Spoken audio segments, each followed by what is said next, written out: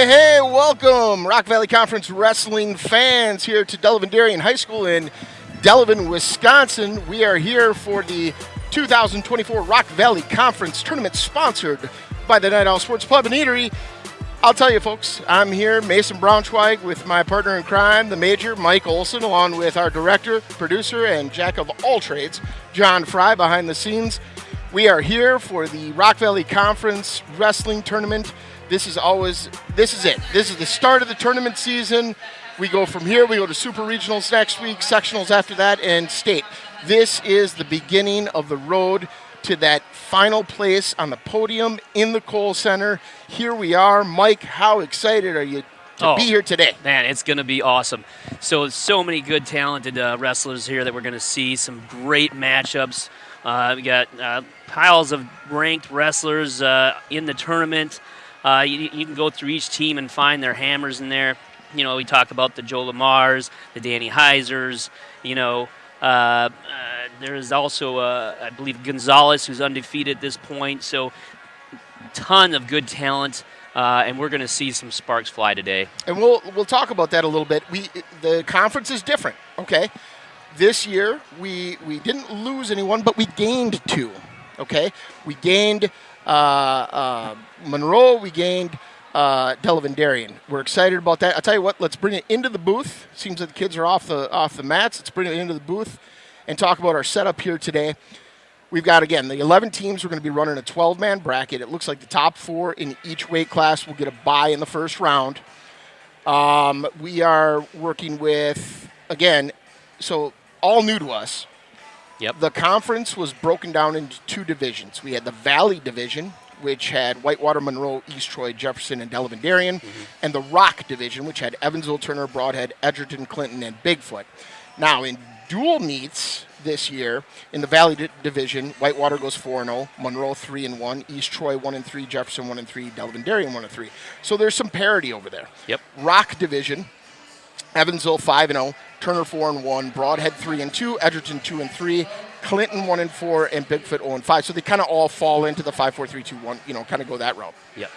Little less parity maybe over in the Rock than the Valley, but in any event, all of these teams have some excellent wrestlers. I know you were over there marking your notes with the guys that you're looking out for. Tell us about some of those guys. So you go through these different teams you have there. We'll start with Whitewater. So you look at a couple of those wrestlers. One that are interesting to me is, you look at Jason Porras, 6-1, sophomore at 113. The thing about him is he's kind of an unknown at this point, but obviously a good record with only one loss, but a little bit of matches. So interesting to see what he brings to the table. And then you got Connor Friend there leading the squad with the most wins and less losses, 27-9. So good. The good thing about Whitewater, look at Whitewater's total record of all their kids. You got multiple wrestlers either at or above 20 wins already this season, which shows a strong team if you look at that way. So I'll start then with the front of the order. Bigfoot, Williams Bay, Jonah Henningfield coming in, sophomore, 23-9 record. Carter Reese, of course, at 157, 26-5. Will Wojcik, 21-6, senior, 175. They've got a bunch of good kids. They're a little bit. I think they're coming in with 9 today. But again, they're kids that are going to come in and contend for the championship round. Yeah, I think so too. Now on to Turner. Turner was 4-1 in the Rock Division, second to Evansville, and you know why? Is because if you look at their roster, it is almost all juniors and seniors.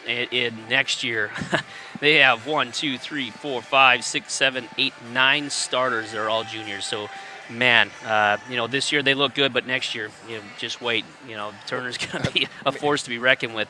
But you look at some of the outstanding wrestlers right now. Again, I'm going to start with that unknown. You look at Cameron Falk, 2-0 junior at 106. So you got a older wrestler at a lower weight division. So we could see some surprises there that we probably didn't see before.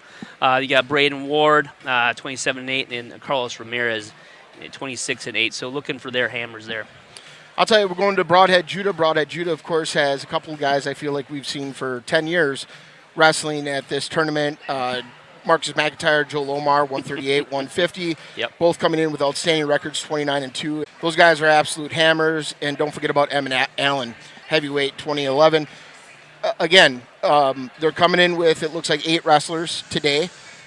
But goodness gracious, they're probably going to have a good amount of their wrestlers, again, contending for a championship today. Yeah, absolutely.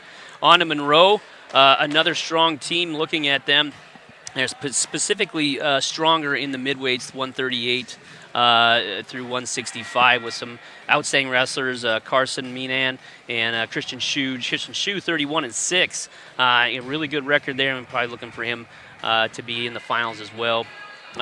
In Monroe, and again, just like with Turner, they have a lot of juniors and seniors.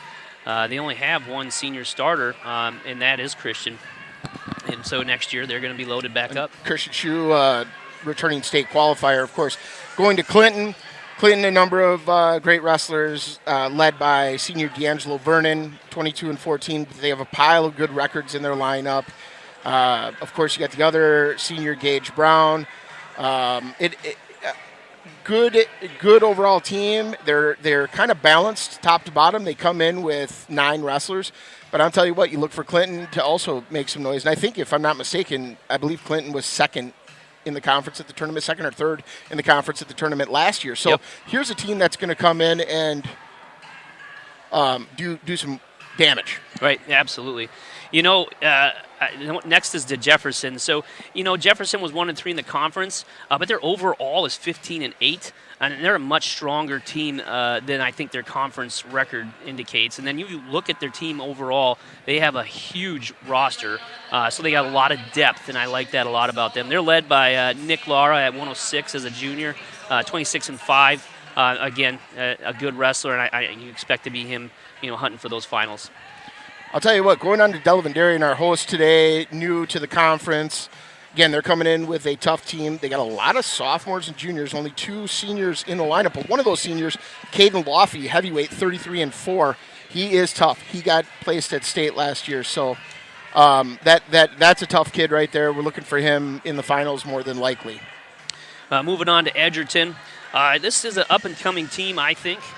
They got a lot of younger wrestlers that are in their lineup. We got 4 freshmen there in the lineup, so look to them to bring in some surprises. A couple of them specifically, look at Bryce Schwenke, 1-2, and Billy Smith, also 1-2. So some unknowns coming in there at the very end of the season here, and going to be interesting in what they bring to the table. And then going to East Troy, I tell you, we just dueled them on Tuesday. They are a great team. They have a pile of seniors. Their heavyweights, 144 up, is pretty much seniors, is junior heavyweight. But boy, oh boy, talk about youth brigade. They got some hammers. They got 2 freshmen that are just lights out. Landon Bogard, 37-3, and Max Gonzalez, 40-0, both freshmen. And, of course, Brady Collins, sophomore at 16-1. They got a little bit of a youth brigade, but they've got some good senior leadership. East Troy's going to come in here and do some damage today. They've got I think they're ready to make a statement. Yeah, good mix. And then finally, we're going to Evansville. What do you think? What are your initial thoughts on Evansville? Well, okay, so historically, Evansville's come in here and won, 18 of the last 20 conference tournaments, right?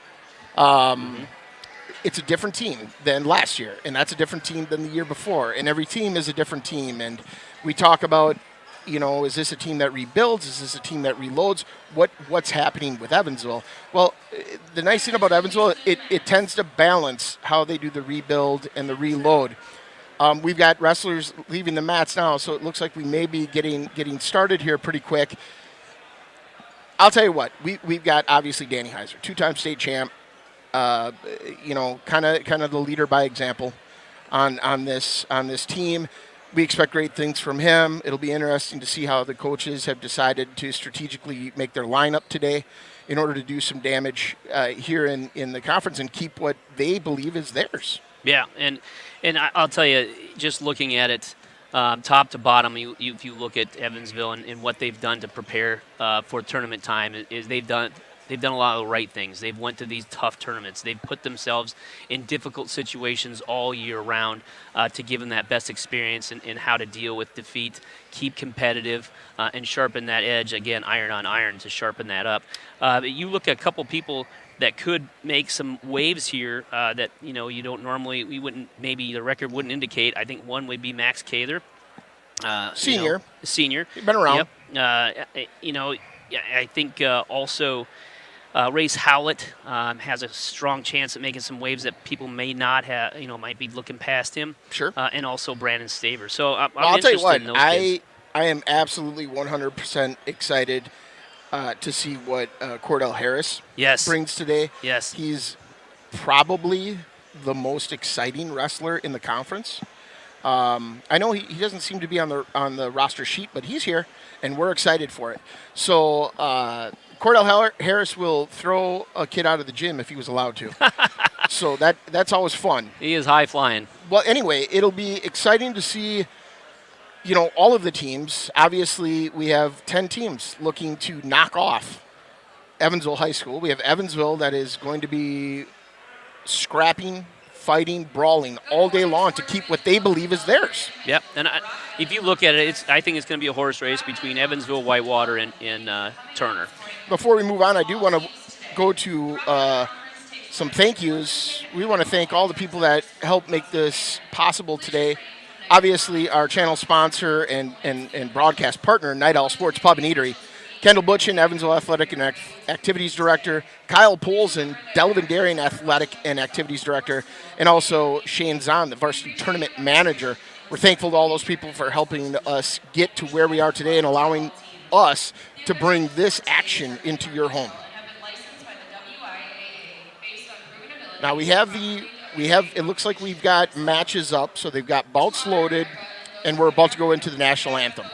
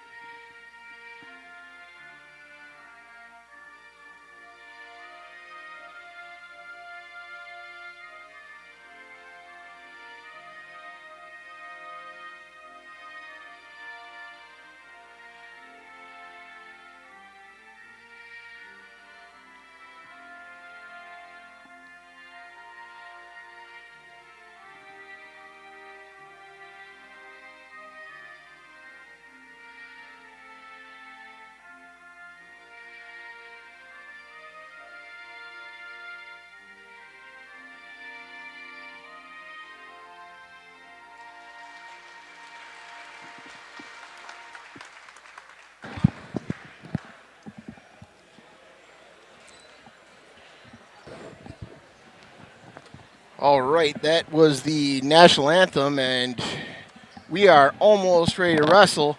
I'll tell you what, by the time we're done with today, I know I'm going to be hungry. Mike, you're going to be hungry. I'm going to be hungry. I'm probably going to be down at the Night Owl and see about some prime rib, award-winning prime rib. Oh, I'll be sitting right next to you, but I'm going to get the smoked wings.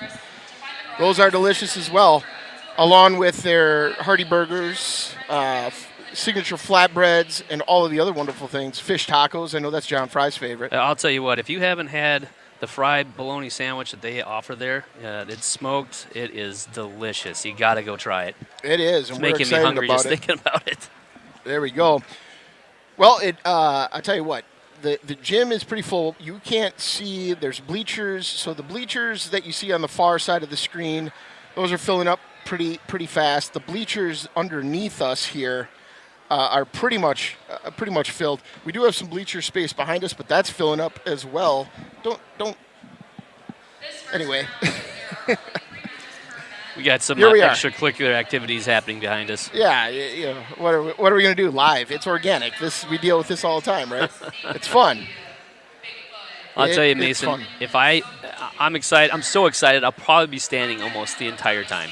Not at all because you're short. No, because you're excited. No, and it doesn't have anything to do with me having to see over this ledge that's in front of me. But yes, because I'm excited. Well, we got some matches going. Are we loading them? Do we have them loaded? How are we doing, John? I'm seeing wrestlers warming up on the side of the mats. All right, so you can see from our setups here, we got mat 1 sort of in the upper left corner, mat 2 mat 1's upper right corner, mat 2 upper left, and mat 3 lower left. We got a wrestler up on mat 2. We do. And we have, who do we got out there? We got... it should be Race, I believe, right? No. Colton Martin. This is 132 pounds. And so we have Wyatt Burdick from Delavan and Colton Martin from Evansville going on mat 2 right now. And we didn't ever get any tournament brackets. We'll have to go back to the truck. Here we go, ladies and gentlemen. We are live. All right, these wrestlers feeling each other out. Like to see both change levels. There's a change of level there. Burdick comes in with a 10-12 record. He's a sophomore. Burdick gets the takedown and immediately gets in the arm bar. He's got that far wrist. He's got it. There's the swipes. No, he does not get him. Martin's holding on there. Yep, He's Martin, keeping good position. Martin held it off. No back points. Do we get a chance to introduce the refs? Oh, there's the back points. So what needs to happen here is he's got to get that arm. You see it's out on the mat. Now the ref is kind of in the way at this point, but he's got to get that arm that's on the mat in between his body so he can roll back to his center. And there he just did it. Good job. Good job.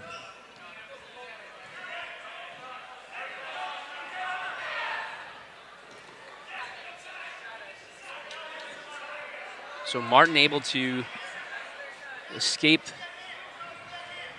off his back. What he's due now is work up to his base and work on the escape. Burdick up 5-0. 30 seconds left in the first period. There's that. Oh, he's got the stand up. He had that opportunity. He took it. He's got to break those arms. There he goes, working up the hands. And there's a mat return by Burdick.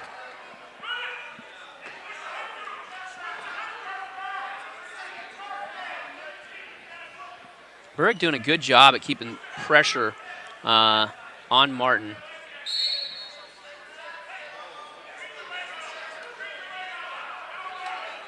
Trying to dig out that arm bar. And there's the time. So if you remember from previous duels, we've seen Colton Martin go into the second period down 5-0, very similar to this, and just totally forget the first period. Yep. And do other things. We just saw that, as a matter of fact. Yeah, so we'll see how he reacts here. He's got that enthusiasm, like we talked about before. He's got the mechanics. He just needs to work on some fine tuning. Like right there, he's got locked hands. He has energy. He's got a motor.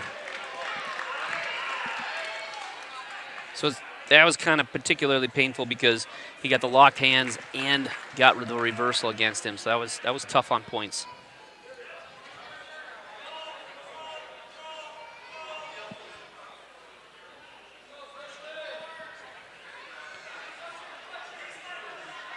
Burdick's got trying that bundle. Work that butcher. Yep. And I I saw one swipe. There's one. There's two. Yep. So Burdick's barely got Martin over for exposure, but now he's sort of Burdick switched over to he should have switched to a half at that point, but that's good news for Martin.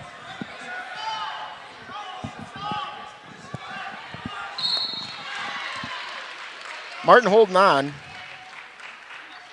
unfortunately for Martin, he's got that fighting arm. It off. You can see Burdick grab that arm and physically put it up by his ear. You see that? Right. That prevents Martin from getting his arm through his body. And now it's just a matter of will. He's got 33 seconds. If he can hold on here, he'll survive the period. And there's the fall. Yeah, I mean, in that position, 33 seconds feels like 33 years. Yep. Yes.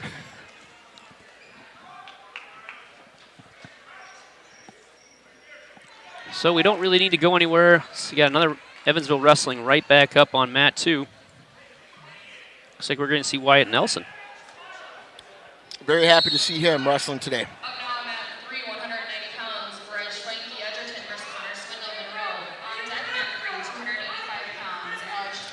So Wyatt coming in at 150. And he'll be wrestling Holden Howard from Edgerton.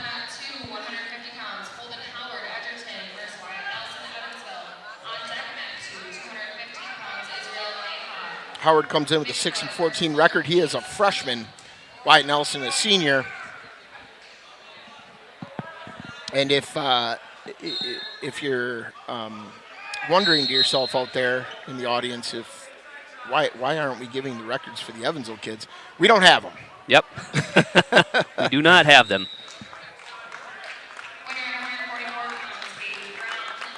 But we got a pretty good idea. And something tells me at this point, I think there's some good philosophy behind that. You know, hey, your record doesn't mean anything at this point other than giving you a seed. Everything you do from now until the end of the season, that's all that matters. Nelson finding himself in a bad position here, but no points. They were both off. It was close. But unfortunately, when they went to the air, they came in both outside of bounds. Great balance by Nelson. Yeah. And of course, we're at 150 pounds here in this match. So if you're watching at home, you're wondering, whoa, where's Danny Heiser?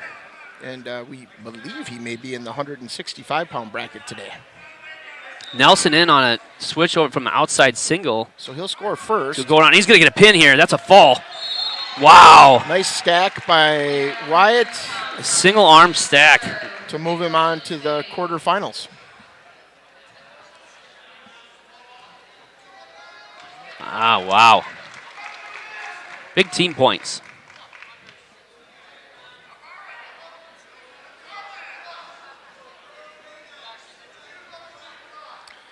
All right. We got action over on mat 1. That's Turner and Jefferson. At 2:15 already. No, we're moving right Well, again, along. these are those those intro matches, and we talked about the teams having like 8 or 9 wrestlers here, so not every match is going to be wrestled. Plus, it's a 12-man bracket, so one of them's not going to be wrestled. Good. Wow. That was a good roll. Who is that? By Angle, Jefferson.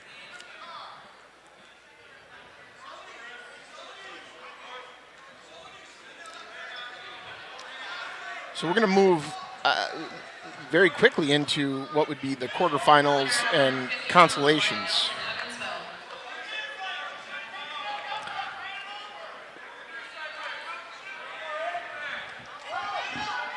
So just if you're wondering at home, hey, we haven't heard John Fry yet. Oh, he's here.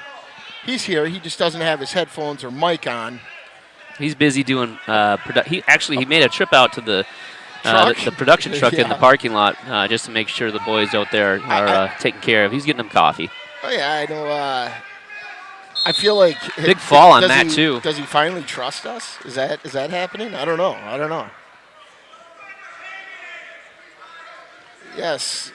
Maja from Bigfoot gets the pin.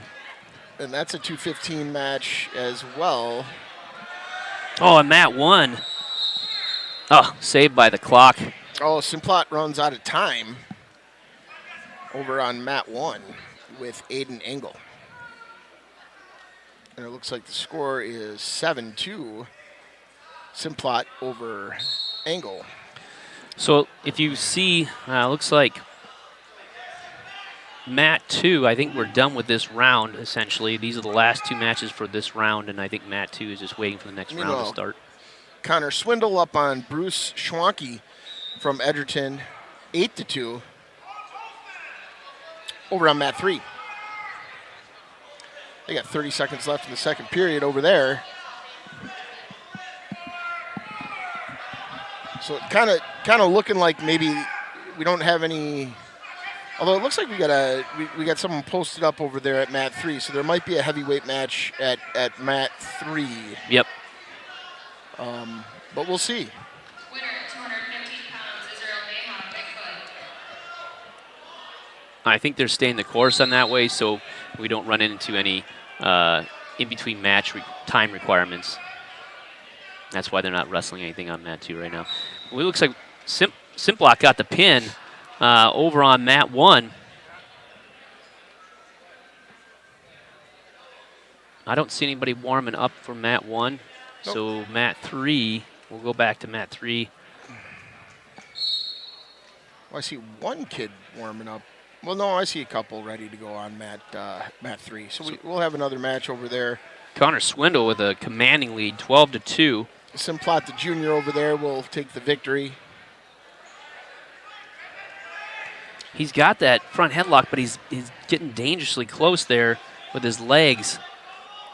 I'll tell you what, Monroe is a team that, for the past however many years, their conference Saturday tournament experience was in the Badger Conference. Mm-hmm. Badger Conference is one of the toughest conferences in the state. Yeah. Not that the Rock Valley Conference is any slouch, but they got to be feeling like pretty confident coming in here. Hey, we're used to banging around with Stoughton and Sauk Prairie and Milton, and we get to go to the Rock Valley Conference. So what kind of will they get a wake up? Will they come in and walk all over the conference? I don't know, but so far they're looking pretty good. Yeah, this is going to be a fall right here. Swindle has really controlled this whole match, and I think here's the fall. Yep. Well, there it is. So we will have another, I guess what we would call a preliminary match here on mat 3. Looks like a heavyweight match. We've got Jefferson and East Troy. And I think that's going to be Alex Schmidt, freshman, and then Hunter Rayfeld, the junior. I think you're correct.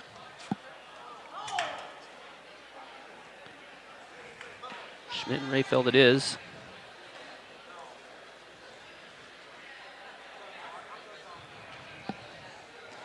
And this will be the last match of this round, and we're moving on to the next round. If you look, for our folks at home, if you look at mat 2, up towards the top of that mat, you'll see John Fry. Not only is he running this broadcast, but apparently he's all over the place helping out with track wrestling and the tournament in general, because why not add another responsibility to the pile? Right. Reinfeldt with a good takedown. He's already got Schmidt on his back, and I think this is going to be a fall right here. He's got that front head locked up pretty good, and he's getting chest on chest. But Schmidt doing a good job at fighting it off, but that's a lot of weight to be pushing off your back. Rayfeld's giving him a break by sitting on his knees. Yeah, he's got to get on his toes. Wants to be on the toes and get some toe pressure. Make Schmidt carry all that weight. Yep. Now, I'm not sure. I think he would have been better off just scooping the head. There's the fall. Oh, what do I know? There you go. There's the fall. Reinfeldt, your victor from East Troy. There you go. John coming back to the booth after apparently helping out with track and the tables. Yeah, so they're doing just fine. They're doing great. We saw you on the video. Pointed you out. Yeah, we pointed you out. Right. If I had one of those, here's the next toy. I want one of those John Madden pens. Yes. Where I can circle you and do fun stuff like that. We need that. Ooh. We need that in our lives. Yes. If you give me John Madden toys, I will do stupid John Madden things. If you, hey, hold on. He's a Hall of Fame, but I mean, announcer and coach. I think that's not. I feel like he did a good job. He just was playing with that toy, though. He did it. Wasn't he circling the turkey legs? So you got this turkey leg, you got that turkey leg. Oh, and then adding. This one looks delicious. And right. This one right here, hey. You got to give 6 of these to the offensive line. Don't forget the word pow. You had to see these 4 turkey legs here. Pow! Those are going in my mouth. Yeah. And inside there's a duck, and then inside that there's a chicken. Oh yeah, when he brought turducken. up the turducken for the first time, that was there you go. Yeah. we're already dipping to the John Madden I'll tell you, folks, Honeywell here. if you can keep up with our ADD, it's then gonna you be can keep a up with anything. long day. It's gonna be a long day up in the booth. Well, All right, let's go on with our quarterfinals and consolation quarterfinals. I don't see the matches, the bouts loaded yet on the screen. No. I mean, how about, did you subscribe yet? I don't know. Did you? Did you? Oh, me? Yeah, I subscribe. Thanks, Oh, John. okay. Oh, our audience. I gotcha. Oh, okay. Yeah, if you wouldn't mind, you're watching us, you like the content we bring you, or you just want to help out wrestling in general, why don't you hit the subscribe button, become one of our subscribers here over at the Evansville Wrestling YouTube channel, and help us bring you better content. With perhaps, the more subscribers we get, maybe YouTube will send me one of those pens to play with. Yes. Yeah, and I've heard they do things like that. Yeah, and folks, the more subscribers we get, the more things that YouTube opens up to us. So please subscribe. It's a good cause because our main effort and goals here is to grow our sport. The other benefit that the viewers get from subscribing is they can chat along. Yes. So that allows them to chat in the live chat feature. Speaking of that, But no bad apples. No, because otherwise we'll turn the chat feature off. No. John doesn't like the bad apples. No. So we're all just like you were if you're in the gym. We'd want to expect good sportsmanship in the gym, Right. and the same sportsmanship carries on into the live chat feature. That's right. That is do we right. have any chatters? It's pretty early. We I do don't know. not. If We you do do a not. shout out to us, or we will respond back live on the air here with y'all. Except for when I'm running around. Yes. How exciting. Yes, except for when John is running around as he does. I'll tell you what. I'm going to open it up on my phone here, and I'm going Oh. to look at the chat and Okay. have it available so we Oh. can do this in real time. Oh. Look at all the wonderful toys. Yeah, so we always like to know who's watching. Where are you watching from? Where are you watching from? What state? Unless, maybe you're in a different continent. That's always a possibility with our fans. Well, we are in international syndicated, show here, so. Oh, it looks like we're moving coaching chairs. And then let us know who you're cheering on, right? They- Because they want the coaching chairs on mat 2 to be on the opposite side of the mat. It's because they're covering up the head table and they can't see when people are prepping for the match. There you go. okay. Well, there you go. So You can see mat 2, your upper left-hand corner. Right behind them is the head table. we have John, did you get us passes to the hospitality room? Let's go. That's the next bullet on my list. John getting us passes to the hospitality room.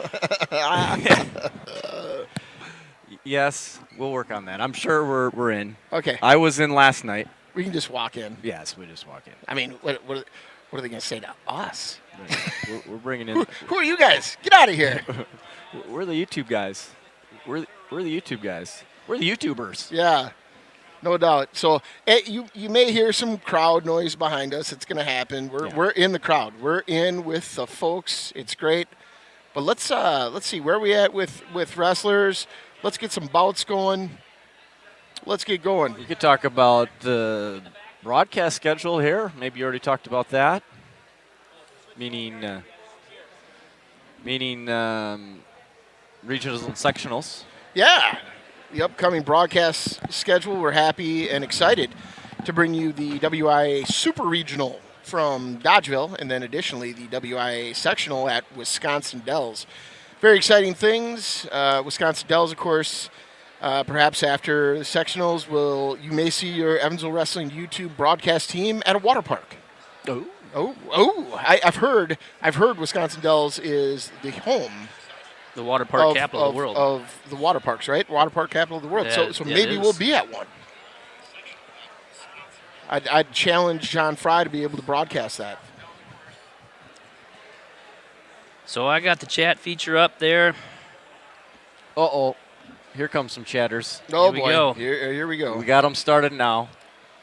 Oh, River Falls Sports. There they are. We love those guys. Those guys are the standard. Standard. River Falls Sports. Best wrestling broadcast in the state Nice work, Oh. fellas. Ooh. Wow. River Falls Sports. Now that That's a in all compliment coming from seriousness, those yeah. guys. If it's come from them, that's a compliment. That's a serious good compliment. Shane Sparks may have something to say about that, but Kendall Butchin, our athletic director. Thank you. Appreciate the kind words there, Kendall. Thanks a lot, and thanks for all your support throughout the last few years here as we got So- this off the ground. maybe we can explain to our audience. We got some more chatters. Hold on. Hold on. Oh, go ahead. Paul and Heather Wirtz from Exonia, Wisconsin, cheering on Jefferson. I know about Exonia. Yep. They have a car show, I think. A big car show. There, Exonia is. I was at what was it? The Fireman's Park or whatever, Fireman's Hall, many years ago. My family's in the Jefferson Watertown area, so Johnson Creek area. So I've been at plenty of weddings in the old Exonia Fireman's Hall or whatever they call it. Sure, over there. okay. Yeah, fun time. Debbie Collins, the Collins family, cheering on the East Troy Trojans from sunny Barrington, Florida. Oh, Florida. We always get. It's funny. February, we get the Florida folks. we do get quite a few Florida folks there. We get the snowbirds. They're chiming in and they're watching. They miss their wrestling, but they sure don't miss the Wisconsin weather. No, not at all. Not in the least. We got some. Also, we got a couple in there from Broadhead, Eugene. Thanks, Eugene, cheering on Broadhead. They are a tough team today, and I'll tell you what. I always say this. I'd love to be a fly on the wrestling practice room in Broadhead. Just see how those guys go at it. And scrap, yeah. So right now it looks like so we got some coaches and some refs conferring in between the mats over there. I think they're just making their decision on when they're going to start this next round here. Well, I'm good if they started now. So the wait time in the WIA last year, I believe it was 45 minutes between matches. They decreased that to 30 minutes. So the hope is that shouldn't have, with 11 teams, that shouldn't have much significance today. But because there were so few preliminaries, that'll be the case. Now, we want to see this in the chat room, but if you spot anyone on our screens, any wrestlers that have tremendous hair, I've got a guy picked out already. But if you see any, you can go ahead and nominate them in the chat for the Ric Flair hair of the conference. And we do have a certificate for the winner of the Ric Flair hair of the conference, and it's an official certificate. So that's different from an unofficial certificate. Right, yeah, it's official. Right. Oh, and we also have a frame, A placard. for Yes. the official certificate. So this is a kind of a big award, the Ric Flair hair of the conference. And, like I said, in my mind, I've got an idea, but we're looking for your nominations out there in YouTube land. Can we bring it into the booth? Yeah, let's. And in here, We'll hold bring it this into here. the booth here, and we'll show let's you have some fun here. Here we go. the official. Right. Yep. Coming soon. Well, There it we go. is. Let's Right go there. up a little bit, right in front of my ugly mug. Perfect. That's. We've got this for our Ric Flair hair of the Rock Valley Conference, and we do have Slide it to that way. Go. we do towards have Mike. a Yeah, there we go. frame There you go. for that as well. So look at this. We got Ric Flair here, and we've got a Blue Devil because that's where we're from. But that would go to any one of the wrestlers here. So and we'll proudly and neatly put their name on that certificate. Absolutely. So And looking forward to that. Hopefully we can present that to that. And maybe bring that him into the young booth. wrestler. Bring him Yeah, into the booth. I and we think could- that's what we need to do. Bring him in the booth. Show that off. Yeah. So we're looking forward to that. Again, nominations in the comments Chat. if you're interested. Yeah. You can for- see East Troy is set up right behind Yeah, us. I'm going to involved. slide this over, John. I hope this doesn't disturb you too Yep, much. it's going to disturb the heck out of them. But there they are. There's East Troy's. They're getting all lined up with us here. Are you guys can excited? see- Yeah. There you go. Let's There hear they it. are. Let's hear it. Let's Come on. Yeah. So You're The being Collins- watched by hundreds of Hey, people right now. where's the Collins kid? Any Collins kid over there? Brady Collins. Bring Brady Collins. Is there a Collins kid over there? Max Gonzalez is over there. They're all good. They're all prepping up. No, we don't bother with freshmen. Where's Collins? I'll tell All you. right, so we got the East Troy Trojans back there. They're having fun. They're loose. They're in a good spot for today. That's where they want to be. Lots of fun. I think we did screw this up a little bit. But Yeah, when we break back to the action, we'll fix that so it looks a little bit better. We're trying to. Debbie Collins and the Collins family from Florida. Oh yes, yeah. Yeah. So there we go. Well, this is maybe. Is this Collins? Here, maybe. What do we got? What are you waving at? Like What do- maybe Rick. Maybe we got some time. Rick Vance. Rick Vance. Oh, sure. Yes. Yeah. Give one of your headsets to Rick Vance. Absolutely. Ray Vance. I'm sorry, Ray Vance. Ray. You're gonna Yeah, have to not share, Ray. or maybe here. Maybe he can have one of mine. There Here. you go. Right here. There he is. There he is. We're introducing Ray Vance here. He's the commissioner Ray. of the Rock Valley Conference. How you doing, Ray? Good, very good. Thanks for having me, guys. Yeah, glad to have you here. Now, this is a new conference tournament this year. For many of the past years, we were doing the 8-man brackets with the pigtail in. We've added 2 teams. Tell us about how the conference coaches and ADs, worked with that, knowing that they were going to get Monroe and Delavan Darien. Well, basically, we had to divide into 2 separate conferences for wrestling, where we have the Valley and then we have the Rock Conference. And basically, with the Rock Conference, we went with the old Rock Valley teams from 1982, basically. All those teams were part of the Rock Valley since then. The Valley is 5 new schools in the Rock Valley. And it was from the suggestion of the wrestling coaches that we go to Friday night and Saturday. Friday night being the JV tournament, Saturday being the varsity tournament. And so they took that to the ADs. The ADs voted on it and thought that was the best idea to do instead of going from Saturday and Monday. They thought just one setup would be better for everybody. And as you can imagine, we loved the Friday, Saturday setup because John Fry could get in here, set up all the gear. Perfect. We had the JV featured last night on YouTube for all the fans across the nation to watch, and Grandma and Grandpa over in Ohio and whatnot. And thanks for doing that, by the way, because, grandparents a lot of times would not be able to And see I'll this. tell you, Ray, I'm just saying, you got to keep our contract going because the Big 8 has said, hey, we'll take you right now. Okay. We were at Janesville Park earlier this year. They're like, hey, you want to do the Big 8 conference? We're like, we're committed to the Rock Valley.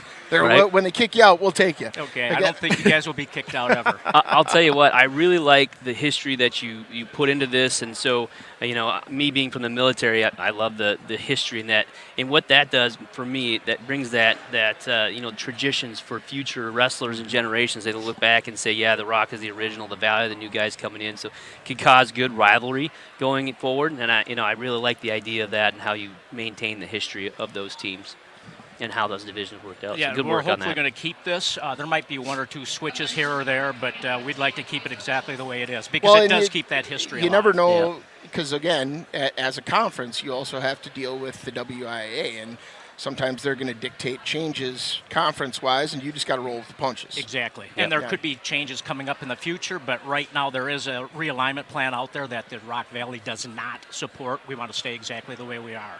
If we could add 1 team, it would be great to make it 6-6, but I think we're going to try and keep it the same if we have any vote in it. That seems it seems great right now. Obviously, Monroe being in the neighborhood of Rock Valley schools, and I know Evansville, and I know a lot of the other schools have at least wrestled, played football, all of that with Monroe over the years, many, many times. So they almost seem like a natural fit. They are a to the- natural fit to for the us, conference, yes. yeah.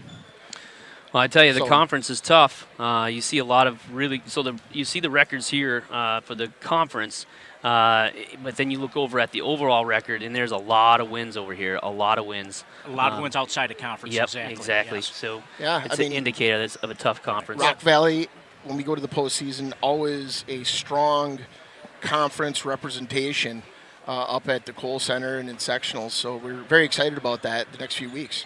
That would be great because in the past, too, like Evansville has done very well at the state level with the individual wrestlers, and a lot of the other teams have, too, because I think we had 13, 14, 15 kids wrestle at state or place at state last year, so that's great to have. Yeah. Yep. Absolutely. Well, it looks like they've loaded some bouts here, and we're going to move on to the quarterfinal and quarterfinal consolation rounds going in. Ray, thanks for coming in. Thank you very much for Appreciate having me, your guys. time. You bet. Thanks Thank for you. letting us serve you in the Okay. conference. You bet. Thank you very much. I think we got Collins here.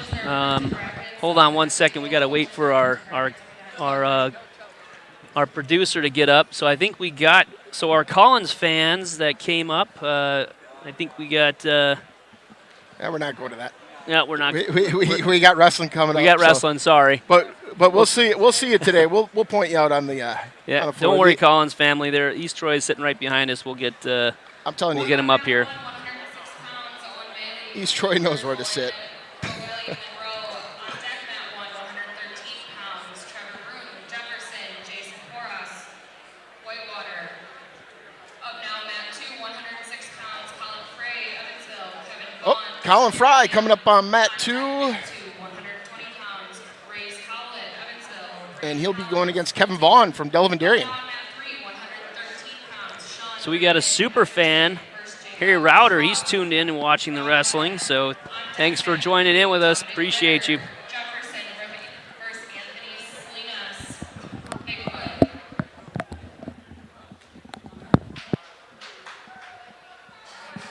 Okay, here we go. Already, mat 1 is out there. Mat 2 is approaching. And the first takedown of the second round is complete with Bagley getting the takedown. over Mat Malley. 1, Owen Vagley and Owen Molly. And mat 2, Colin Fry, Kevin Vaughn. Colin Fry from Evansville. Yeah, he one has been an excellent freshman for the Evansville Blue Devils this year. Definitely and a happens to standout. be, I believe, the Oh. youngest son of our own John Fry. good low outside single with a good come around for the takedown. He's going right on the attack. He's Like working to his see- way up. There he is. I think everyone would agree this year when you're talking about Colin Fry, you're talking about big motor. Yeah. Yep. And Just advanced constantly moving. moves for a freshman. Constantly moving, constantly on the move. And that's one of the what we call one of the keys to success in this sport. Yep, that chain wrestling. Yep. Oh, and there's an example of that, just seeing that opportunity for that turn, that tilt. Yep, and typically you're not going to see a lot of falls out of this move, but He could great get way it for here. a lot of our wrestlers to just rack up points. Yep, he could get a fall here. He's got that arm bar in essentially. He made that adjustment. If you didn't see it, folks, he made that adjustment. He snuck in that arm bar. So but he's going to need Vaughn to do it to himself. Yep. But And Vaughn- and sometimes you get younger kids that'll kind of forget that as they're trying to get out of there. But I think, Colin in that particular situation, I wouldn't rely on it, and I'd think about that clock and trying to continuously wrap up more. points. And you better climb up there when you're on those ankles. So 47 seconds left at the stoppage, 5-0 advantage. Fry, he's still on top. Yep, and that's He's gonna let him up. that's exactly what I would do. This is the great opportunity to let a wrestler up is at a stoppage.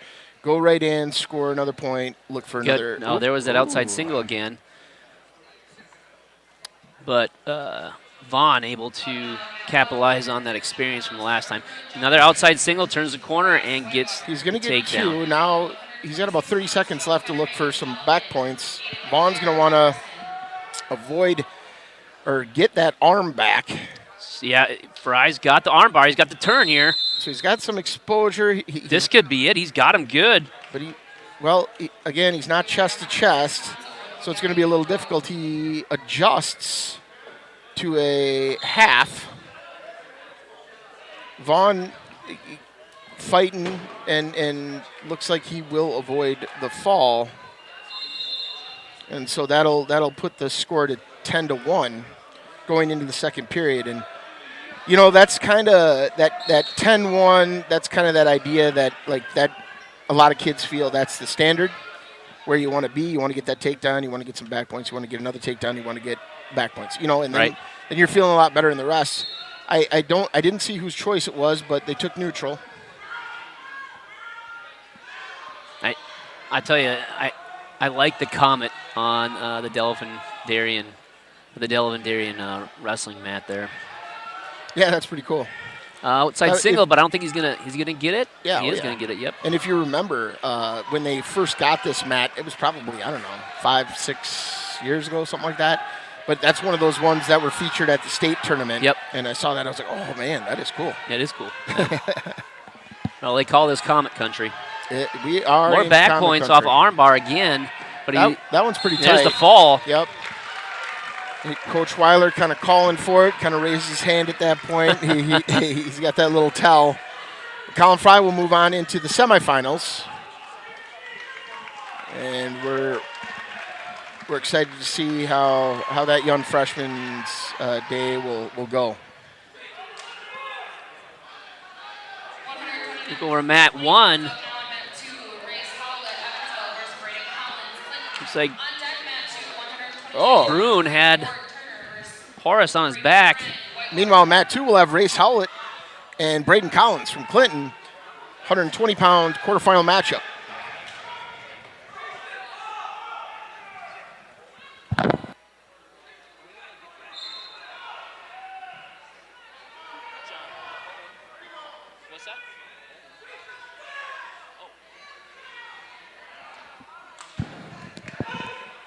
All right.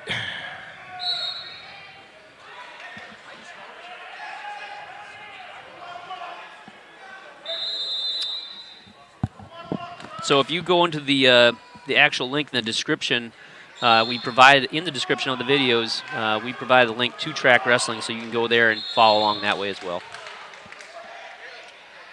That'll show brackets and all that wonderful stuff and who's coming up. Perhaps you can go to the hub and see who's in the hopper.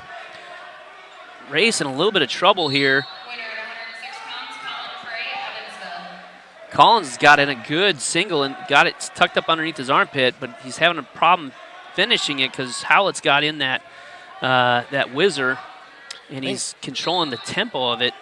He's trying for a trip, and then he's going to try it again, but Race There's a good uses scramble. That Scramble. Yes, Race just kind of rolls with it, and now they're stuck with both ankles, which might end up being stalemate. No, or potentially dangerous. Yep. Well, they got out of it. Wow. I'll tell you. That's great defense by Howlett. Braden Collins, of course, 113-pound champion at the Rock Valley Conference last year.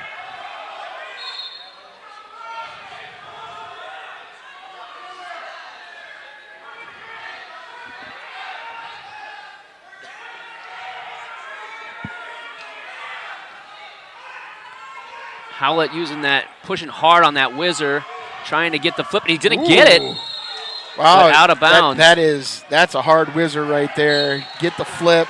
That's what you look for. You don't always get it, but unfortunately he ran out of real estate. Well, if you look at the stature, he's just using his levers correctly because, he's a little shorter, than Collins, so he's using that pressure to his advantage. And there he's getting with a takedown here with an outside single.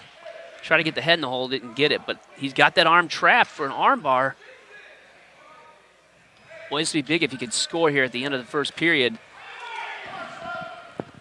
Rhett and Tristan are chiming in the chat. Thanks, guys. Thanks for watching. Eugene's chiming in, cheering on Roth. And if you were wondering, Brandon Staver did have a bye. And there's back points here. Big back points at the end. He got all three. He only got two, sorry. He got 2 back points, but that's a big score for the sophomore.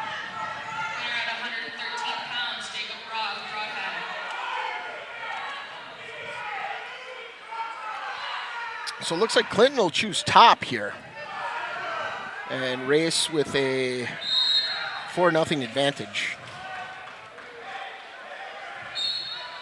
Good first moves off the whistle. Working those hands, and Collins with a good return to the mat. And Reyes was looking at that switch. Again, ran out of real estate. Yeah, good falling switch. Coach Weiler encouraging Reyes to get hand control. Collins getting a leg in.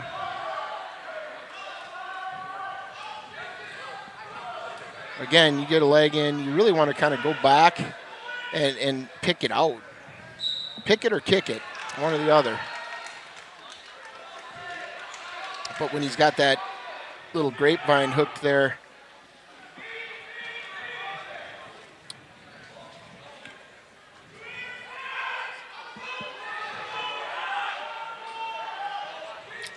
so Collins got the leg in, but I don't know that he's working a power half right now. Right, and but he's not turned in the right direction. All he's doing is putting pressure down on his head. He's got to get onto a hip if he wants to get that out. Right. He's riding really high with that hip. I feel like, yep, there it is. He's going to go to his tripod and shake him off. Yep.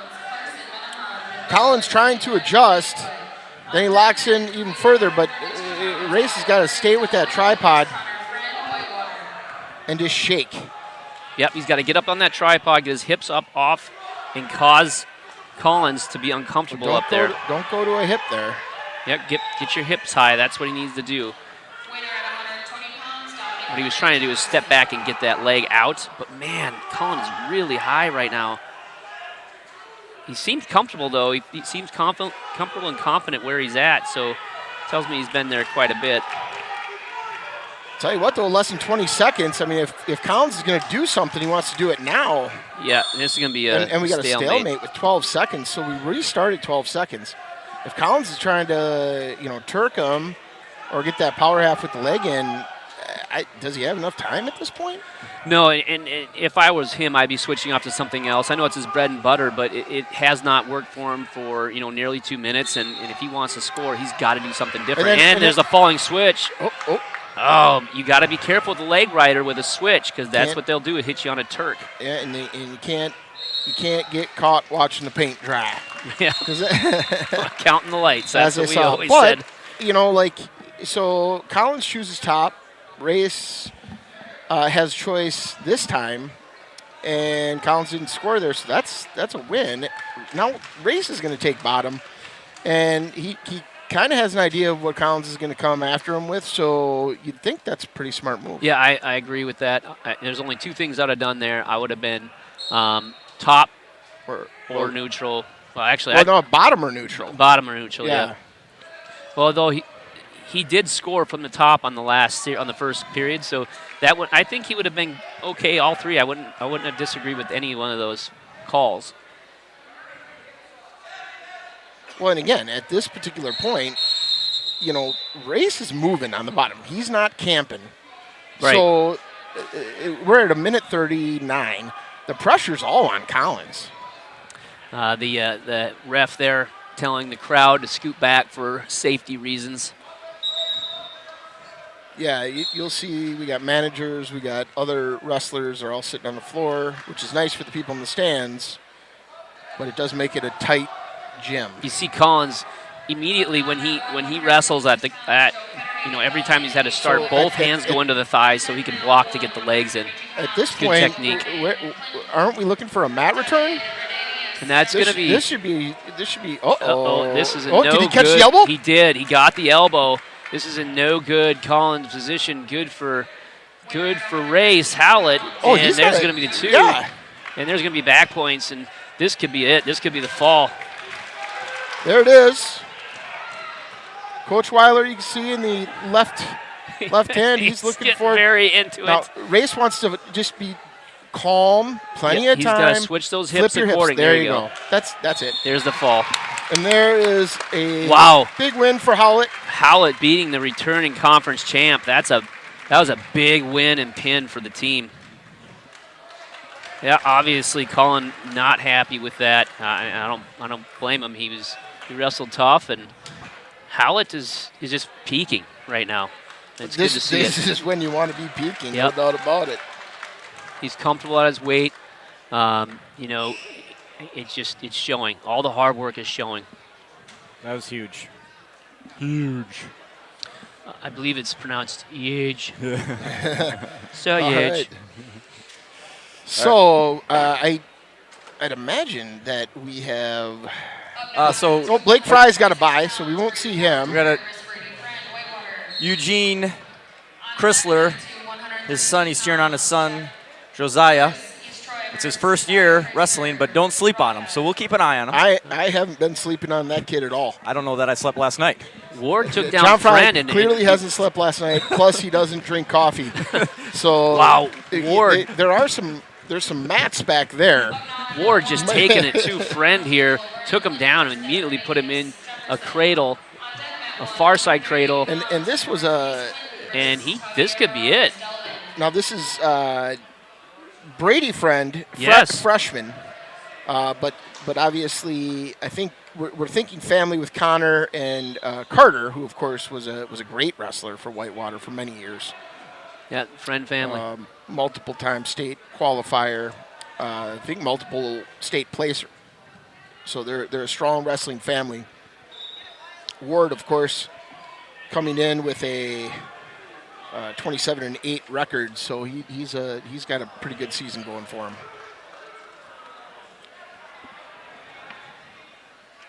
Winner at 126 pounds. And meanwhile, on mat 1, we got D'Angelo Vernon up 2-0 over Devin Rednius from Jefferson. The winner of this match here.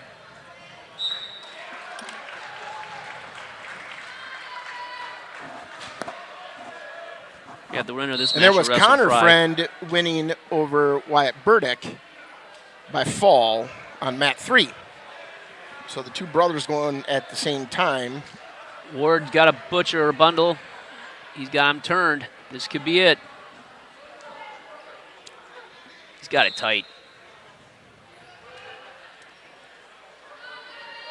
I don't know if I want to let this cat out of the bag yet, but I've got a plan for next week. I think Friend's going to survive this period. Yep, he is. Maybe we'll just, should we save that for next week, John? We'll save that for next week.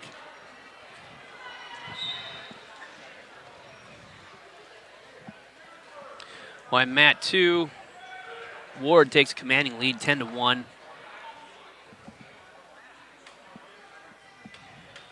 mat 3, 138 pounds. Marcus McIntyre, broadhead versus Carpenter. D'Angelo, his wrestling style is very much like his brother, Yeah. DJ, And there's the fall. who was a state qualifier last year. So, yeah. Also looked like he may have gotten a little taller from last year. Yeah. Well, I like that. He just, not flashy, he took care of business and then Yeah. shook the hand and walked off the mat. That's it. And there's the fall from Ward. And that's who will be wrestling Blake Fry in the next round.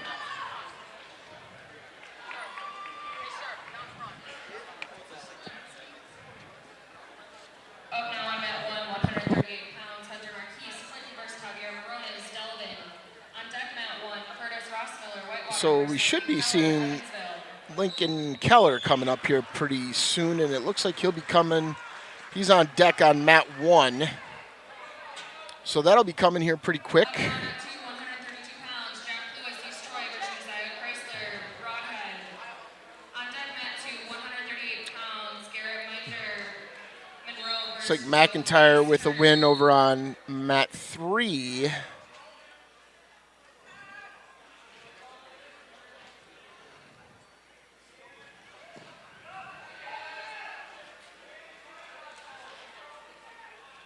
Up now on mat 3, 144 pounds. Jacob Huff, Delavan versus Gage Brown, Clinton. On deck mat 3, 144 pounds. Matt Regenschneider, Jefferson, Truckers Tracy Thompson, Whitewater. Josiah Chrysler battling Jack Lewis on mat 2. And Chrysler is showing some speed out there. Lewis with a little counter. That match is tied up in the first period. Lewis trying to get that arm bar. Got that extended a little too far forward. Marcus McIntyre, broadhead. So Chrysler not giving up that back.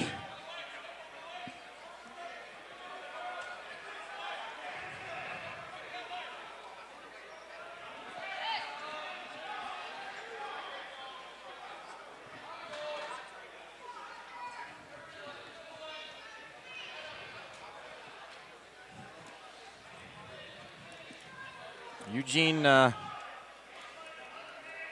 Chrysler, he's active on the chats. Thank you, Eugene. Well, why not? Yeah, he's cheering on Broadhead. Josiah's out there doing his thing, working for an escape here with 15 seconds left, and he's going to get it. That's going to bring Chrysler up 3-2. Oh, yeah. 10 seconds left in the first period. Ooh, almost a little slide by to an ankle pick. Oh, and real estate and time ran out on Pluis. Eugene, your guy's wrestling right now. I guess I didn't realize that, but yes. Sorry, I'm multitasking. Nothing gets past that guy. Sorry. All right, so you got Mason on the call there, Eugene.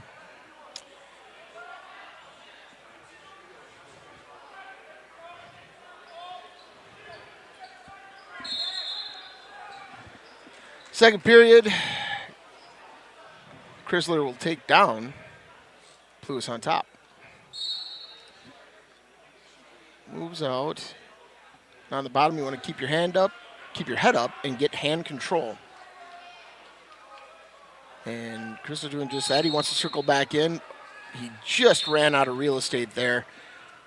You know, that's kind of discretionary on those officials. This particular official is very safety conscious, but very close, but I love how he circled back into the mat. So he kind of sets up outside. Chrysler, that is. Pluis trying to get that ankle. Oh, and Chrysler with a nice switch because Pluis lost the arm. That'll bring Chrysler to a 5-2 advantage, and he's on top. He's trying to grab an ankle, forward pressure. Pluis is standing up. Good mat return by Chrysler. Way to adjust his hips. I think Chrysler. Chrysler. That's what I got in the chat here. Chrysler. I'm doing my best. I know. Pluis with another switch. Kind of almost looking like practice moves right now. Yeah, I get that point. Chrysler wants to get, again, that head up, hand control. Oh, I think they got it. Do they have the score wrong? Do they? I don't know. Because they just gave Chrysler. Yeah, so the score. Yep. Okay. Yeah. It should be 5-4. Broadhead advantage. Meanwhile, over on mat 1, we've got Curtis Rossmiller from Whitewater and Lincoln Keller, who had an excellent year last year, conference champ, state qualifier as a freshman. He's a sophomore this year, and he will be up. Yes. Against Rossmiller, also a sophomore. Yeah, Everson Adventures is the first time we've seen him chat this year, or this person. Yes, you can wrestle back to third if you lose your first round. So the question was, can you wrestle back to third if you lose in the first round? And yes, you can. Keller with a good takedown there. Working out the wrist underneath. He's got good toe pressure. So he's working that wrist out. So essentially he's looking for either a half Nelson or that tilt. Looks like he did a good job at baiting for both. Yeah, replacing. So just a heads up for later. It looks like in this tournament, in the past, we traditionally placed out, with a fifth place match, but it looks like today they'll have a 7th place match. John and I were discussing that last night because they were still kind of deciding whether or not they would do just out to a 5th place or to a 7th place. So it looks like we're going to have a 7th place match. Still not sure if we'll have the finals by themselves under the spotlight, but you'll find out as soon as we do because we'll let you know. Absolutely. Pluis getting a tilt there. Chrysler doing a good job of keeping his back up, so he's not going to swipe at all. But it is the third period. Meanwhile, Lincoln up 2-1, and good he goes takedown. in for another double. He'll get another takedown. And it's to the back. 4-1, and he's got swipes. This could be a fall.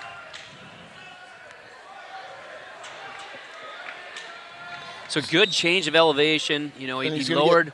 Yeah, he's going to get 3 there, so he goes up 7-1, and that will end the first period. So the mechanics of that, you really like the level he changed there and got a good shot in a double leg and captured, you know, Yeah, I mean, that's it, right? Ross Miller on his back.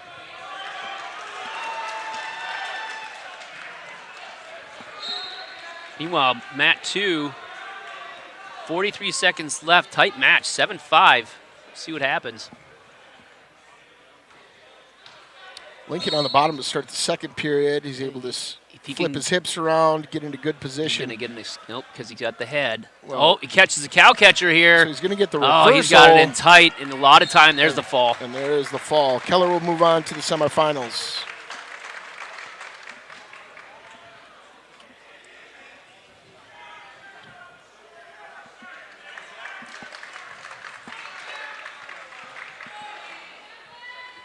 Eugene Chrysler says, you guys are doing a great job. Thanks. Oh, thanks, Eugene. Appreciate you.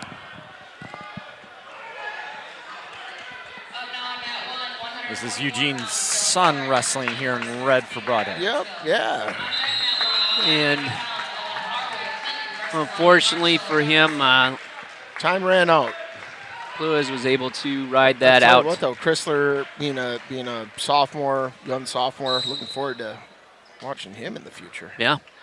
Make a little note there, a little asterisk there, huh? Yeah, we're not sleeping on him. We're not sleeping on anybody. Got another Evansville wrestler over on mat 1, Max Cather, the senior. Oh, he's fun to watch. And they're good. Wow, that was just textbook ankle pick. You know, I don't know that you can teach his style. No, that is something you just got to, you know, it's inherent. And we talk about it, at least I talk about it all the time, him, you know, starting sort of his combat sports with jiu-jitsu, and it's so apparent. Yes. In his wrestling style. Yeah, he knows how to manipulate his opponent's body to get out of it what he needs. Up now on mat 2, 138 pounds, Garrett Monroe versus Joe. There's the tilt. On deck mat 2, 150 pounds. Nope, didn't get the swipe. Scene. Oh, He got 2, I thought, didn't he? nope, he got 1, then restarted the count. So he got 1 swipe each. I saw a phantom swipe. That happens, the phantom swipe. It's a wishful one. It's a phenomenon. It's typically seen by parents when their kids are wrestling and they're in the advantage. Hey, that was a swipe. That's my kid out there. Oh, no, it's not a swipe. He was wiping his nose. Right. I don't know. Or dusting some dust bunnies on the mat, huh? Dust bunnies. I haven't heard that Like, term in a while. I haven't heard the dust Like, bunnies. let me clear out some dust bunnies here. Oh, no, those aren't swipes. Those are, I was just wiping the dust bunnies. 4 pounds, Jacob Hoff, Delavan.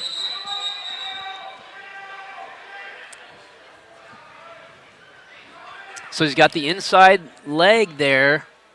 This Again, could get the American roll. Interesting move. He's Is got he that looking head for the- down.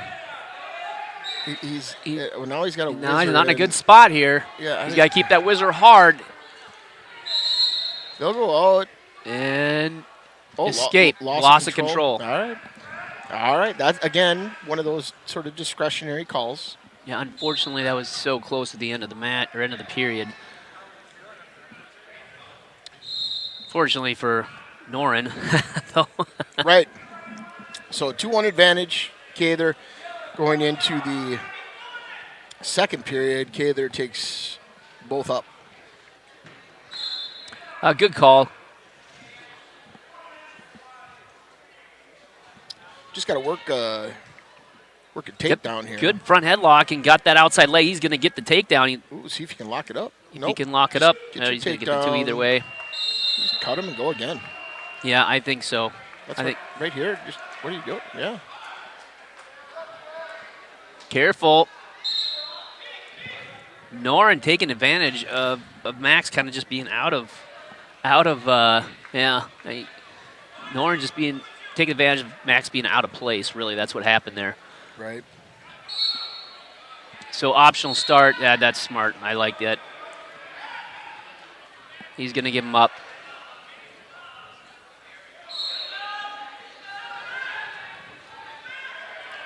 For 2, Evansville advantage over Norin, the tighter. There's that outside single again. And he's going to, if he can switch his hip through, he's going to get the takedown. He's going to get his arm across his waist. There's the 2. I say you let him go. I say we let him go. Yeah. I mean, at this point, it's what's working. And Noren is obviously proven himself dangerous off the bottom. So, you know, the idea here, he's going to get a caution. His arm isn't in the right spot.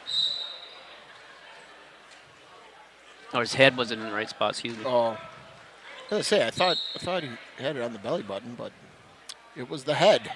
Well, Max has got long arms, so that was my assumption, is that he wrapped him up a little too far. Right. On deck mat 2, 157 pounds, Carter Reese, Bigfoot versus Ethan Shrek. Looks like Joe Lomar's going out on mat 2. Oh, And he'll be facing Dominic Staver. He's a physically good wrestler. Look, he's a big boy. Yeah. And Kather with some back points here. Did he get the 2? I think he did. I think he got 2. It's not awarded yet. But he's holding 2. He's holding 2, but he got the 2 swipes, so that's good. Okay, there you go. So 8-2 for Kather. Short time here. Lomar just goes in for a tackle. And good sweep single.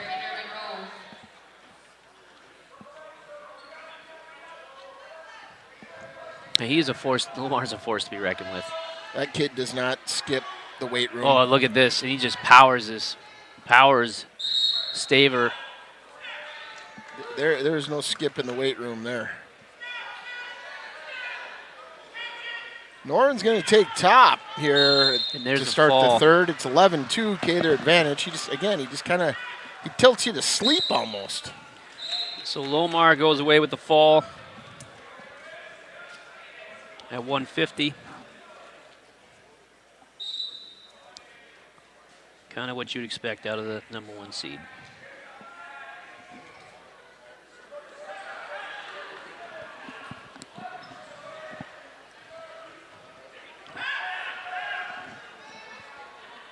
Kather extending his lead. Another tilt here. He's got to be careful. He's got to watch where he's at. So he got the reversal. And he's got another 3. This will be 1 away from a tech fall. So 16-2. If he can turn him one more time, yep, this is going to be it. And that's the end of the match. Oop. Well, he's still got the lock in. Yeah, and that's the end of the match there. Yep. There's a technical fall with 56 seconds left in the match for Max Kather. He'll move on.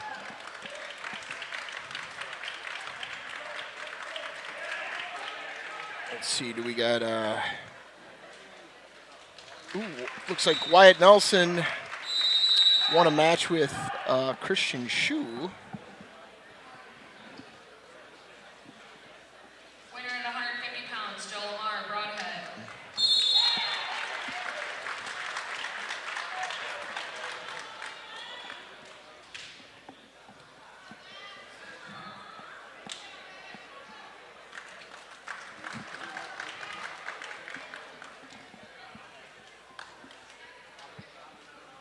Over on mat 3,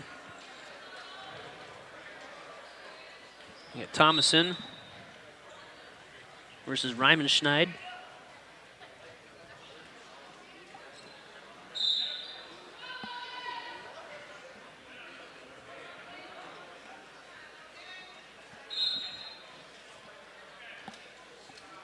Up now on mat 1, 150 pounds, Owen Harwood, Clinton, Logan Marshall, Jefferson. On deck mat 1, 150 pounds, Wyatt Nelson, Evansville, Christian Schuh, Monroe. Up now on mat 2, JJ Gonzalez, Whitewater versus Damian Johnson, Edgerton. On deck mat 2, 157 pounds, Cordell Harris, Evansville versus Braden Alley, Monroe. There's a good takedown Up now on mat by Johnson there. 144 pounds, Mac Reimenschneider, Jefferson versus Tracy Thompson, Whitewater. On deck mat 3, 150 pounds, Brody Berg versus Jacob Rydell. Gonzalez looking like he's trying. He got back up to his hip. Johnson trying to force in a power half, but couldn't do it. But he's going to get the arm bar here. He's got the arm bar. See what he does with it. Looks like he's creeping forward. Yeah, he's going to go for it. He's got the wrist. Gonzalez tries to lock hands and stop that or counter. He can't do it. Winner at 157 pounds, Carter Reese, Bigfoot. Winner at 144 pounds, Max Cather, Evansville. He's got to do something at armbar. He's got 40 seconds left in the match. He's going to want to get those points. He's got the half Nelson, armbar and the half Nelson. That's a tough combination. I think that's just the first period. Yep. No, doesn't. Just take your time. Patience. 20 seconds left in the period. There you go. Gonzalez fighting off. He's only going to get 2 out of that. That's fine. Oh, and this could be reversal. Wow. He comes up with it, but another reversal. Well, there wasn't anything called on there. I think the ref anticipated that movement. Okay. No points allowed. Wow. Good flurry action there. No points allowed or awarded either one besides the back points from Johnson. Johnson defers. Gonzalez is going to go down.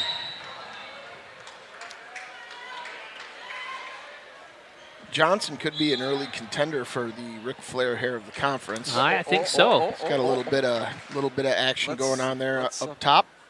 Let's. Speaking of which, there we go. Yeah, nominations are still open. Oh, this isn't awarded until the end of the day.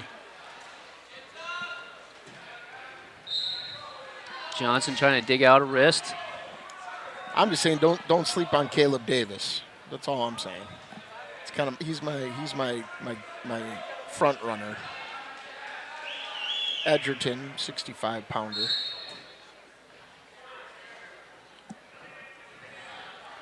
Johnson's kind of riding parallel at this point, but Winner at 144 pounds, Tracy Thompson, Whitewater.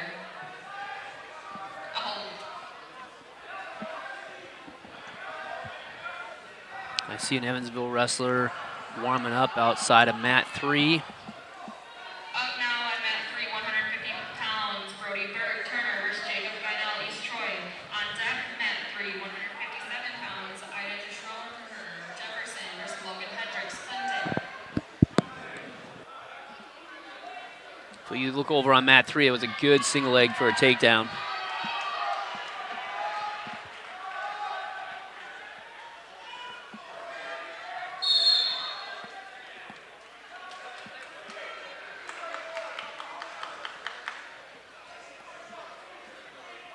All right, 41 seconds left in the period on mat 2 between Gonzalez and Johnson. Johnson on top.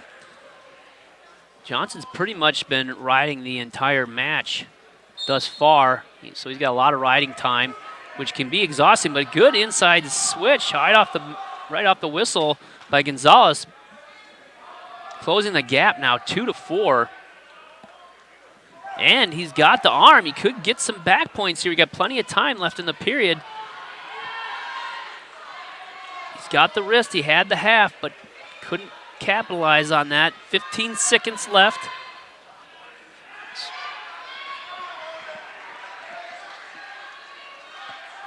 Looking for a chin drop. But Johnson able to defend that off. And we're going to cruise into the third period here. Meanwhile, back over on mat 1. Knowles he had the cradle locked up, but he was unable to score, and that's going to go into the second period as well.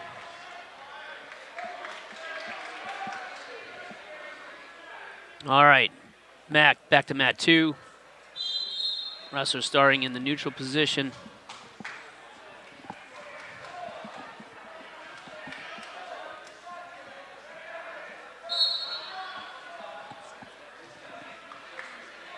Gonzalez with a good changing levels and a shot, and you could just see the frustration there for Johnson. He's like, oh man, I got caught flat-footed. And Gonzalez taking advantage of that and put in the half, catches him in the half. This is a tough position for Johnson. This could be it. Well, this is why we wrestle the whole match, folks. You never give up. And Gonzalez has been, trailing the whole match, and in a blink of an eye, the score changes and the control of the match has changed.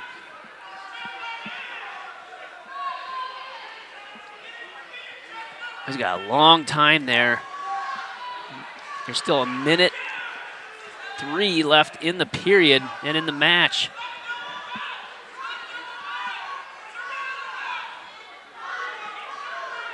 Boy, he's got to get chest on chest, and he's got to get on his toes.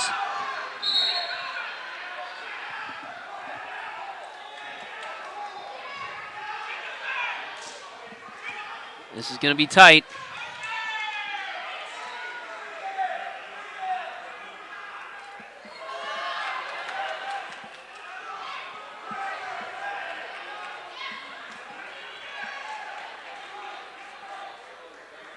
And the reversal. So score now is 6-7. I'm sorry, 7-8. And again, in the blink of an eye, it turns the tide, and it looks like Johnson's going to come back to win this, if not get a pin. And Johnson walks away after being on his back for nearly a minute with a win. Wow, good match.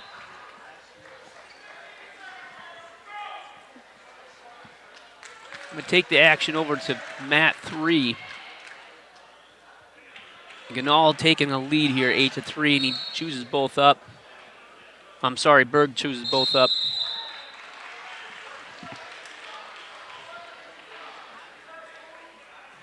And on mat 2, looks like we're going to have an Evansville wrestler. We got Cordell Harris versus Braden Nally from Monroe. And I think with that takedown over on mat 3 from Ganal is going to seal the win there. I think we could call that the dagger. But anything can go. Got a lot of match left over there. So. Perfect timing. Yes, Cordell. He's a high-flying wrestler. We'll see what happens here. But, man, Nally just hits him in with a shuck. Plus takes him down with Wyatt that. Nelson going on mat 1. So we got 2 Evansville wrestlers going right at the same time.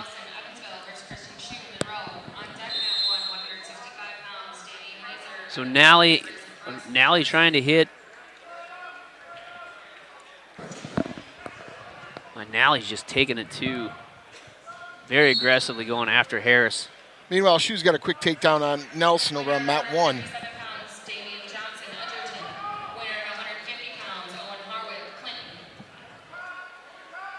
And I just want to say hi to the concession folks. We got some nice kids over there working the concession stand, and they can hear us because they're streaming it out in the hallway. Oh, great. So I thought that was fun, so they'd be able to hear us. So how you doing? Shout out to yourself. Take a bow. Give a tip. Cordell suffering a loss via fall there. Wyatt being tenacious on the bottom with Christian Shu, who was a state qualifier last year. Yeah, Shu has been trying to work that, either the ball and chain or the far side cradle. He's just not been able to capitalize on it yet. He's got that wrist tucked in the hip. That's where that's going to be the roll. Yep, that's where he wants that wrist. That's just textbook. He only got. Did he get 2? Yep, he got 2. 2 swipes out of it. So there's going to be 2 back points for Shu on that. Meanwhile, on mat 2, Caleb Davis, favored in the clubhouse on Ric Flair hair of the conference. Oh yeah, that's all he I'm got saying. the last Ric Flair hair of the duel. I'm just saying, On Tuesday, wasn't it? Well, the work you do in the duels counts. So That's what I'm saying. you're nominating, so let's get this back up there. Wyatt Nelson's got a hammerlock on him right now and saved by the bell.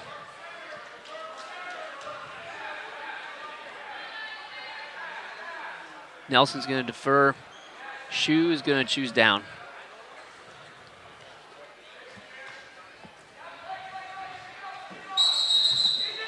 Oh, careful. Holy smokes. You know, something like that happened over Macaroni. in Evansville. Not on purpose, I don't think. You can see right there, he immediately apologized. Well, of course. Of course. But, you know, expect that kind of with these wrestlers that are high-flying like that. Shu with an escape. Increasing his lead, and now with a Kelly for a takedown. He's going to hold on that arm and get back points off Nelson. Nelson fighting, and they're getting to the edge of the mat there. He's able to get to his belly, but the damage is done. Got his hips over, which is good. But, again, Shu, a very tough competitor. Nelson, no slouch himself. Of course, not wrestling much this year. A little dinged up. But they are all over the place on mat 2. Oh, yeah, right. That is like it's like ballroom dancing. They are not missing a square inch of that ballroom floor. Well, Ric Flair, I mean, they're off the top ropes. Nelson Maybe, like, this is... The gator shoes, Right. the limousines, Right, like- Rolexes. Woo! Right, I mean... Where's Mean Gene? We're flying off the... Mean Gene Okerlund.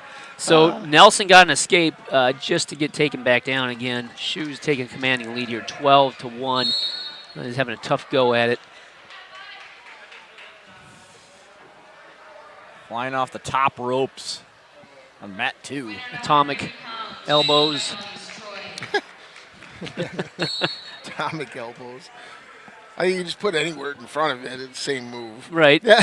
Of course, we've been calling, actual folk style wrestling moves different names probably for 4 years now. Oh, I'll tell It's you, having wrestled all over this country, I've heard 2 names for just about every move except for a single and a double leg takedown. And when I told you the what I call it, the can opener, you're like, what? Well, I mean, it's basically like a standing whizzer kind of thing. You can opener, and you're like, oh yeah, that makes sense. Nelson, another with hammerlock, he was able to get his arm back, and we're going to go into the third period, still 12-1. It's going to be Wyatt's choice, and what's he going to do? He's going to take down.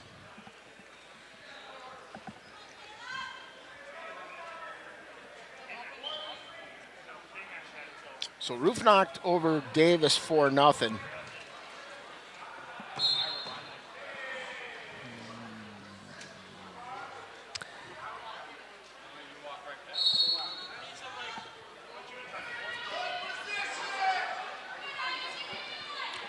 The fans are starting to wake up behind us a little bit. Yep. We're hearing the yells.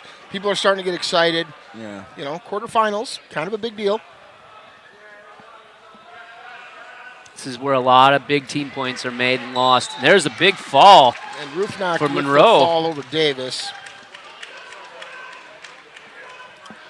Did you subscribe yet? If you haven't, hit that button for us, and it also helps you. You'll get notices of when we go live and some of our events and all of that wonderful stuff. And you'll be able to live chat with us and interact with us because we do watch the chat. Well, and I know today is especially important for that because there's a lot of people here that have a lot of obviously personal feelings in who is awarded the Ric Flair Hair of the Conference. I mean, it's an important thing. It's controversial every year, but we'll see. John Fry might need a Mountain Dew. Or coffee, maybe? Do you I do don't- coffee? He doesn't drink coffee. Oh, no. But I'm pretty sure I've seen him drink a Mountain Dew before. We're going to have to, you know what? We're going to have to get you a good old Monster.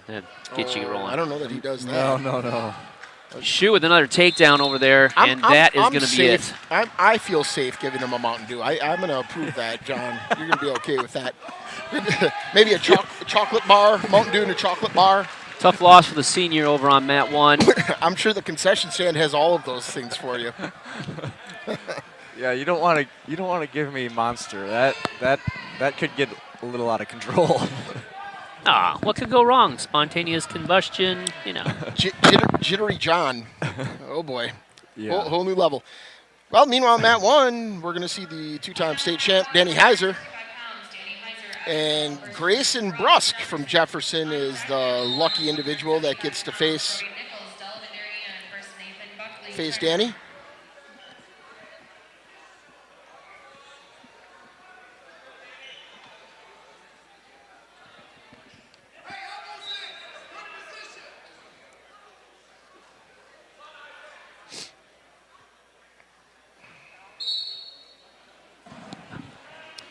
Danny goes to work pretty quickly. And there's the fall. Danny Heiser doing what Danny Heiser does. That was 14 seconds.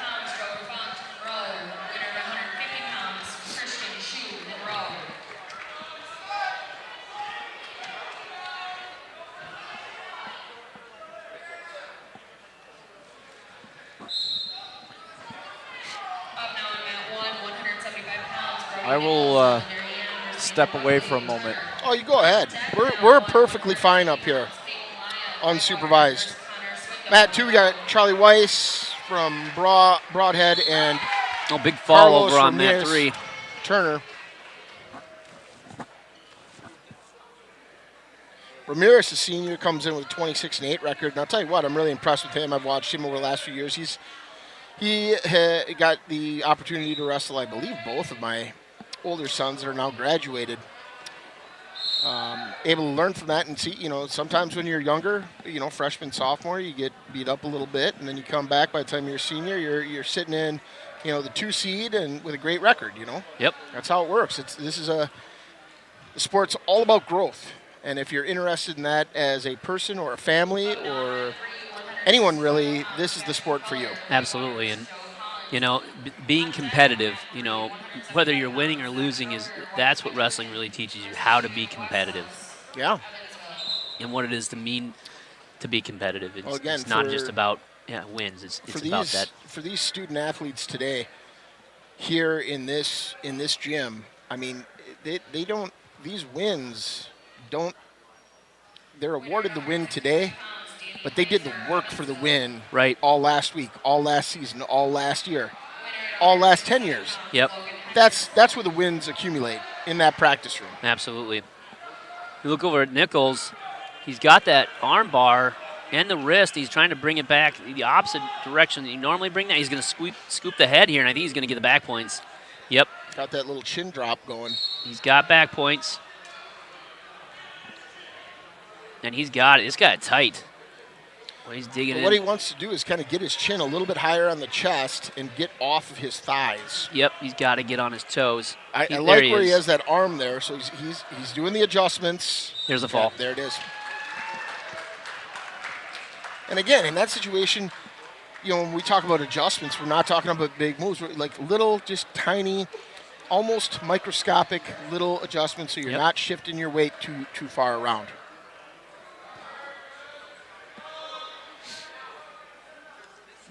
Meanwhile, Ramirez trying to lock up that cradle. Needs to get his head in the hole a little bit better, but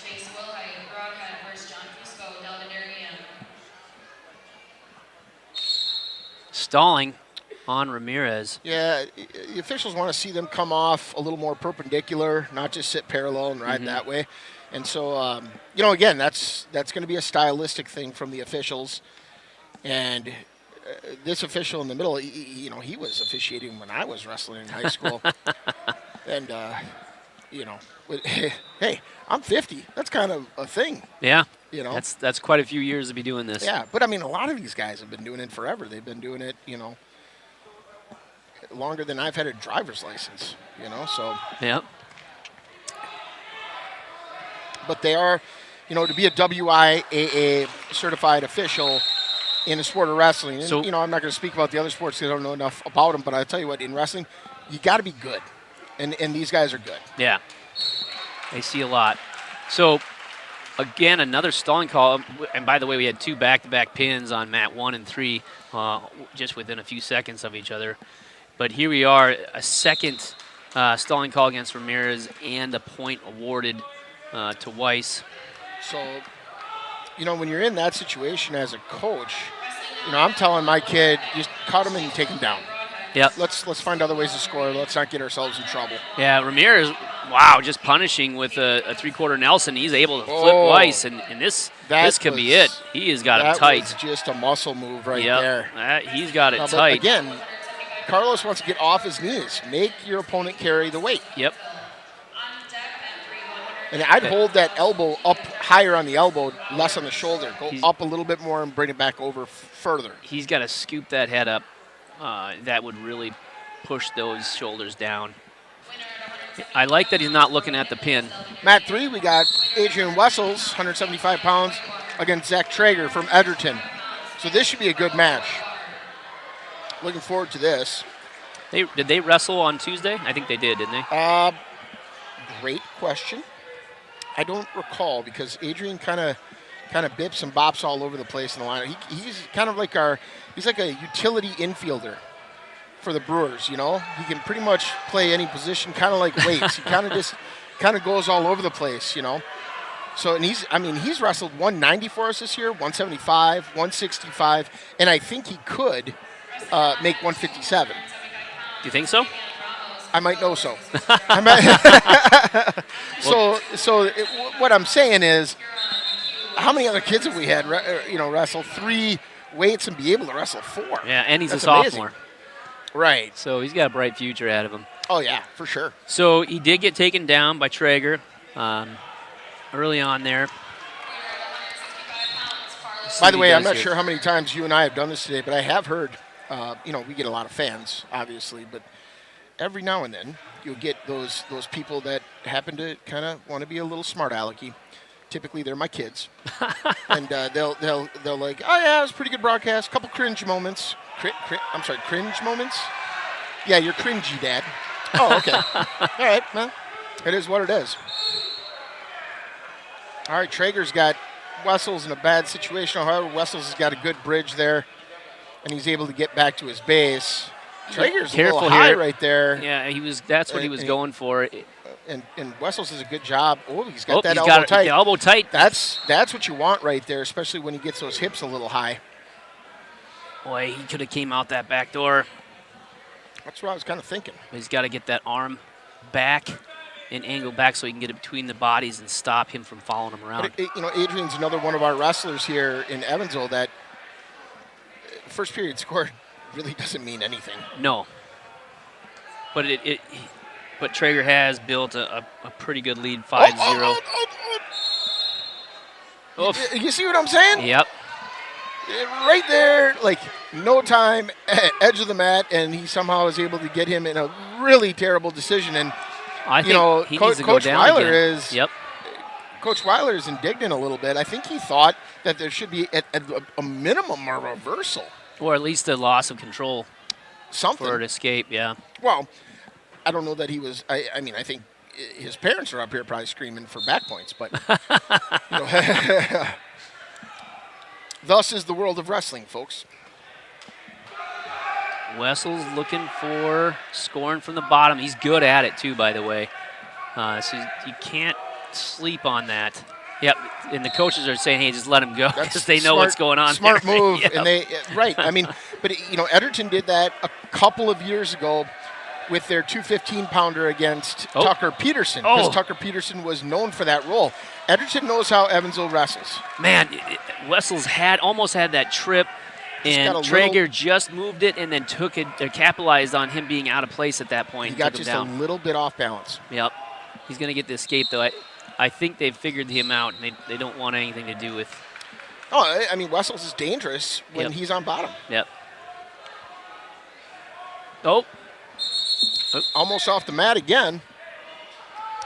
Boy, I tell you, these mats do not want to contain wrestlers today. No, the invisible barriers are not working well.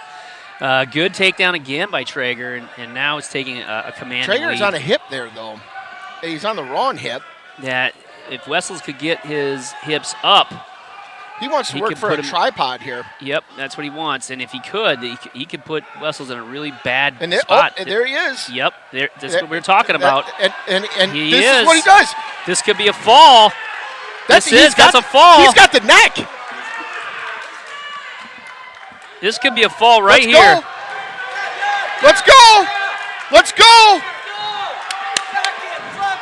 Here we go! Wow.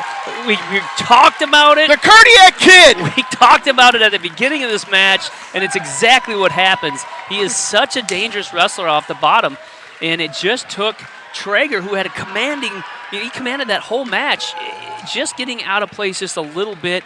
And, as soon as he got his hips up, I knew things were not good for Traeger at that point. The Cardiac Kid. Wow. I could. Hasbullah. New nickname, Cardiac Kid. Love it. Let's go. Hasbullah. Well, that's a team thing. We're a broadcast thing. He is the Cardiac Kid. Okay. That's it. That's fantastic. All right, so That was a big pin for team points, too. huge, or should I say huge? Oh, it's huge. Huge. Oh, God, we're having fun. We're having fun up here. It's not even lunchtime yet. Oh, man. And there's a big fall on Matt, too. How do you say his last name? Barajas? Barajas? Jesus Barajas. He had a commanding lead and got the pin. Big points for Whitewater. Up now in mat 2, 175 pounds, carry on the cue. So a lot of pins going on this second round, and it'll be interesting to see where the team scores are later on.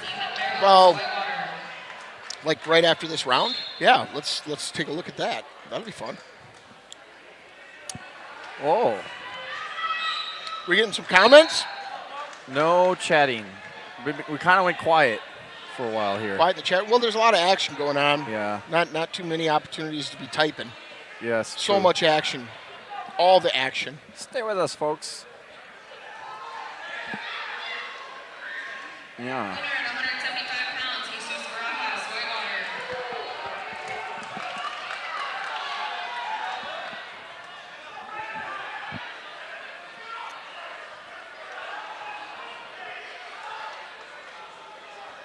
So what do we take? Call the action on what, Matt? What do you want, Mason?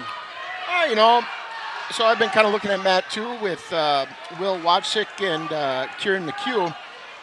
I know. I think last year my son Charlie had an opportunity to wrestle both of those young men. Very athletic, strong kids. Yeah. Wojcik getting the cradle with back points. McHugh getting out of that.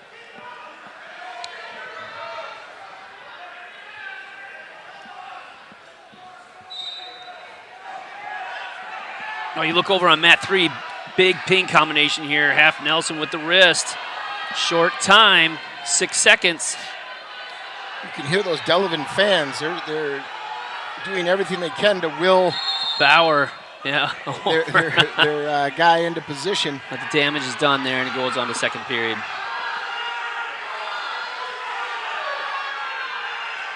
Boy, Wojcik is really high here. If McHugh gets his hips up, this could be not good for him. He's got to get back. Nope, but there he goes. He's getting back, maybe a little bit more comfortable. Chase Wilhite, Broadhead, with a dramatic win over on Mat 1 over John Fusco of Delavan Darien, 5-4. We got blood time, it looks like, on Mat 3. That'll happen. We got a trainer here. Oh, looks like Mat 1. You're seeing Caden Butts, Evansville. Here we go. Jake DeMarco from Bigfoot.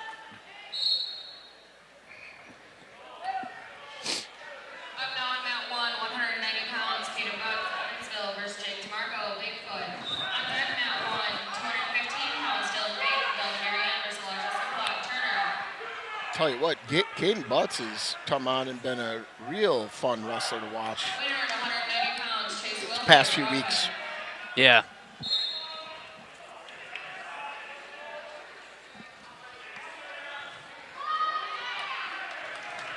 I always get excited for the big boys, the 285-pounders, the old school heavyweights. That's always a lot of fun, and they're coming up here shortly.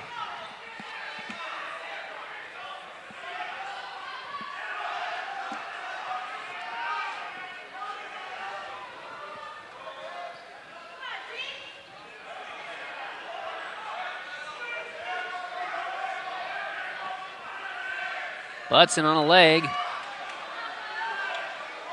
But Marco trying to get that goal behind, and he does have a cradle locked up. He will get the 2.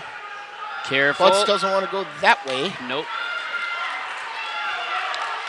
So Butts want to work on those hands and break that lock.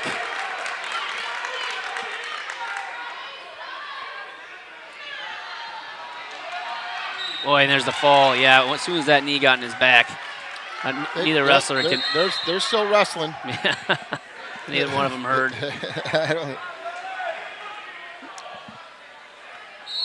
DeMarco goes away with the pin.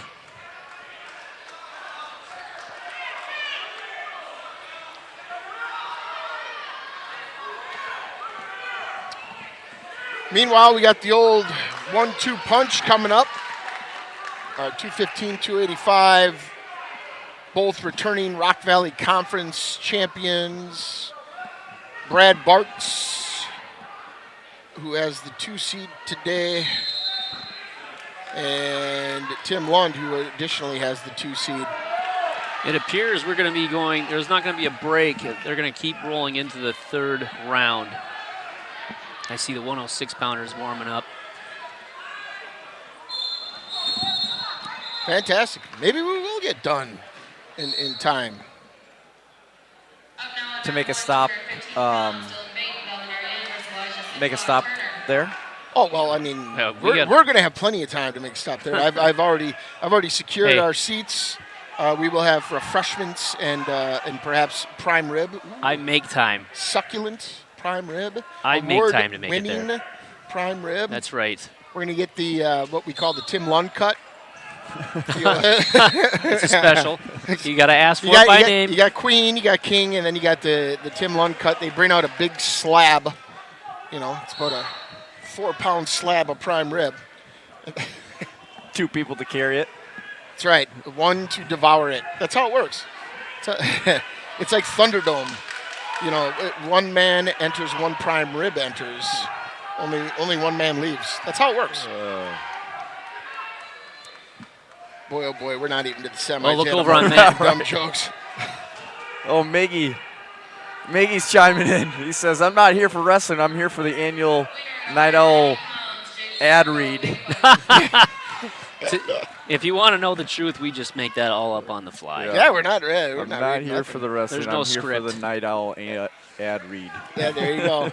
That's what we're here for. Big Miggy. Oh, shoot. Well, So- we got to support the people that support us, right? That's right. And they're big supporters of wrestling. Wojcik. Really. On that, too, Wojcik gets another takedown, now 14-4. You see when he let him up that last time, he really stalked him. Yeah. And here, he's crashing that near elbow.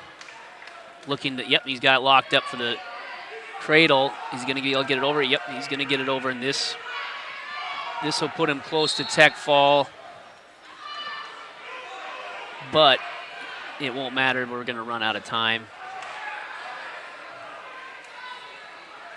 So we're 17-4. Your winner, Will Wojcik.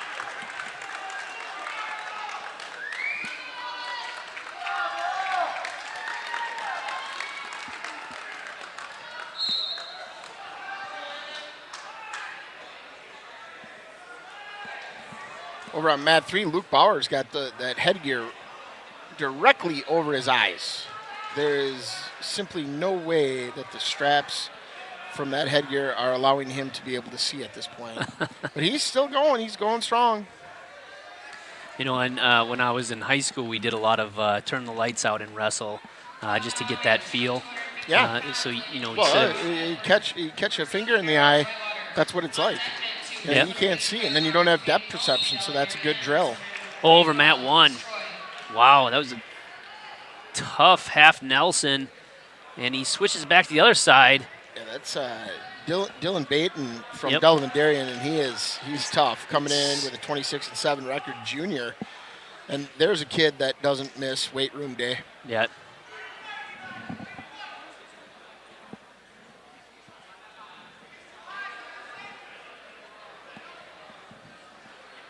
Simplot able to fight off his back there. I got to give Simplot credit because that was a tight half Nelson.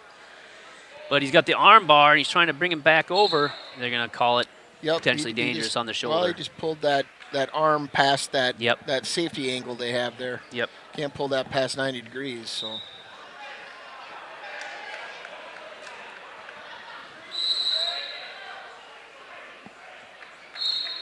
Well, looks like because of all the high flying we've seen, you saw on mat 3 there, they called it pretty early. They were on the edge of the mat, and the ref called it pretty early as far as out of bounds go. With the bigger guys, they're not going to take any chances. Yeah, and we've already had some off the mat activities, not on purpose, just how it ended up. So. No, I mean, again, I know coaches and officials want the wrestlers in the center of the mat, but the reality is that there's a reason the mat is this big. Yep. Because that action is all over the place.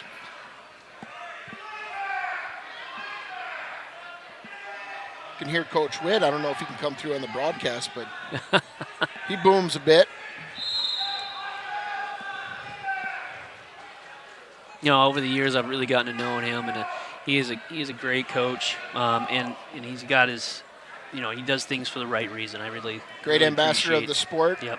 Always helped us out with track when we had track issues back in the with youth wrestling days. Yep. Yeah. He'll help anybody out with that. Oh yeah. No, again, we just have a pile of good coaches here in the Rock Valley Conference, and they're all pretty collegial and everything. So.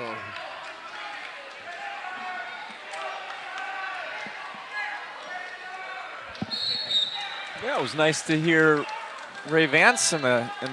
Yeah, it was a nice surprise. Nice interview.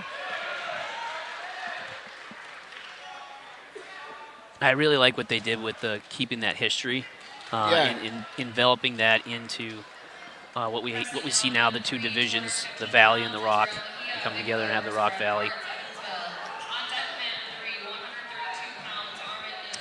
Looks like we got Evansville wrestler up on mat 3. Brad Bartz, and he'll be facing, looks like Israel Meja from Bigfoot Williams Bay.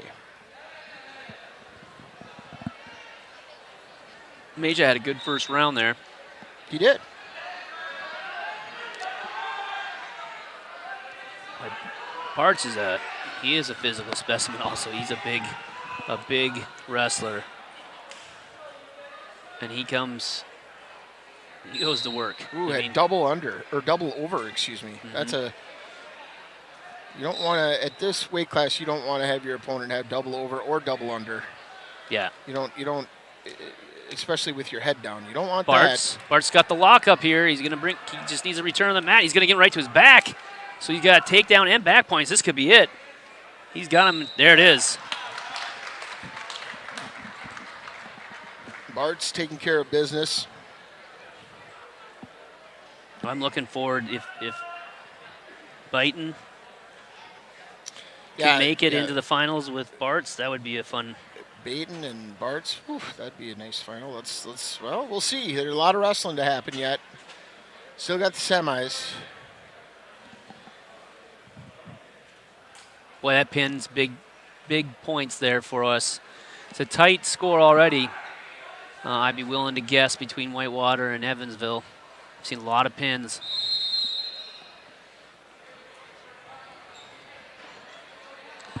So right now, are they going to roll into the next? Nope. Looks like they're holding off. They're going to wait for this next round to complete. And I know for sure we have one more match on mat 1 for sure. And I don't see anybody warming up yet for mat 2, so I think we're down to our last few matches here for this round. Up now, mat 3, 132 pounds, Armin Sohi, Turner, Wyatt Burdick, Delavan. Oh, so they're going to go. Nope, they are rolling. That's good. Well, they're going into some of the consolation. They're going to consolation rounds. Yeah. So consolation round 1. But I don't see any movement from the refs, so I don't know when they're going to start. I think they are holding off to start that until this is over. But we still got, who do we got wrestling right now? That's 215. Where are those 285 pounders? They're warming up. Let's get them on a mat. let's take a look what the bracket looks like. Yeah, they got plenty of wrestlers to wrestle, so Yeah. we'll be seeing them. So we got a fall over on mat 1. Wyatt Burdick, please report to mat 3. Wyatt Burdick, please report to mat 3. So Byton at 215 moves on, so setting up that that Titan match here at 215 between Bartz and Byton. Well, they still got so the far semis. so good. Yep. Still got the semis. There's a first 285 match coming up on mat 1 between Allen and Allison. Well, Ron Jr. they know each other. They've wrestled plenty of times.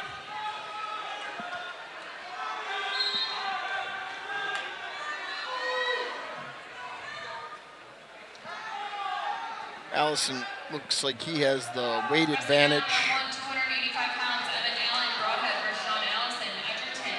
On deck mat 1, 285 pounds. Allen effectively using that arm to block on the inner tie, doing a good job with his elbow. I mean, he's got to, obviously for him, he's got to keep his head from getting underneath the body weight of Allison. And Allison goes for the head toss and to get it, and Allen's able to get the takedown. Winner at 215, Nathan Schiffer. Again, this is where he's got to be careful. Allison with a pretty quick stand-up, but he's going to go out of We're going to get bounds. stalling red for pushing him out instead of bringing him back in. Well, that's the first one we've seen today, but I don't expect anything less out of that ref. I've watched him ref for many years, and he wants you to be aggressive. He wants you to be offensive. Here's a good match on mat 2. Hunter Rayfeld, East Troy, and Caden Laffey. Now, the last time I saw Caden Laffey was back at the state tournament. He is a good heavyweight. Soto, Whitewater versus Tim Lund, Evansville. Tim Lund is up next. So they did start mat 3, so the consolation round did start. They're going to keep rolling with those matches. Oh, heads up there.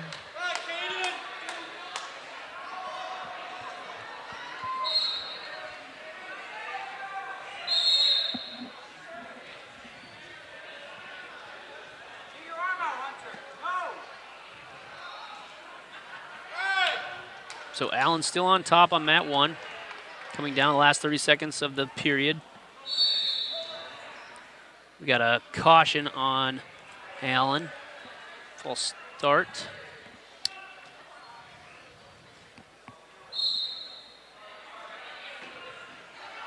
Good sit out there by Allison to try to get separation, but he's got to follow that move up with something else.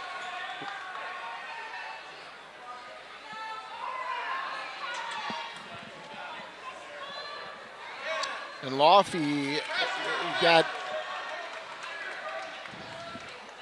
short Laffey's time. Oh, got Rayfeld turned, and there's the pin. Jeffrey Laffey, he's cheering on Caden. He's watching from Sparks, Nevada. Hey, there you go. That's the first time I've had someone from Nevada. Yeah. Beautiful state.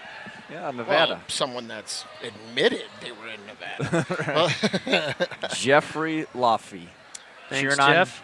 on Caden from Nevada. So we've got Florida, we've got Nevada. Looks like we got Vicente Soto and Tim Lund on mat 2. Whoa, Soto and big escape and just kind of bulldozed over.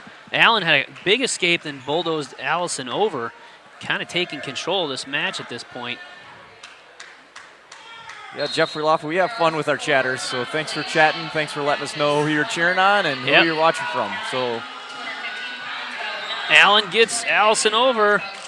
Oh, we got our Evansville wrestler on mat 2. Lund kind of muscles Soto out. They are hand Soto fighting. goes for a lockup.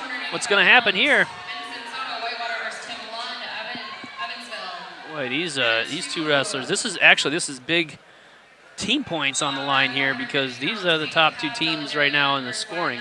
Right. Team scoring.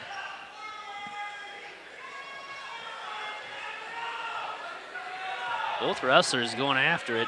There's a lot of movement for heavyweights. Winner at 215 pounds, Ethan Barrows, Whitewater. Winner at 285 pounds, Caden Lofi, Delavan. Oh, They're right there. this is going to be interesting how this is going to head out. What's going to happen? Oh, Forward. Lund returns to the mat for the first takedown. Boy, Soto's got speed. Yeah. That is deceptive speed. Lynn Ferguson, Vermont, Michigan here. Go Emmett Allen. All right. So we got Nevada, Florida, and Michigan. Florida and Michigan. We're all over the map. Thank you, Lynn. Appreciate you tuning in and commenting. Cheering on Emmett Allen. 40 seconds left in the first period for Lund and Soto. 2-0 advantage Lund. Let's call back to the production truck to see if they can make us a states map and we start filling it all in. I like the sound of that. Yeah, let's make it called the Soto's production truck, the graphics truck. I like it. Soto's got elbows very tight. Yeah, that's blocking that. he's got him in. He's going to get dinged for. Some officials would ding for stalling there. Yep. If he keeps that up, I wouldn't be surprised if that's what happens. There you go. But Now just- Lund with a There you go. power half. Sit tight. There And it is. this could be it. And there. Come on. I thought that Come was a on. whistle for him. Boy, this could be it right here. Short time. There's the fall with There 5 it seconds is. left in the period. Big punch. The big 1-2 team punch points. comes through. Yeah, big With 2 two points. pins. Boy, I wonder what that does. So we're done with the first round. And it looks like we'll have Wyatt Nelson come up here on mat 2. And I'll tell you, I'm checking back with track wrestling right now. I'm sorry, I'm checking back with the production truck right now. They're going to pass me The graphics team. Our replay team has the day off, so we didn't get it in their contract for today. Team. That's great. Oh, man. If only all of our audience knew how the sausage was made. Meanwhile, Nelson here on mat 2, trying to stay alive. He did suffer a loss. He's got Peyton Cobb, a junior from Delavan. Both wrestlers are looking to stay into this tournament, so. Right. I mean, a win in this round means that you're going to be into the placement matches. Yep. Oh, there's a good And takedown. that's what these all of the wrestlers that are wrestling in this next consolation round 1. This could be it. You really want to win this so you can get into the placement round. Yeah, and this is where all the team. This is how you win a team tournament. Right. And there's a fall, big fall by the senior. Good job by More Nelly. team points. And that actually, so just to give the folks back at home an update, so after the first round, Evansville leads with 82 and a half points. Whitewater is coming in second at 77. Monroe at 69 and a half. It's tight. And then Delavan at 58, followed by Clinton with 54 and So Jefferson with 54. It is tight. I mean, there's no telling who's coming out of this today after that first round. Too tight to call. Way too tight. No. Way too tight to call. And we all know you, Mike. You'll call it. This could be it. Yeah, you'll call it as early as anyone. I know. But it's even too tight for Mike to call. No, my crystal ball is pretty cloudy at this point. It's not very clear. I was mistaken. We still have one heavyweight match left. The truck might have some Windex if you need that for the crystal ball there. Clean up my crystal ball. And we got also have 106-pounders wrestling on mat 2. Vagley and Bogart, the freshman. Oh. And So actually, we are starting into the semis. in the semis as well. Wow. All right. So that's fun. This is a match right here. Yeah, so Vagley 25 and 11, and Bogart right now 38 and 3. We just saw him wrestle Fry just earlier this week, and it was a good match between the two. And Bogart going at it quickly. Bogart is a fun wrestler to watch. Again, high energy. We like the high energy wrestlers. Freshman, you know. But a fall over on Mat 1, Owen Hamilton. Bagley, a junior.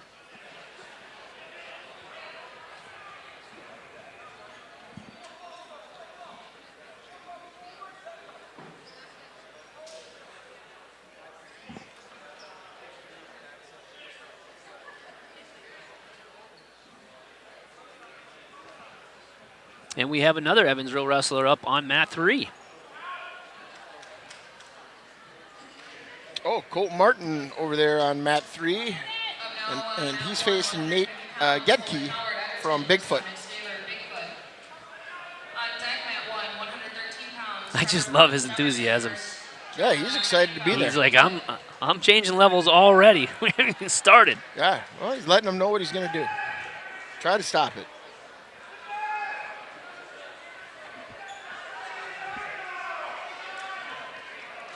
Ooh, Bagley with a reversal on Bogart.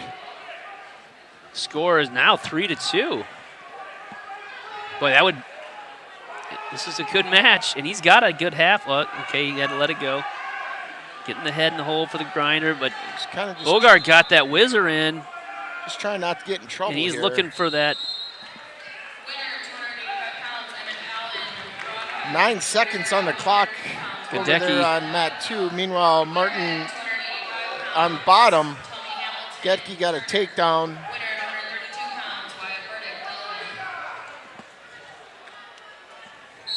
Martin got up, but Gedeke was able to return the mat.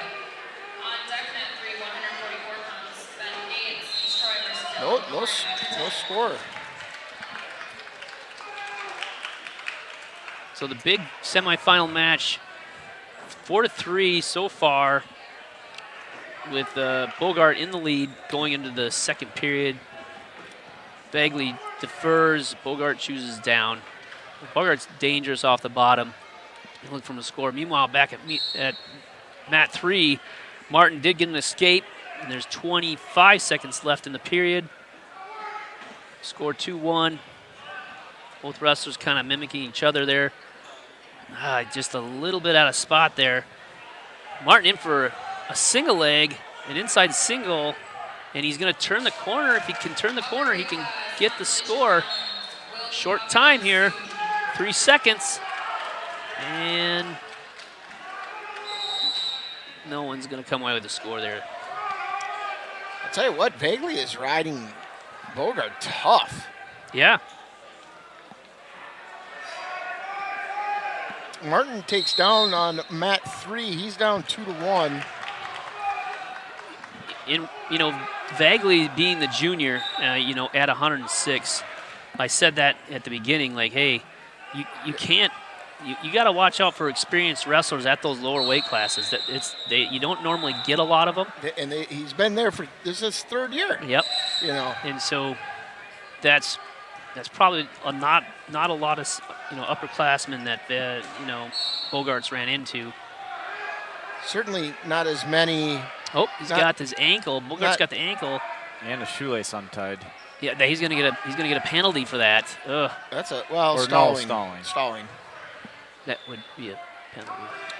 Well, it's a stalling warning. Warning, stalling. You don't get the penalty point until the second one. Yeah, you don't get the penalty point, but it's still a penalty. Fair enough. Well, no, it's a warning. Warning. Ref hasn't seen it yet. Interestingly enough. What? Another caution. Caution. On green. I can't believe he hasn't stopped the match and made him tie his shoelace. Well, he just hasn't spotted it yet, that's all. See. Maybe it's nickel dime stuff, huh? Funny. No.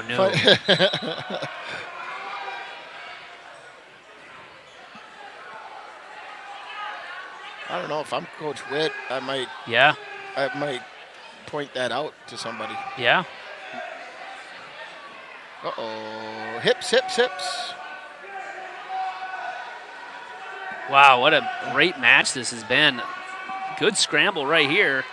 Vaguely. He's not in a bad position. No, not at all. He was for a second, but just for a second. He got his hips in the right place, and he's got that arm locked up, so he's actually in the advantage. At this point, he will be if he can get his head out. Because Bogart. And he does. He's going to come behind here.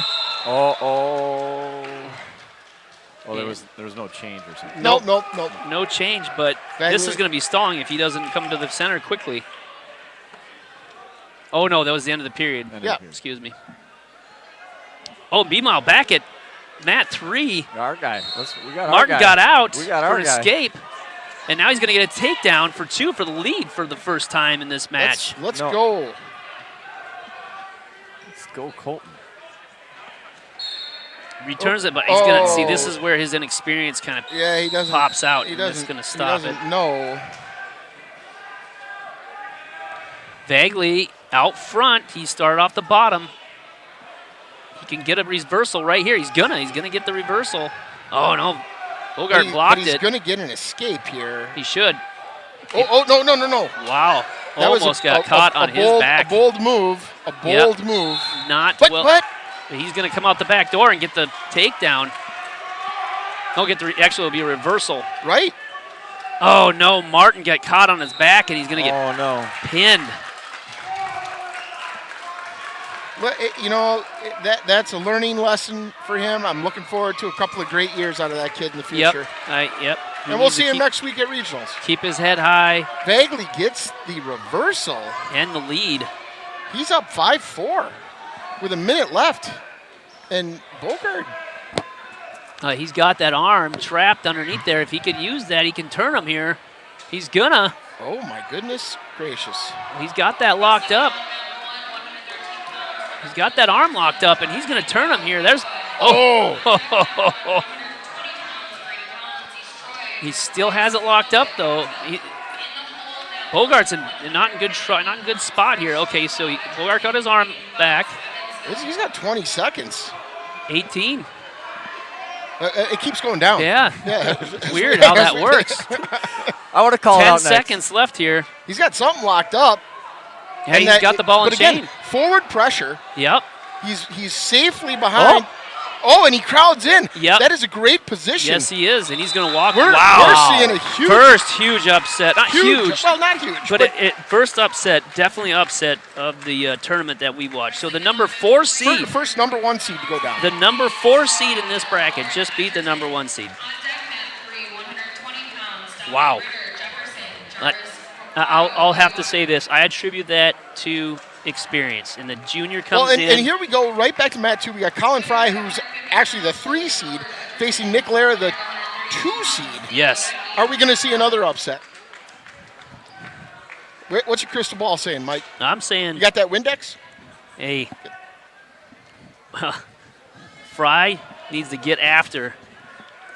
If he wants to walk away with a win, he's got to get after it early. And, I'm just going to say that's what he does. Yes. He does get after it. He already went for an outside single there. In good position, going to get the first score. Oh, he's a fun wrestler to watch. Just an easy go behind, coming off that essentially a sucker dragon, going right after that tilt and coming back the opposite way and gets it.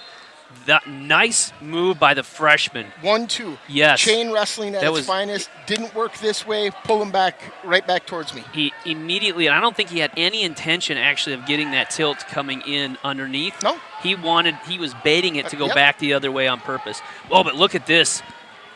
Good wrestling, good scrambling here, but Fry's got that ankle, so he's got the leverage, and he's going to flatten out those hips. But Lara is tenacious. Yeah, he is. I'm not taking anything away from him.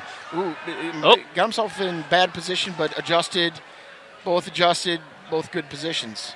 Minute left, 5-1, and Colin just looking right back at it. I love the. He's looking to shoot. Yep, he's looking to score, and he is not backing down an inch. So exactly what I said he needed to do, he did, and things are working out in his favor at this point.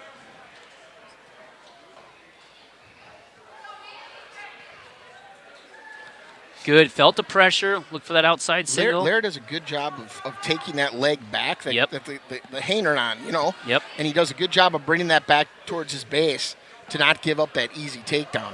So Colin's got to work here. Oh, and but look at him! Look at him there. Another takedown. Dips his hips the opposite way, scoots around. So he's got the legs. He's got the legs, so he wants to look for a half here, like his dad just said. Half. This is where he wants to be. He wants to keep that. We've got 15 seconds left, though, if he wants to take advantage. He's got the arm bar. Now just over the ears. Over the ears. Lara's fighting it off Yeah. Good wrestler. really well. Good wrestler. This is And excellent wrestlers. Lara's a junior. Yes. So again, it's the same thing that we saw in the Vagley-Bogard match. And you know, Lara's showing his experience. Colin just watched it though and knows like he can't take a moment off in this match. Not in the semifinals. Not in the finals either. Well, nowhere. So good ride there. Well, And- that's the first period you want out of Fry. You want that 7-1 lead. Lara, but again, 2 more periods. Lara's gonna take top. Interesting. That is interesting. I mean, I don't think Lara was at that much of a need that he had to do that. 44 pounds, Dylan Norrie. I'm surprised. Yeah, he didn't defer. I and would then- have. Well, I think Colin deferred. Colin- Didn't he? I think Colin deferred. No, it was Red's choice. Oh, was it? Yep, they Oh, flipped boy. it. They flipped All right. it. But Colin with the escape, and he's going to get another takedown here. But he's instead of going for the takedown at this point, he's trying for that bundle. That's what the Evansville Well, wrestlers he's got call his, it. there's the 2. He had his leg behind. So it's 10-1. So fighting for wrist control underneath. Lara's fending it off. He's going for the Granby. He's going to get it. Nope. Dude, Colin, first of all, I'm going to say this. Nick Lara's hips are incredible. Colin's are just off the charts Yeah, today. they're on point. He's got him where he needs to be. And here's a submarine tilt. Wow. This is big points for Fry.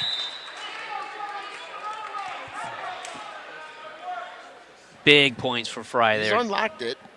Now it's I 10. think you can award it. Yeah, he can. He should have awarded it already. He's got the other hand unlocked. So what's? This is a completely different It's move. in an armbar. He moved to an armbar. There you go. He wanted him to release that armbar, which I think the ref thought he had an armbar in the first place. That's the reason why. He did not. He had a 2-on-1. We can see that, yeah. We have a better advantage point. I mean, we do have some of the best seats in the house. Yeah, folks, we are center stage. Have great view of all 3 mats. Yeah, our executive producer, John, did a good job of setting us up today. Yeah, and he got the police tape out, so Yeah. don't mess with us. It's crime scene tape. So Lara at this point has got his elbows in. He's got to be careful. He's going to get dinged for stalling doing that down there. Colin just looking to score. So And the second period will expire. Fry takes a 13-1 lead into the third, and he'll choose down. and yeah, I Why would not? be- that I think is the best choice. But here's what he needs to do. If he's gonna get a reversal He's got to get he's got to get a reversal and and then look for the pin. Yeah. He can't be going after a tilt because team points at this point and an are escape huge. and a takedown are not Yep. here. This is what you want. Falling switch. Work the reversal. He's got the switch in. He's got the leg. Good falling switch by Fry. Yep. And looks like he's going to get it. That's Yep. gonna be the It's going to be the reversal. So we're at a point now where he scores. This is going to be cut. So we're looking for a pinning combination Yes. if we can get it. Yeah, and not a tilt. I mean, not that John Fry won't take a technical fall, Oh, right. but Mike's just being greedy. Yes, I am. So, folks, if you don't know back at home, you get 2 points for a pin in a tournament like this. You get 1.5 points for a tech fall, and this is going to be a tech fall, and that is it. He lets him over, and it's over. That's the end of the match. Tech fall, and we're going to see. So two upsets at 106 in the semifinals. I don't want to say the coaches got the seating wrong, but Man, I gotta be honest with you. It's gonna be a good match. We've seen this match before, I believe. we've seen it this year. Yep. And I believe Brandon Staver, who we haven't seen in a while because he's consistently been getting buys and Right. all of that wonderful Right. stuff. We finally Right. get to see Brandon wrestle here, And well wishes to Michelle. She's watching at home. and he's got Jacob Roth. She's a bit under the weather, so well wishes to Michelle. Yeah, get better, Michelle. But hey, you get to see Brandon wrestle finally. It's been a couple weeks. Yeah, right. and you get to listen to us Yeah. all day today. That's just bonus. That almost makes the illness worth it. Oh, I think so. At least from my point of view. Staver. Or maybe she's like Jason Mitchell with us on mute. Yeah, and yeah. I talked to Jason after that. He had a good laugh on my behalf. Oh, good single by Staver. See if he can finish here. He's gonna. Listen, here's the thing about Brandon Staver that I think everyone needs to know. This is a freshman, and there's a pile of great freshmen in the Rock Valley Conference here today. I don't see any of those freshmen that have the patience of Brandon Staver. Yeah, He is cool as a cucumber in a bowl of hot sauce. He's got a good. He got it locked up for the cradle, but Roth was able to push that off his head. And did he get 2 points out of that? I can't believe he didn't get 2 swipes out of that. He's gonna get locked up again. The near side or the far side cradle. So Brandon taking after his brothers, especially Adam. Adam Staver Jr. was a cradler extraordinaire. Oh, yeah. Cradlers. Pull a cradler out of he pulled that cradle out of left field. You didn't know where it was coming from. Michelle chatted in. She said, "Thanks, guys." What'd she say? Yeah. Michelle chatted in. She said, "Thanks, guys." So Well, thanks for watching. And we got another Evansville wrestler on mat 1. Oh my goodness. Race Howlett. Race Howlett over there on mat 1. And he's facing Brady Collins, East Troy. Come on, Brandon. There it is. That'll make you feel better, Michelle. Brandon pins his way into the finals. Relax a little bit. He was the #1 seed, folks, if you didn't know that. Oh, awesome. So we have 2 freshmen in the finals right now. Fantastic. And Race with an unfortunate fall. Well, it happens on occasion. Here comes Blake Balake. This is Blake, Blake's first. Blake coming up, mat 2, his first match of the day, and it looks like he has Braden Ward from Turner Jr. Blake being the #2 seed. Comes in as one of our seniors. Brady Ward, Turner versus Blake Gray, Evansville. Consolation round on deck, mat 2. Come back for a double leg, but was blocked by Ward. Now on a single. And it looks like he can score from here. He's in good position. Just got to finish off here. Tries to go to a double, but he got a little too high. Yep, got that arm up by the body a little too high. Ward doing a good job at countering. And Fry just kind of crowding him, looking for that ankle pick. Couldn't get it. Still can, though. Ward just letting him have that leg. It's weird. He's got a leg high, and now we want to stay low. We want to do double leg. Just bull rush. Wow. Ward with good counter here. Well, you got to come down controlled there. You know, it's almost as if he baited him into doing that. Now he's got him in the double. And potentially dangerous. Yep. So, we got Caden Butts over on mat 1. I'll tell you, if I'm Fry right now, I'm thinking from Edgerton. Low leg single, because it seems to me Ward is actually very comfortable where he's at, and he's actually wanting it to happen. I said earlier it was weird he was allowing him to have that leg. That could just be a bait. There it is again. See, he just lets him come in. That's weird. There's the takedown. But Fry gets the takedown. Right, again, you gotta come a little more controlled there. Winner at 120 pounds, Brady Collins, East Troy. Winner at 113. Ward was the #3 seed. Well, a pretty good record, 27-8. Now, actually 28-8. Yeah. Meanwhile, over on mat 1, Butts looking to find some sort of advantage over Schwanke. Oh, Schwenke got a poke in the eye. We're going to stop the match. Wrestling now on mat 1, Bryce Schwenke. All right, so Evansville. Evansville's got the toss. So Fry got the toss. He chooses down. Score 2-0 going into the second period here. Let's see what Fry can do from the bottom. A lot of movement. Good tripod stand up. And he gets the escape. Again, he goes down to that ankle. He comes up, converts to a double. And he's going to get the takedown. And I think now we're at a point now where, you know, in the first period, Ward's very comfortable in that situation. As the match moves on, you become less comfortable in those situations where you're actually baiting your opponent. Right. Because of the you know, you get tired. Right. And well, not only that, Fry made the adjustment. Correct. He's now realized what he's trying to do, Ward was trying to do, and he made the adjustment too. So, what the end result here now is that Fry's kind of taken the command on that. Here he is back in for a double. This time he's wait for it. And again, Ward does it again. Ward does a really good job, but No all kidding. he's doing is. Oh, there he turned the just- corner. He's got the chance here for the half Nelson. Oh, he's going no. to lock up the cradle. He's just got to turn through it. Use that arm. He's got it locked up. He just needed it. Oh, the man. Ward's able to get his head out. There you go. Wow. Good scramble there for both wrestlers, but Fry's coming out on top with his head in the hole. He's got that cradle locked up. Now push. He needs to bring him over. Head in the hole and drive. Yep, he's got to get. Interesting second round here. No change in score. 5-0 still.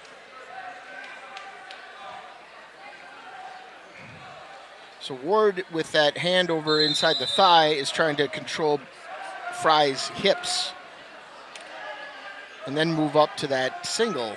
Yep. And he's circling, and Fry gets himself in a little bit of trouble here. Yeah, there could be a reversal here if he's not careful. But he's got to just get the whizzer in. Get your whizzer in. You got 10 seconds left. I mean, here. you get a whizzer in, and you're golden. Yeah. Oh, he's gonna get that cradle locked back up. With no time left. Nope. But it is a punishment underneath there when you're that. So Ward looks like he's a little. Oh, Ward's going to take top. Yep, he's looked over to his coach and asked, what do we want? And this is what they came up with. So I thought Blake got up pretty quick. Yes, he did in the last period. So I don't know. And again, good sit. I like the sit out, then the sit and back. The falling switch here. He's going to get it. I think. Sit out. Well, he wants that arm there. Get that arm in there. Oh man, good reversal. So he's got the reversal. I liked how he did the sit out to get the separation of hips, and then came right back up to the stand up. Well, he switched out. Yeah, right. Yep. Switch and then come back to the stand. Right, and then again a falling sort of switch. Yep. So again, chain wrestling. It works. Was great. This doesn't work. We go to the next. We go to the next. We go to the next. That's how you got to be. That's your mindset. Now back to mat 1. Tight match over there between Butts and Schwenke. Butts currently trailing 3-1. He's going to push him off. There should be a stalling. It is. He gets it. Nice work by Butts. Staying aggressive. Meanwhile, Blake has a half in. And he's got that wrist, which is just a brutal move if he can get it. If he can get it, his dad's ready to go. No back points, though. Well, he lost the arm. Yep. Now he's not in great position, but he's in okay position. He's got to get control of that arm back and get behind the hips. Well, he's got to get that right hand on the chin, right there on the chin for that front headlock. That's a lot of times kids get a little confused. They want it across. But he's got the arm bar. And they get deeper. That just. Oh, he's going to turn him on his back. Is he going to get it? Oh, he can't get it. Ward is like a gyroscope. Yes. He's got great hips. He's not giving up. He's not giving up the back. So he's got. So there's the escape, loss of control. Yeah, he's in. And he's got unders. Fry needs to watch for the throw here because that's what he's going to be looking for. 20 seconds. Get out of that. He's got to fight that hand. You want to get rid of that under. Look at here. Oh, get your arm out of there. Boy, that was that was an oh boy. Yeah. Be careful the arm here. He's probably going to get called for potentially dangerous. Just sit there and wait. No, he's in good spot. So Butts over on mat 1. Oh, so close to getting. They go into the third period. They got another. And it looks like we got a stalling call on red. That would be a. Nope, it's his choice, not stalling. Oh, okay. Major. Yeah, that would be All a right. major. Well, there's a major decision by Blake Fry, and that'll bring him into the finals. Dad's happy. And I believe Gonzalez. Mat 3, we got Carson Menahan and D'Angelo Vernon. 132-pound semifinal. That's a good match over there. So we got Butts and Schwanke on mat 1.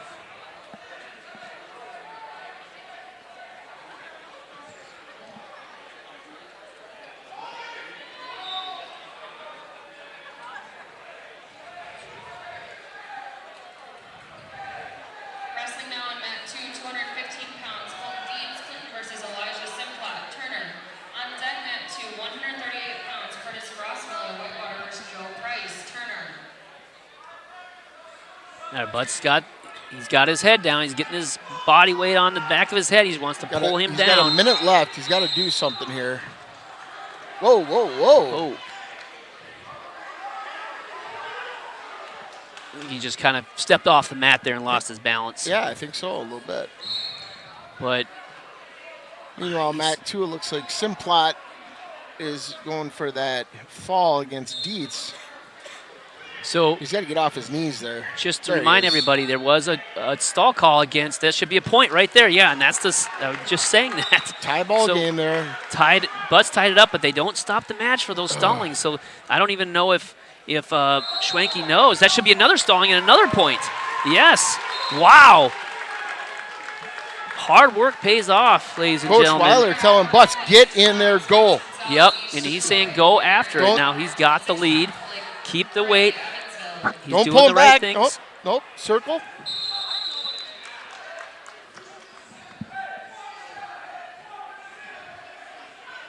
Boy, this is going to be a barn burner, I believe. 28 seconds left. Yes, bring him down. He's got behind. If he can return the There was mat. two, there was Yep, two. He Oh, touched he touched the hand. mat. Hips up. Yeah. This is going to be it here. He's going to ride it in for the win. Wrestling now at 2, 138 pounds, Curtis Rossmiller, Whitewater versus Keep battling there, Joe Butts. Price. Keep battling there. Yeah. Oh, be careful. Careful. Oh, Head up. he can get back Hey, points. back points. There's 4 seconds left. He could get a fall, which would be huge for the team. That away, Butts. You got 2 Wow. more. Come from behind, Nice win for job. Butts. Butts. Attaboy. So important. Again, that consolation round, so vital. That's where you win tournaments. Right. That's where we win tournaments. Now we got a lot of our kids in placement matches.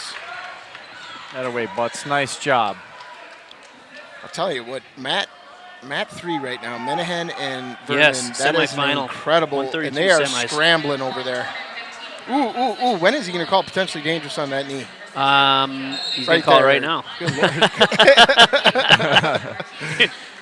You ask and you shall receive. Yeah, I didn't like that. I didn't like where his knee was at all. Oh, stalling. At 215 pounds, Yep. Elijah Stalling Monroe. We got the shoe issue.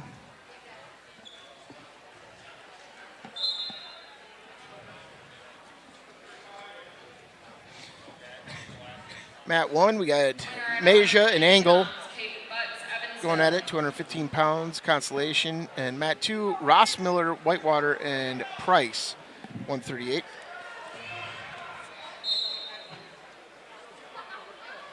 It's a consolation match. Nope. I don't think so. No, it's not.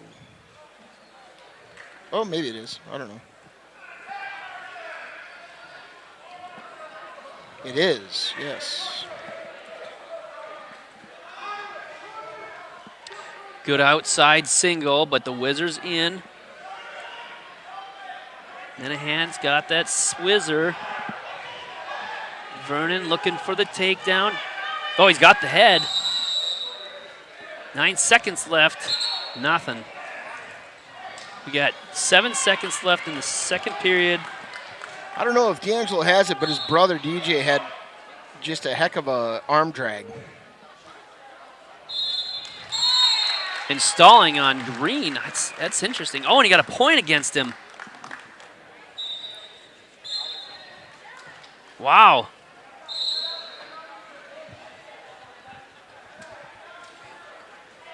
Oh.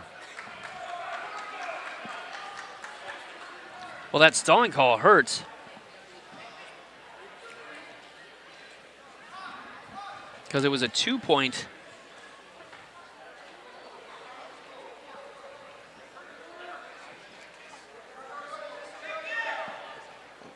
Is that right? Yeah, no, it wasn't a 2-point. It was a 1-point stalling call.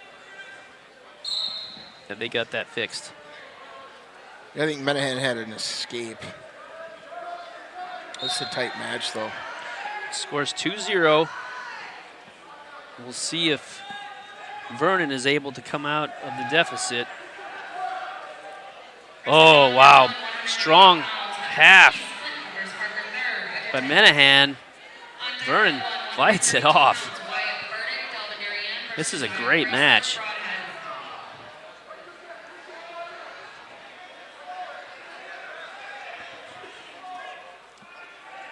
Vernon's got to be careful as he may get called for stalling off the bottom here.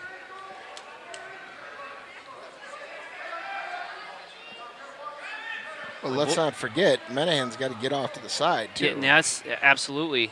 And he's on the wrong side there for that half. Yep. It's almost as if he's just... And if he gets hit with a stalling, that'll be a penalty against him because he had to tie his shoe. Yep. So, even with 53 seconds left or 50 seconds left in this match, there's a lot of wrestling. Stalling on top. That's a point score now 2-1. Escape ties this up. Wow. There's your motivation. Reversal could very well win it. And he goes for that switch. He didn't clear the arm. Boy, Menahan hasn't changed tactics. You know, he's still riding parallel. This could not be good for him if he continues down that. But no, big half. Goes to the opposite side, though. See that? Looking for the single arm stack. Can't get it. 20 seconds left. Vernon just needs an escape here to tie it. So you should be looking for at this point. Now we got to go all out. Just everything you got. Yep, you got 5 seconds. No, 5 seconds now. 2, 1, and that's it. Menahan is going to walk away here with a win, 2-1. Tough match. Yeah, and really both really good competitors, and of course, I mean, again, these semifinals, these are real. This is real, man. Oh, interesting wrestling that just happened there on mat 2. Wow, back and forth. And Rosselmeyer ends up on top, which is huge for him because he was behind. Well, huge for Whitewater, too. But Price from Turner able to get his arm through, but the damage is done. Well, that'll tie it up. And in the third period, uh-oh. Ooh, that was close to giving up some back points. Price has got to get out of that position. Oh, locked hands. Wow, that's free move. Roll out of it. Standing Granby, go. Yeah, go for anything. Go for it. Get your Granby. They're going to stop him. They won't pin him. But man, roll through like a maniac. That penalty hurts for Ross Miller, excuse me. Oh, man, he almost had locked hands again.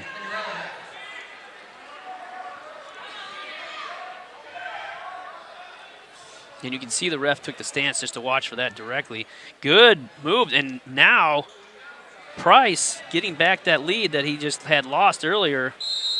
Now he goes in, he's now up 10-8 with 30 seconds left.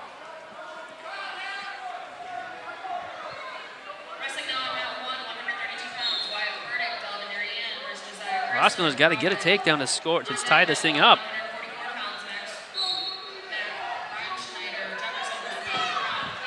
He's got time. 5 seconds left. And it appears that Price is going to hold on to win. There it is. Christ, your winner with come from behind. Well, they were tied, excuse me.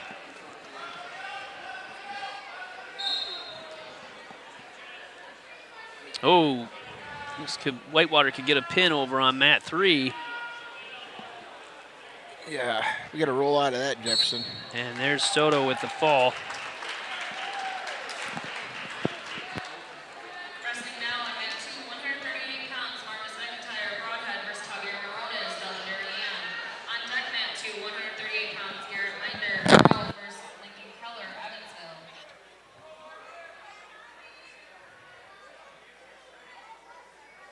Winner at 138 pounds, Hunter Marquise, Clinton.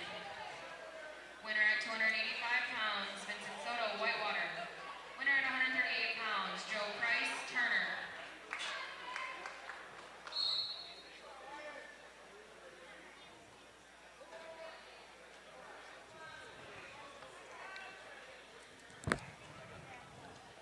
Wrestling now on mat 3, 132 pounds, Jeff Lewis. All right. Troy versus Action on mat 2. We got Marcus McIntyre facing Taviar Morones in the semifinals at 138 pounds.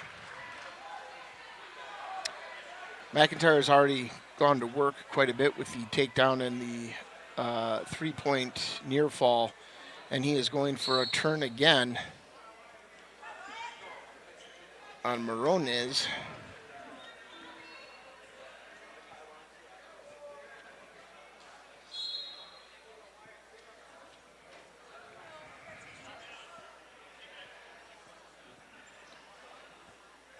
Got 2 that time. Oh, he's got 3 in the hopper. Haven't been given that yet.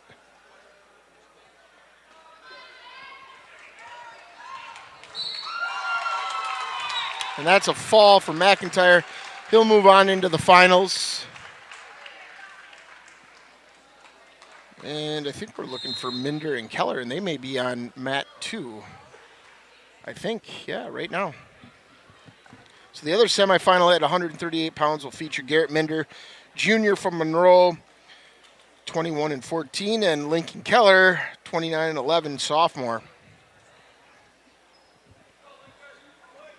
Wrestling now on mat 3, 132 pounds, Devin Ordenius, Jefferson versus Nate Godecki, Bigfoot.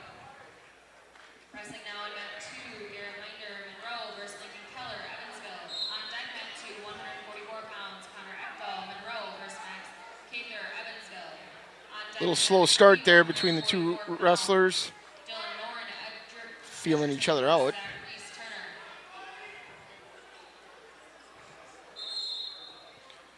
Turner. Oh, Lincoln trying to get down on an outside single, and instead, well, he had a, ooh, just a little trip to almost a cow catcher, converting to a half, and Lincoln just very good at using every single part of his body to try to adjust, and now he's almost trying to hook the back end of the hip there.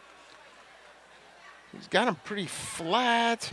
Minder, though, has got an incredibly tough bridge here, but that's pretty close. He just tiny adjustments, and there's the pin. Keller will pin his way into the finals and face Marcus McIntyre, and looking forward to that match. When they wrestled at the duel, they were pretty close, 2 periods pretty much tight, and then the third period, McIntyre took advantage of a bad position. But we'll stay at mat 2 with the call, and we've got our own Max Cather facing Connor Eckdahl.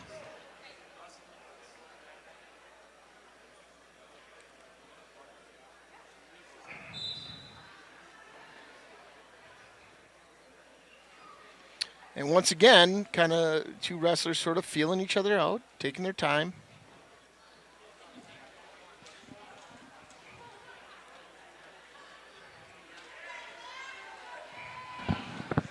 I believe that looks like Max Cather on mat 2 to me. It is. All right. That's confirmed. Can confirm. Versus Max Cather, Evansville. On deck mat 2, pounds, Brody Turner versus Holden Howard at Edgerton. Wrestling now on mat 1, Max Schneider.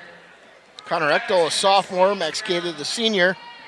On deck mat 1, 144 pounds, Jacob Huff, Delvin Ariane versus Tracy Thomason, Whitewater. So they'll go out of bounds. Both wrestlers up. Meanwhile, We got Wyatt Nelson. Nelson over on mat 3, Pounds, Lincoln Keller, Evansville. and he's facing Logan Marshall. And we got Lincoln Keller coming up. Lincoln Keller wrestled, Oh, did he? pinned his way into the finals. Oh, let's see it. I'd leave for 5 seconds and good things happen. You're going to have our audience commenting that they want you to leave.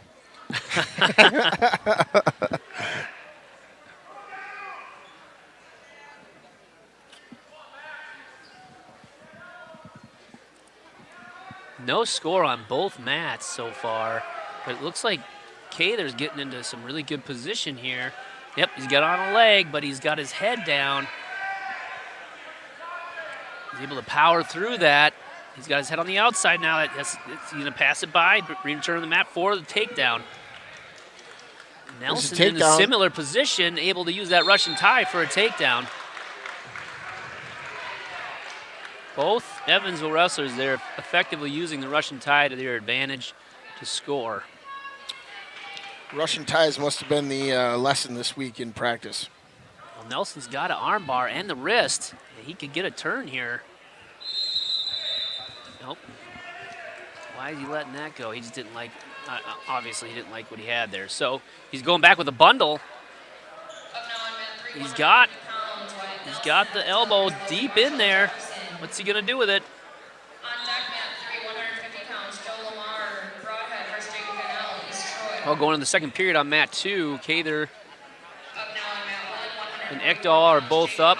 Start on their feet again. Nelson on the other mat had 157 pounds, the cradle locked, versus JJ Gonzalez, Whitewater. but Marshall's able to break it, and it looks like they're gonna move into the second period the same score as well. 2-0. Cather on a leg. Switch over, and they're gonna be out of bounds.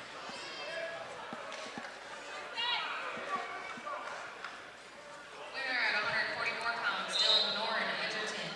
So Marshall deferred. Nelson's gonna go both up.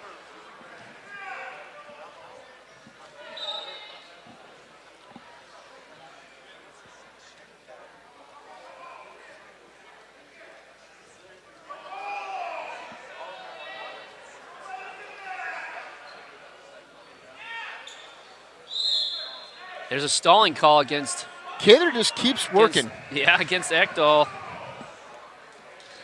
You got to turn in, folks. If you're a wrestler on the edge of the mat, you cannot allow yourself, especially with this ref, to step back and just try to want to start back over from the center. You're going to get penalized every time. I mean, almost every match you're going to hear coaches and fans circle in, circle in, circle in, right? All day long. That's the mantra. Now, Nelson on mat 3 could do the same thing, or if he can push him off and prevent him from circling back in. I kind of let him off the hook there. Yeah, maybe not comfortable in that tie. Oh, that interesting situation there. Cather sort of shoots him out of bounds. Not dissimilar to the last time.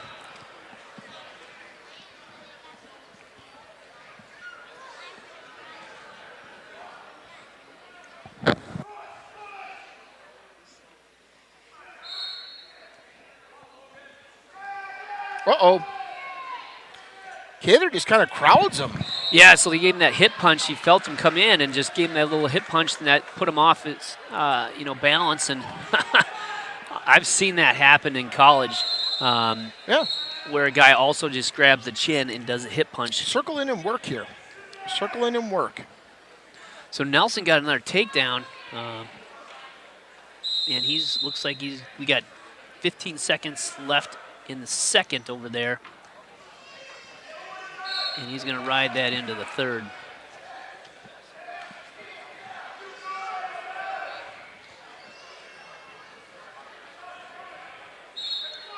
So semifinal match in the center on mat 2. with Cather and Ekdahl. Cather with a 2-0 lead. So, you know, he's got to stay on his aim game here because you do not need to be outscored in the third period. Coach Witt did his scouting because Ekdahl's doing everything he can to not give Cather his arm. Cather using his knee to block that leg, that far leg. And we're going to be Locked hands. Locked hands. Wow. Not sure what happened. Yep. He's got to be lower on the arm. That's what the coach was telling him. We got to get our head straight here. Why? Meanwhile, Nelson's got. Yeah, he's got him on his back. He could be a fall, but I don't know if he's got it in tight enough. I don't know. It looks. Well, he's got him in a good spot here. This could be there. It is. And Cather with back points as well. Boy, those are big back points right now. He's got to watch where his hips is at. So Nelson takes himself into the consolation semifinals.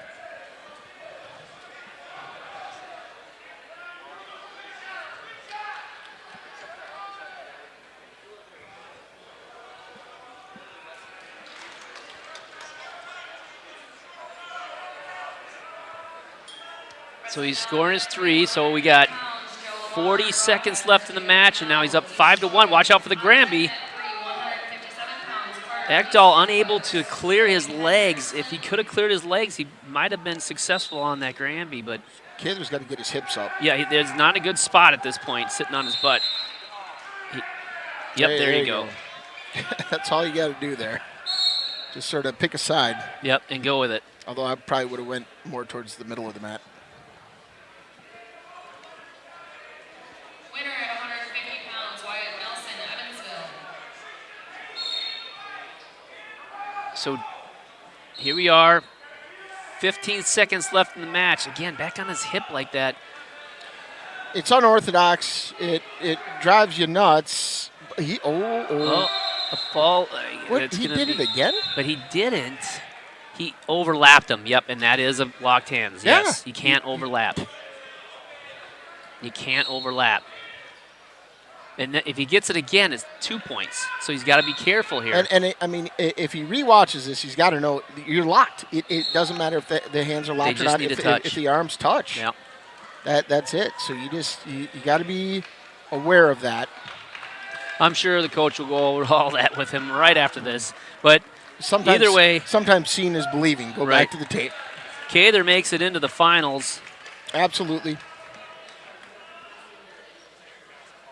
where he should be. Now, did Huff win? I didn't They're see still it. wrestling. They're over on mat 1, Thomason and Huff. Okay. Huff's got a 9-2 advantage with about a minute left in the third period.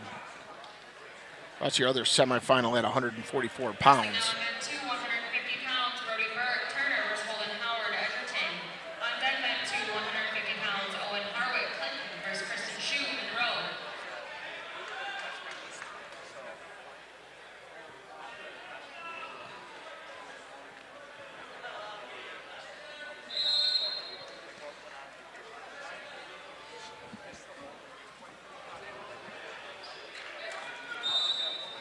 .40 seconds left over on that other semifinal at 144 pounds on mat 1. Huff with a 7-point advantage. Second period, I should say, or is it? No, that's the third period. It is third they got period. it wrong Yep. on the. They that's do. on the in-house, Yep. but they got it right on track, and that's all that matters. Why they called that out of bounds really quickly.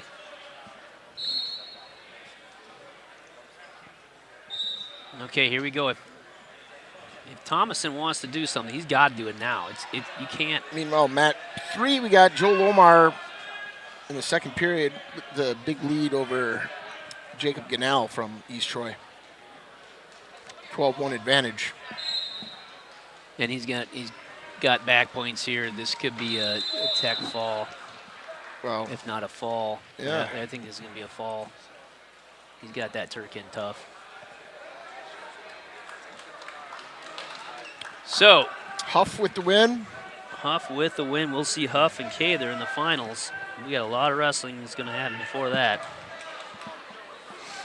Evansville's got 5 in the finals so far. 157 pounds, Cordell Harris, Evansville versus J.J. Gonzalez, Whitewater. And I think we have everyone still wrestling except for Martin. 132, yeah. And that's it. Tech fall for Lomar Lomar will head to the finals. at 150. No, nobody's really surprised by that, right? Nope. Well, it's been fun watching him wrestle through the years. I absolutely.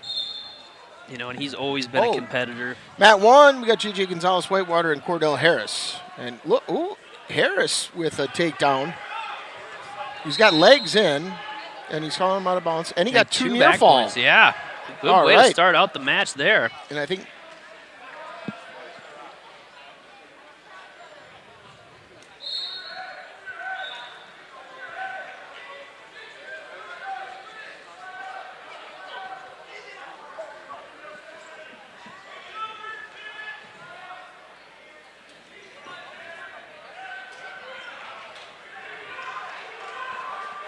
So both up, score 4-1.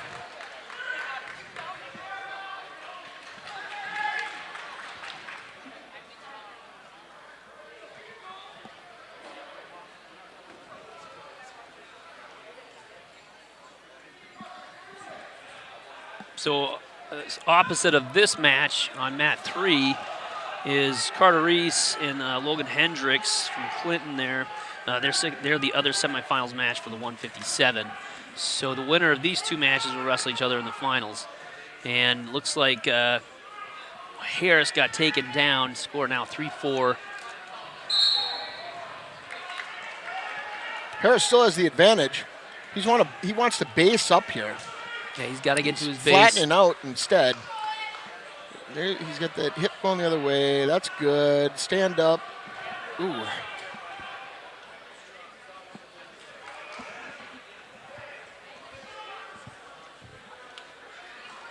Head up, hand control. He's got part of that going.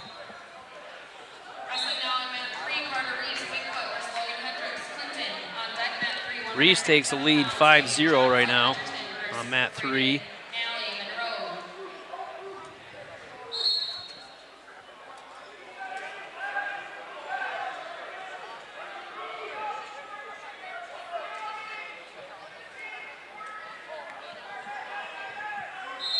And we're going to go into the second period. Score still is 3-4. Green's choice, so Harris will defer. Gonzalez chooses down.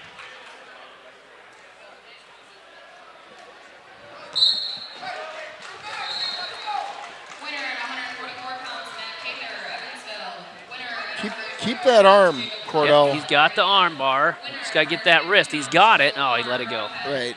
So now you got to follow. Time to be fast. Oh, there you go. Smart move by Harris. Live to fight another day, right? Oh, head up, head up, head up, head up. Oh, there's a go behind by Gonzalez. I tell you, the Gonzalez being the senior and Harris is kind of showing Harris needs to get that confidence back. He's got a little bit of jitters. You saw when Gonzalez did a kind of a fake shot that Harris really took the whole bait on that.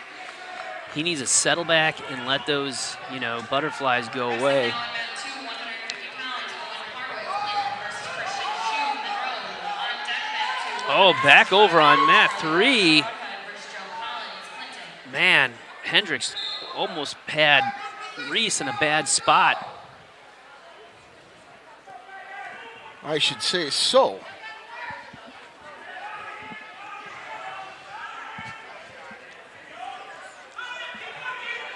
at 150 pounds. Harris fighting off that arm bar by Gonzalez. he's gotta and stop It's this. pretty close. He's got to stop this.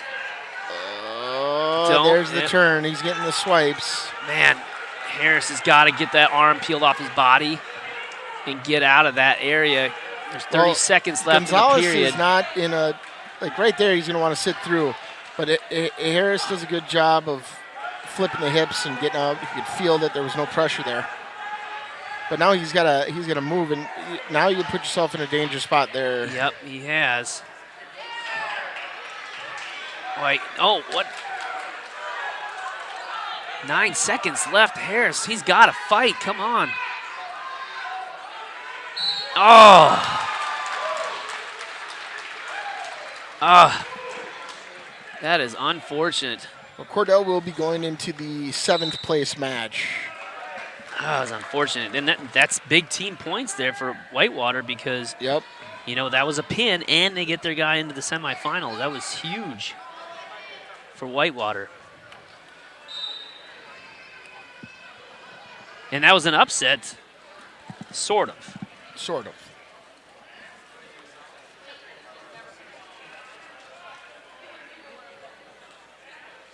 Meanwhile, Matt 2, seeing the end of the first period, semifinal, and Christian Shu with a fall, win by fall. He will face Joel Omar in the finals at 150 pounds.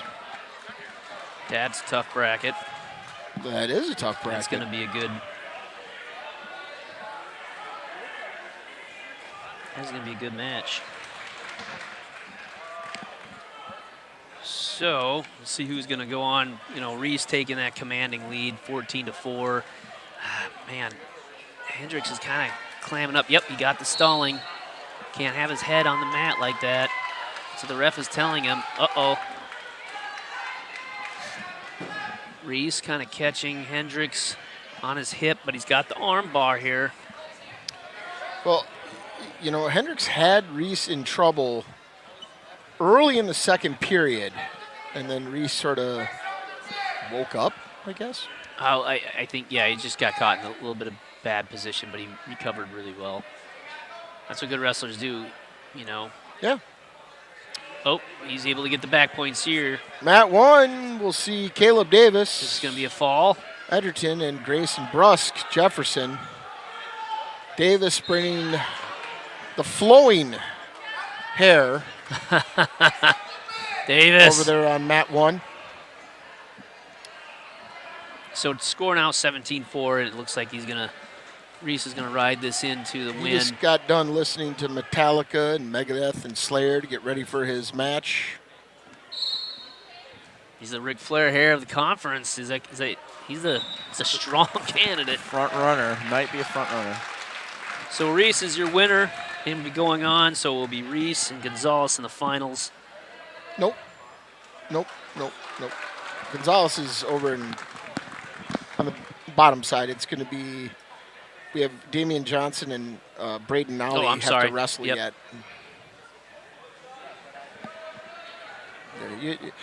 You only get one. Are you writing in pen? Did somebody give him a pen? He's supposed to have a pencil.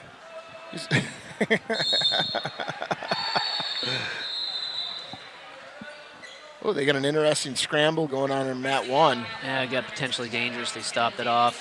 It was just potentially weird. It was, you know, those happen. Wrestling now on mat 2, 165 pounds. Charlie Weiss, Broadhead versus Joe Collins, Clinton. On deck mat 2, Sebastian Queller, Whitewater versus Carlos Ramirez, Turner. Yeah, I spoke incorrectly. I was looking at the wrong side of the bracket. Wrestling now on mat 3, Yeah, Brandon Nally and Johnson now for the other 157, 157-pound semifinals wrestling in mat 3. Damian Johnson is another contender for the Ric Flair hair of the conference. Of course, a teammate of Caleb Davis. So we don't want to cause any more tension over there in the Edgerton, fan base. But boy, they're 1-2 right now. I don't know. Trainer, please report to the head table, please. Davis being relentless on top over there on Mat 1. So Nally got an escape, and now he's got a takedown. Now he's going to put Johnson on his back. This could be it. There it is, the fall. So it'll be Nally and Reese. Braden Nally will go into the finals here, and I mean, I remember Braden as a freshman, you know, and he was kind of one of those freshmen from Monroe that kind of got thrown into the fire right away, you know, but boy, oh boy, he is looking good as a junior, very good. You know, you learn from losses. Those are opportunities for learning. That's all they are. Yes, they are. And so here he is in the finals, Rock Valley Conference Championship. So here we are, Danny Heiser on mat 3 versus Rough and Knock, yep. Rough and Knock. And Heiser with the Kelly, but can't capitalize. Rough and knock countered really well.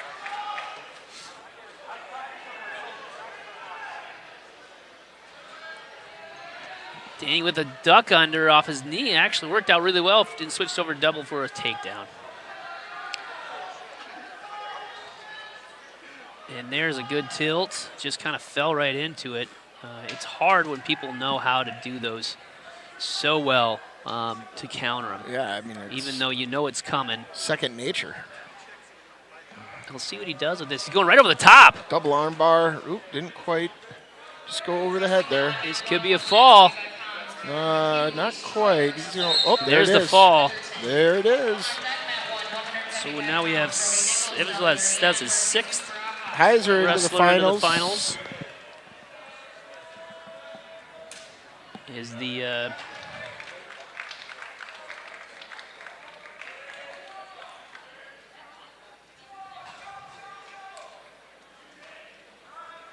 looks like we'll have Adrian Wessels coming out on mat 3.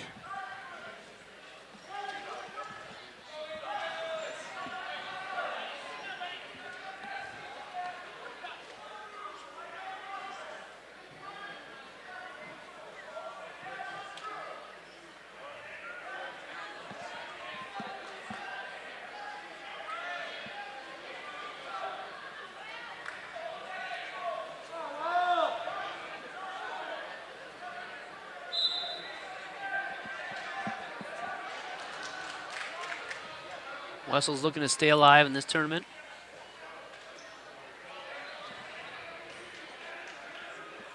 Winner at 157 pounds, Braden Alley, Monroe.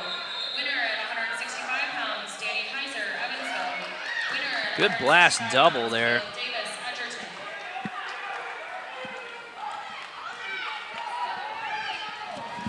Looks like we lost our feed to that track wrestling, but Yeah, Wessels finds himself in a cradle. He's got his shoulder up, so I don't think he's going to get the fall. oh,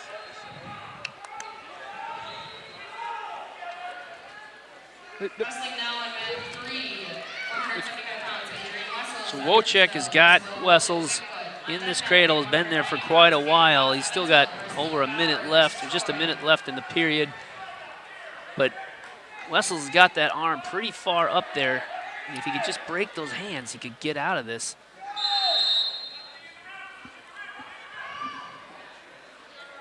There he looks like he's going to get that. Yep, he broke the hands. Boy, tough work right there getting out of that cradle. Good job, Wessels. Boy, Wojcik's being awfully aggressive with that crossface cradle, trying to set that up.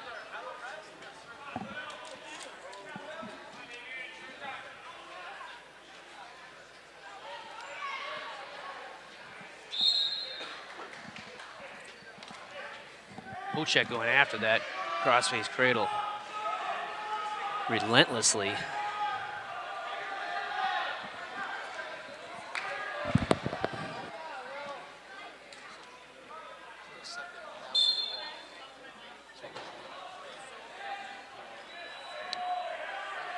Ten seconds left in the period.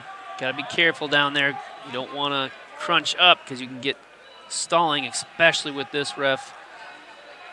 We've seen it time and time again. He will not tolerate defensive type wrestling.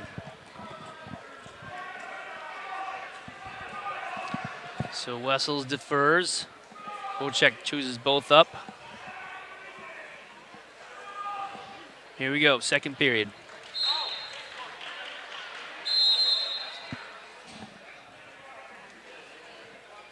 Boy, folks, you can't see it all the way, but this gym is at or near limit right now as far as capacity. It's pretty packed in here. yes, indeed. It filled up real nicely behind us. Yep.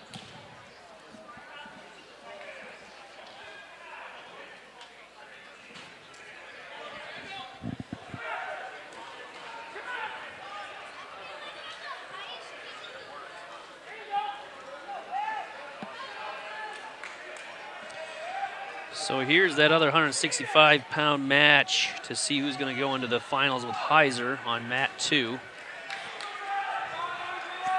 Semifinals on the lower part of the bracket. We got Sebastian Cellar, say that right? Cellar. I thought it was Color or Kueller, but Kueller, okay. Anybody from Whitewater want to chime in on the chat? Let us know how badly we murdered Sebastian's last name.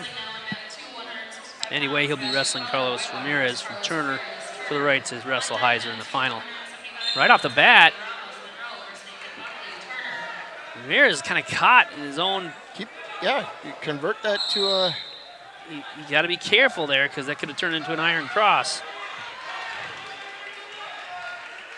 Well, we called it a crucifixion. Yeah, back when in the I day, was a younger man.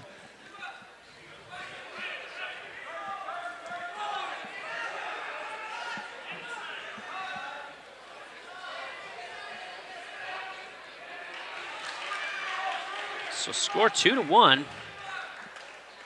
early on in the first period. Meanwhile, back over at Wessel's, scores 5-0, and we got some blood time on Wojciech.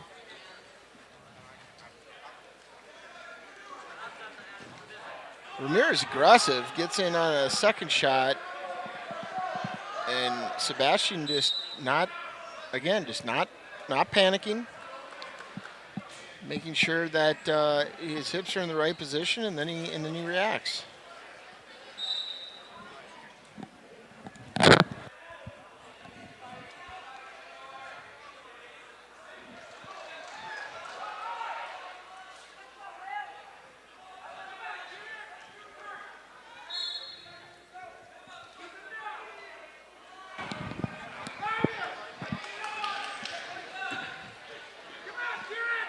.30 seconds left in the second period. Wessel's getting kind of pushed out there, but he pushes back in.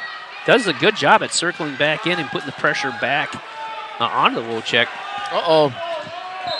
Oh, wow. Too, Ramirez got caught a little bit, but is getting out of it. But that damage is done. Wessel pulling on an ankle with 12 seconds left. Trying to get that. They're going to go stalemate. 8.9 seconds. Mat 3. They're only in the second period. 8 seconds left. We'll see if someone shoots off the whistle. Nope. Looks like both wrestlers are content to go into the third.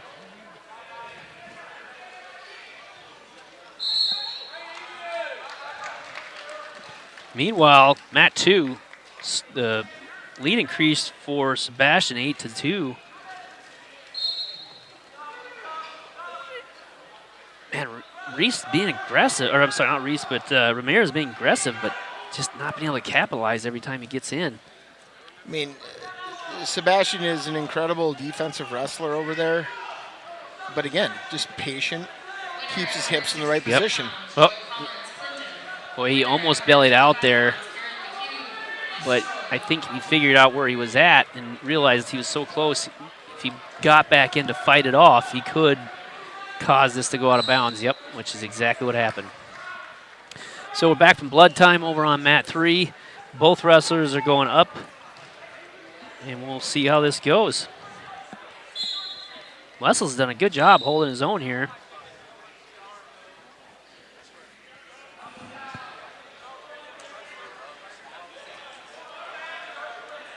Wessel's changing levels, getting the good down block, getting underneath Wojciech. Good hand fighting. Frustrating him, yeah. You can tell Wojciech's getting frustrated with it. He just missed. Yeah, he made a bad choice there. Just missed. Oh, and big takedown. Ooh. Big takedown by Sebastian for 2 points. Score now 10-2. Takes a commanding lead up there. 36 seconds left in the second.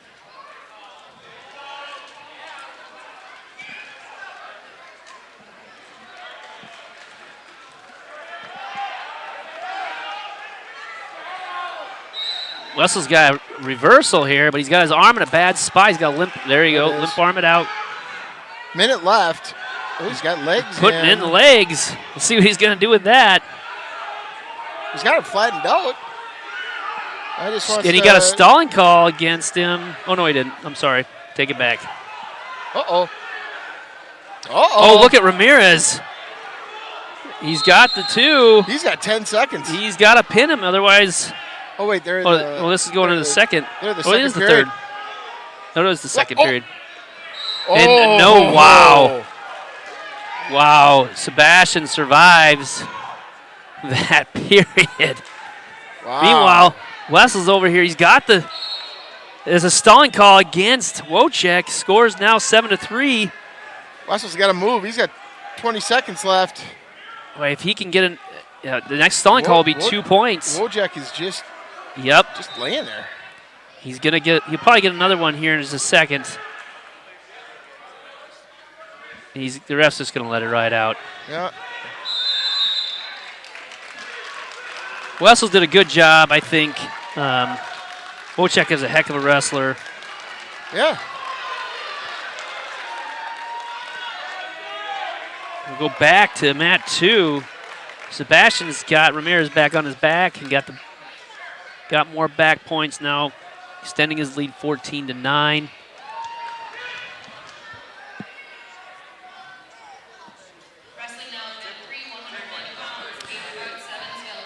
Butts is back up on mat 3.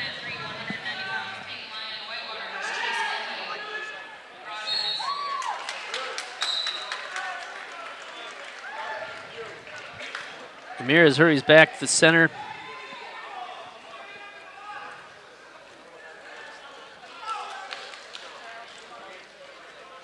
Oh, that's going to be a false start on Ramirez. Caution.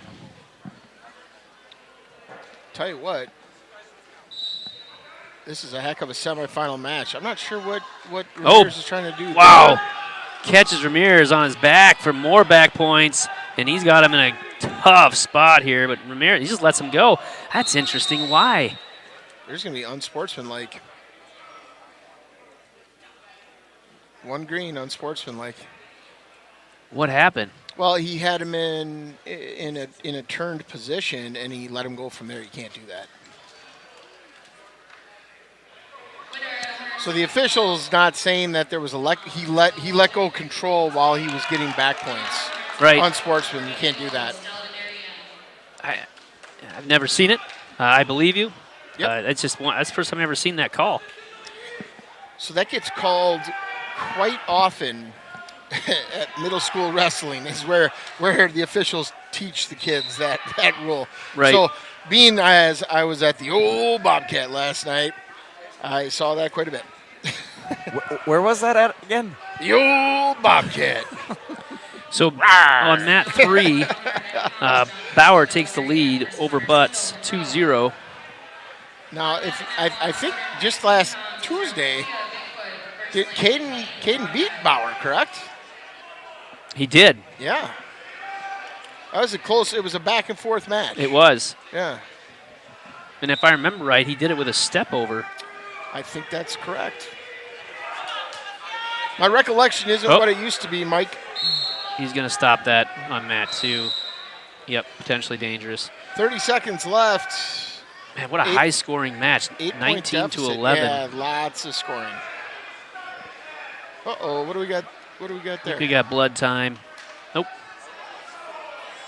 Just taking either a Band-Aid or something off. Throwing away a candy wrapper. Yeah. Well, he needed some gum, so he had a gum wrapper. Candy wrapper into his singlet there. Where do you keep your candy? Man, scored 12-19. 10 seconds left in the match. See what Ramirez got in him. He's got to do something. Holding on to a leg is not going to get it for him. But this could. And that's the end of that match. So you're going to see Sebastian be wrestling Heiser in the final.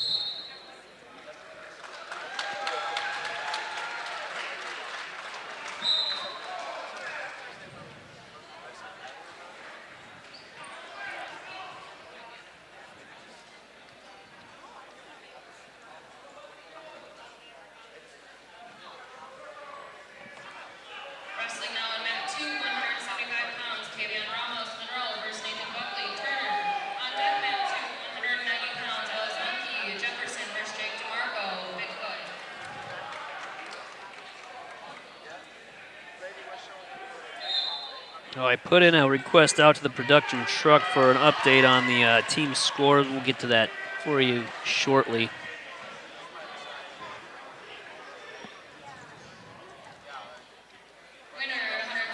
That would be the stats department. Yeah, stats crew, yeah. They do a good job. They're doing great.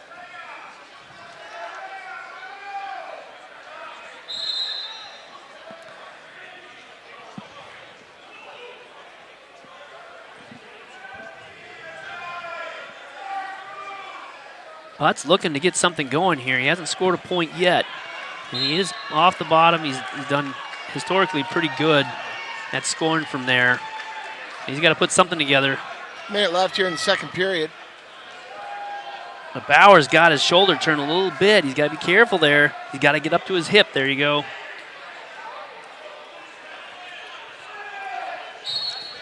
Ooh, pin over there on mat 1. Fusco over Swindle. So, update as of 12:34 Central Time. Check local listings. Evansville leads 166, Whitewater 122, Monroe at 117.5, followed by Delavan Darien at 85 points. So those are your top 4. Still anybody's game at this point. So Butsy will be going for 7th place.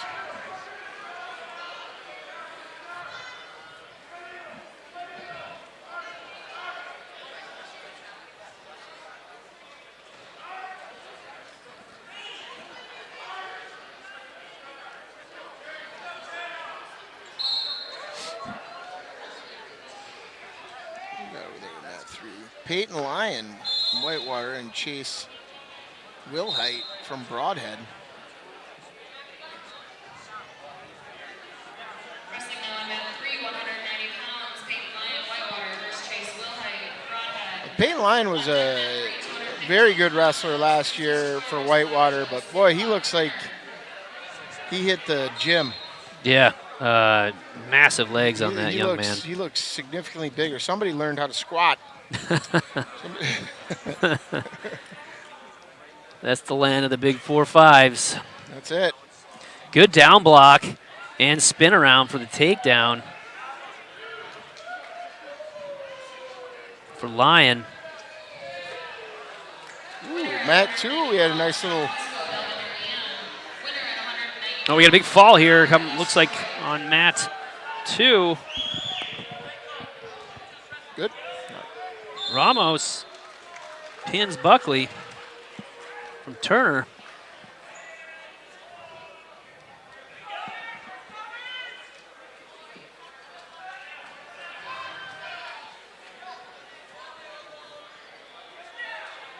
Lyon is in a good position here. He's got 40 seconds here to get the pin. And there's the fall, which are big team points again.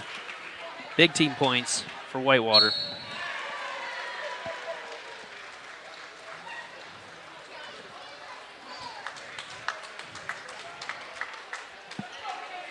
We got our first 215-pound matchup on complete over on mat 1.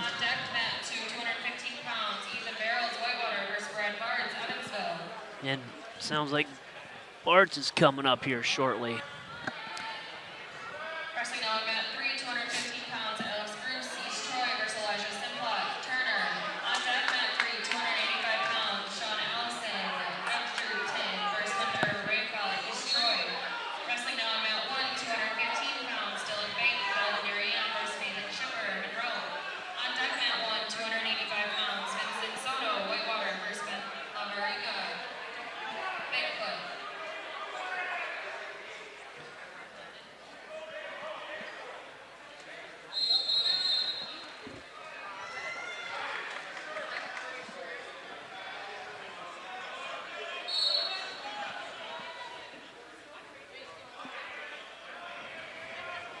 Winner at 215 pounds, Landon King. So over to mat 3, we've got a takedown right now Winner at 175 pounds. from Alex Bruce, taking the lead, and follows up immediately with a cradle. He's got Simplot in a bad position here. Mat 1 is the first semifinal at 215 pounds. We got Nathan Schipper from Monroe facing Dylan Baton.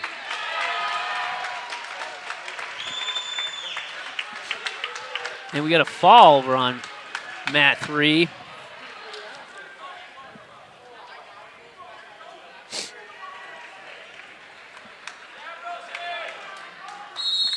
Quiet on the chat. Yeah, it's been really quiet. I think A lot of action here. You're glued to your screen, not to the keyboard if you're watching. And the high, and I would say the high value of our broadcast. So we're just passing the offering plate. If you enjoyed this broadcast or are currently enjoying it, this is your opportunity to make a donation or show your appreciation. We have fun doing it, as you can tell. This is a free service we provide to you to grow the sport of wrestling in the area. So there's a link in the description on ways you can donate. We are a 501c3 organization. And yeah, Venmo, PayPal, credit card, check. We also take thanks in the chats. We also take that. So yeah. You know, folks, Baked goods. I'll tell you, goods. all this equipment that we do to put together, it is a quality production that John puts together here, and you know, all this stuff does take money. It's not, we don't, you know, it does take money to maintain it and everything else. It's definitely not, we don't get the equipment for free. No one provides it for us. So any donations will really help us out, you know, with furthering and improving our product here. So thank you for those that have donated in the past, and thank you for those that will in the future. Going back to mat 1, we got Dylan Baton up 3-0 over Nathan Schipper. Interesting match over there. They both seem to be standing up quite a bit. Yeah, they both are just. Schipper's a very, very just stand-up wrestler. He tries to get in those unders. Oh, look at that. Oh. Tries for a big head steal and can't capitalize on it. I guess I don't understand. I'm looking for Baton to just shoot. Yeah, yeah. You know? I mean, I get it. It's 215 pounds, but so they're less likely to shoot. Yeah, I think Bennett Keller chiming in. Any word on the championship matches will be under the spotlight? Not yet. It's a rumor. Yeah. I don't know. We'll see. My intel may suggest we'll probably just do 3 mats. Yeah. That's my so the wind is moving. Meanwhile, Tim Lund in a, or is that Barry Bartz? I can't tell. That is Lund. That is Tim Lund. Yeah. So Bartz is going to be up, I think, on mat 2. Okay. So Tim Lund in there for I think the first 285 semifinal. It is.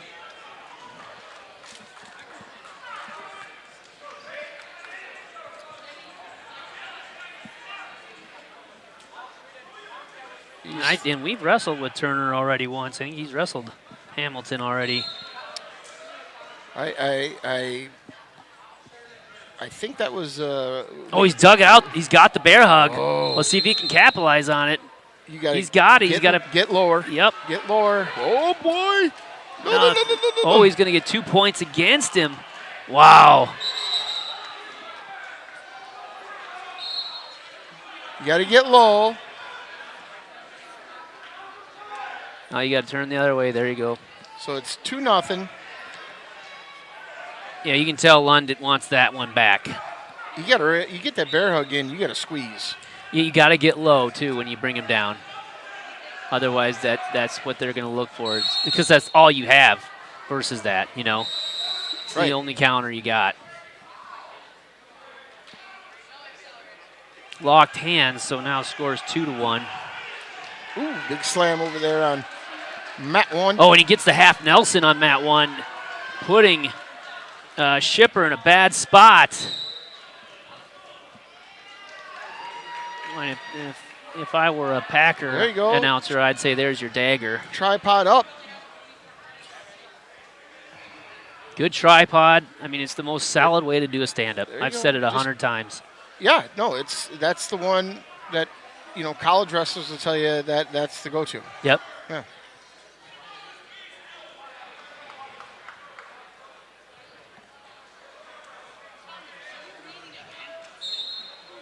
He's got 25 Yeah, seconds to. Tim's got to move. Yep. He wants us. If you could score and get into the third period or second period. Right there. There he is. There you go. Come on, Tim.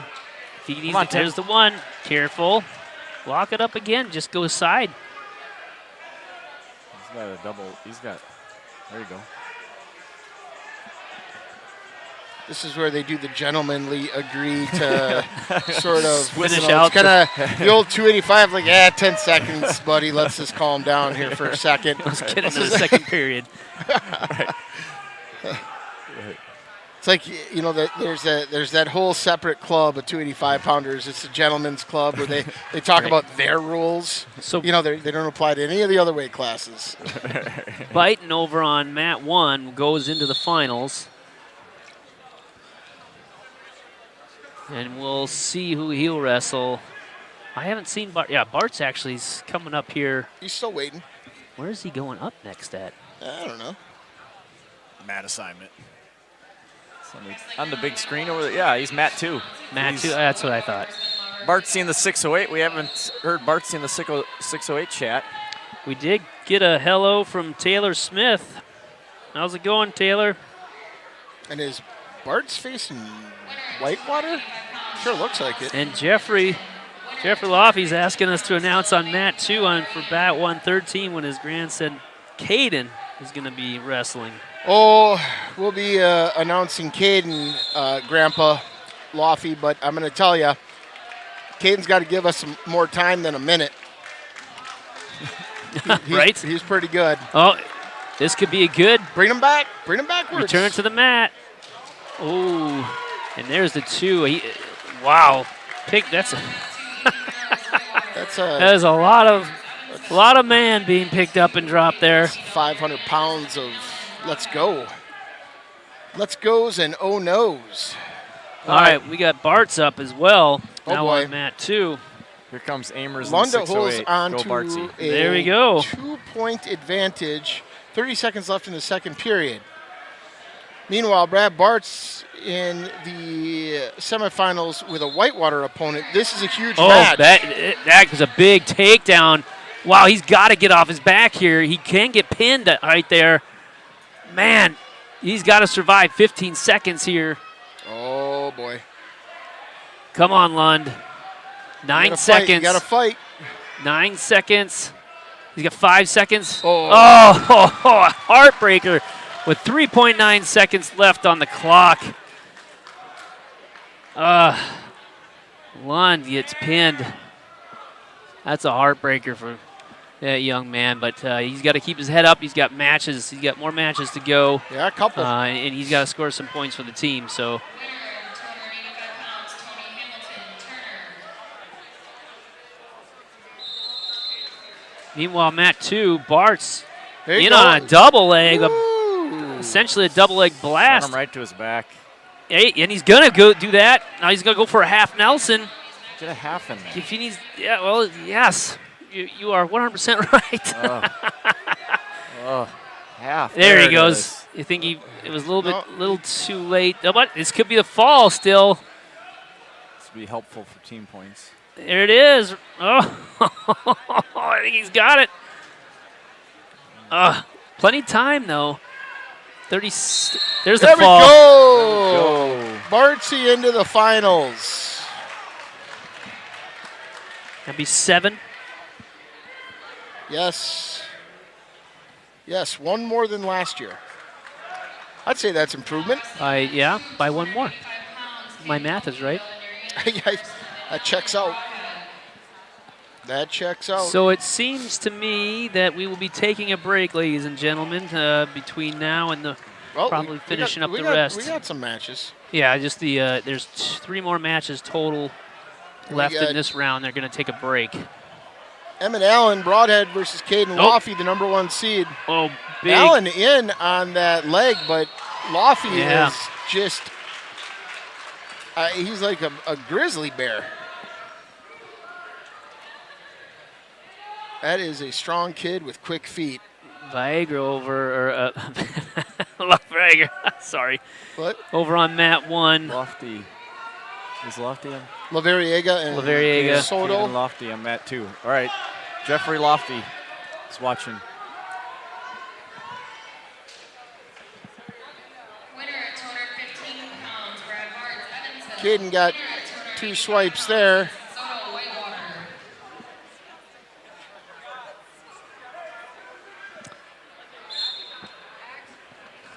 All right, fresh start. Nice pink shoes. This Caden. So Delavan, Caden is showing the optional start here, so Lofty's going to let him go. I don't know about But that. not without making him pay for it a little bit. There you go. Yeah. Well, again, at the the 285-pound weight class, a lot of those guys will throw that optional start out there and then just Crash in. sort of crash in. Yeah. Yeah. Using their weight to their advantage. 6-1. Lofty with underhook. Going with Oh, the there knee we go, block with the another- underhook, man. Typically, another takedown. typically you see that in like a 148. You need the middleweights, not the heavyweights. Just kind of, Yeah. it's a real attribute to Got Allen showcase of that stepping athleticism. in and then throws his elbow off to the side. So Yeah, so Miggy says a huge Lofty fan after having gone against him every play in football. So there you go. That's Midge. Miggy, Miguel Maurice. Oh. Oh. Lofty's got him on his back. There There it you is, go. folks. Lofty pins his way into the finals, and he'll face Tony Hamilton from Turner. And that. And what do we have, a break? What's the I break think so. here? All right, so John, before you we wanna go to tell the us? break, surprise of this first time before the break. All the rounds up to this point, biggest surprise. Well, I mean, I Owen Vagley in semifinal against Landon Bogard. That was Yes, I think that is. That was a bit surprising. We shouldn't have been surprised. That's egg on our face. But that was a bit surprising, I think.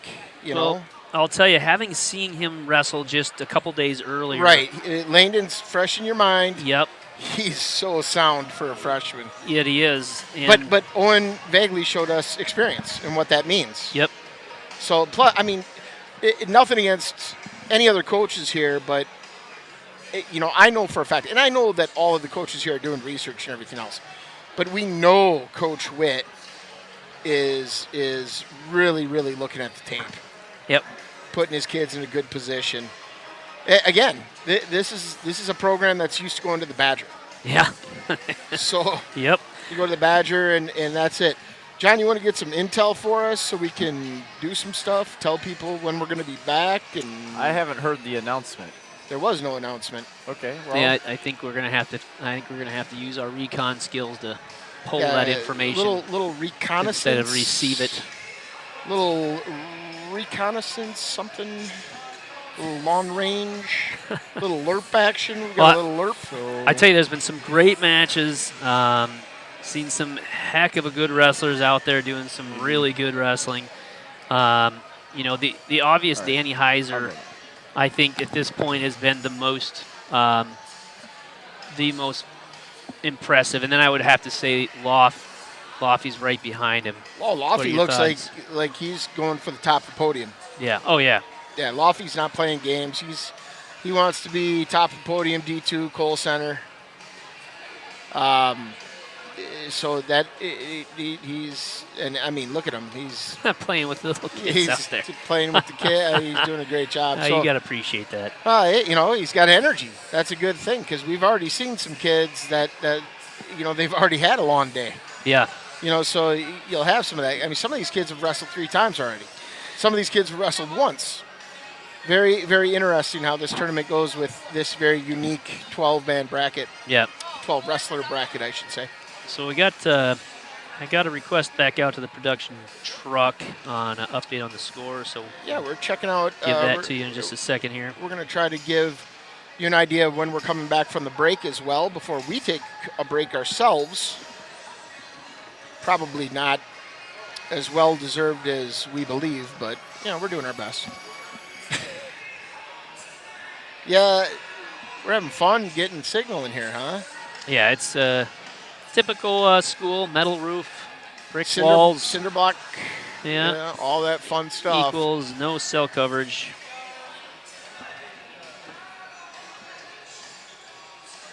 Ugh.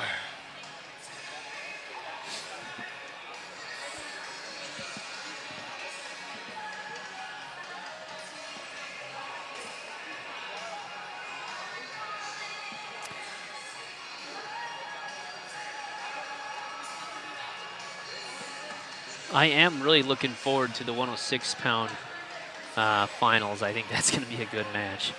Absolutely. But we may be a while. I think we have a couple. We got at least one round here. I'm guessing they're going to go into consolation semis. Yep. With the 7th round match folded into the consolation semis. Yep.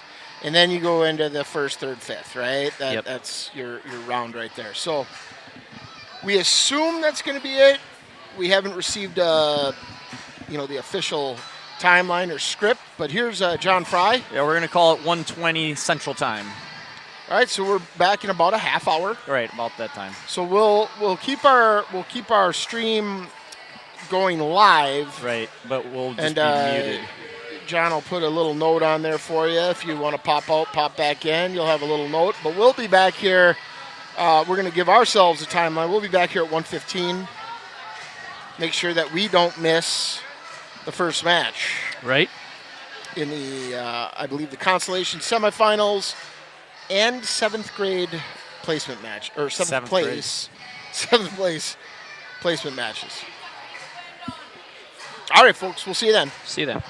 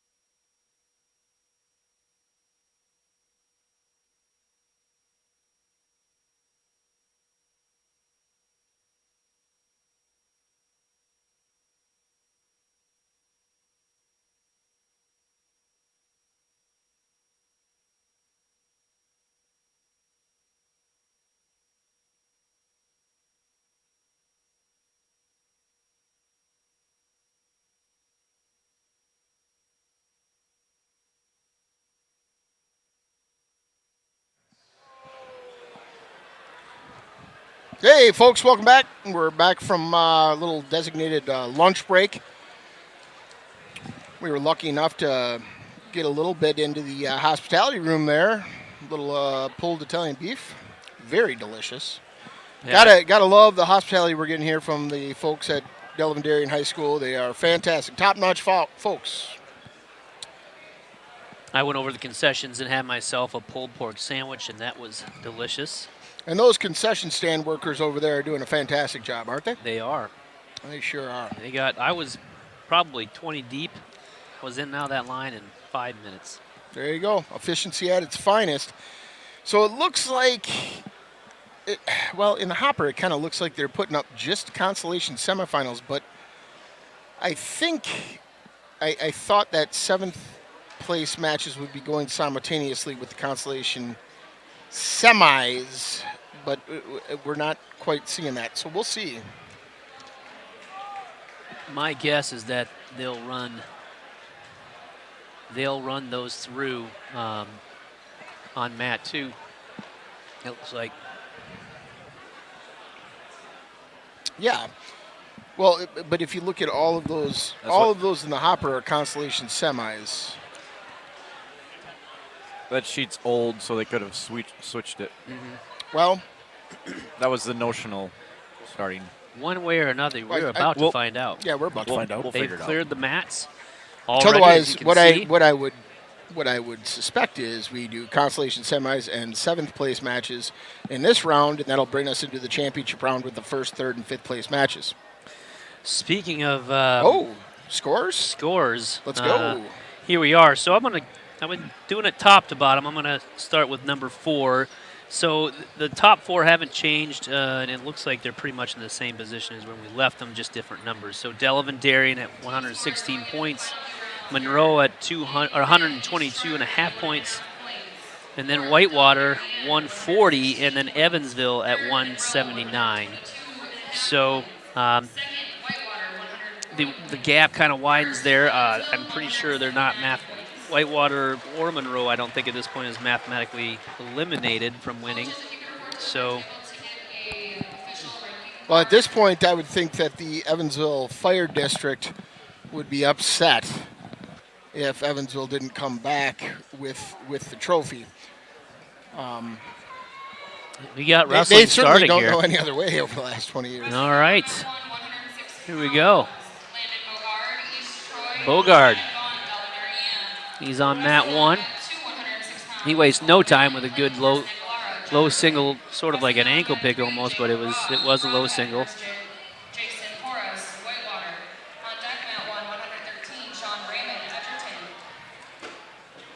So Bogart goes up.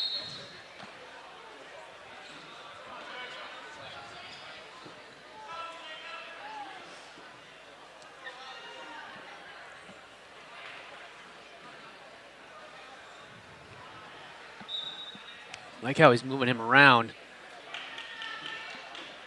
And Vaughn escapes a takedown there. And Bogart with takedown. Turns him to the mat. Looking for back points there with a falling tilt, but didn't happen.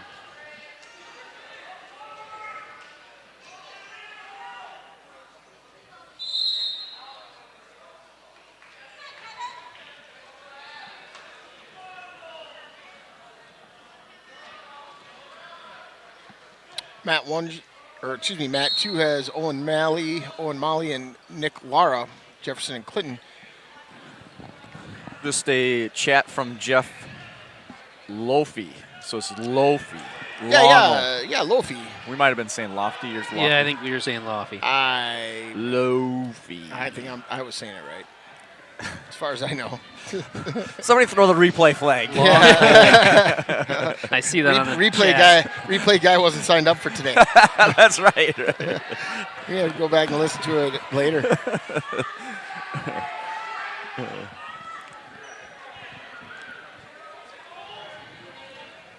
Yeah, the folks in the truck are hanging with us too. Production truck. Yeah, they came up. got their stats to us by hand. They delivered them by hand. Thank you. What if I see if I can get a new set of one of those? Huh? You want to see if I can? If That'd you be could, cool. that'd Yeah. be awesome. So stand by. our production crew is going to work on getting us updated brackets in case. Laura's behind got on Molly in a bad position over there. Bogart's got a big lead Yeah, he's got that arm. on Vaughn. That's a tough spot to be in because there's really not a lot you can do besides getting your arm, but I think this is the fall. Yep. Bogart's still wrestling over on mat 1. Score is 11-2 after the first period. And Vaughn is going to elect to go on top, see if he can get something going here. But Bogart is having none of that. In fact, he's going to catch him. Oh, And here we go with an Evansville wrestler on mat 2. Race. against Bigfoot, Anthony Salinas.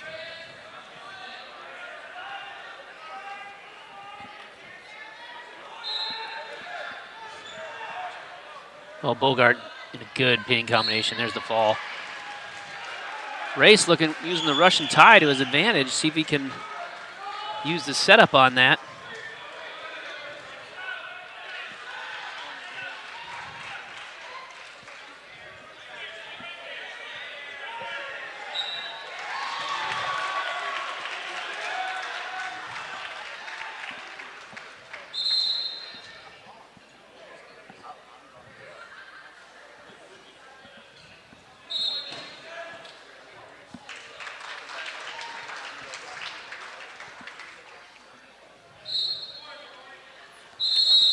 Out of bounds at 121.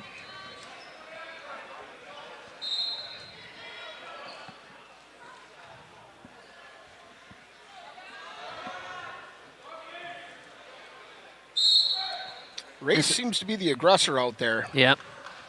Definitely going after that Russian tie. Trying to set up his takedown. You know, I really enjoy matches that are ref by this particular ref. He's no nonsense. He gets it in, gets it done. He's very consistent on his calls. Old school. Yep, That's a and takedown. That's a takedown. Good awareness by our wrestler there. Howlett with excellent mat awareness. Yep. And again, you know, Race is a sophomore. What'd I say? Oh, I'm saying incredulously. Right. A Yes. sophomore having that mat awareness, that's not the norm. Lots of years of wrestling already behind him. And good half Nelson with the wrist. He's got it in there tight. That's going to be it here. Just tiny adjustments, This baby could be the fall. adjustments, head up, He's got to get chest on chest. head up, Yep, he sinks back. head up. Going to catch the bar. Oh, man. There you go, just sit through on an armbar. Go He over the gave head, him don't 3. circle. This is a different move, probably because he still has the wrist.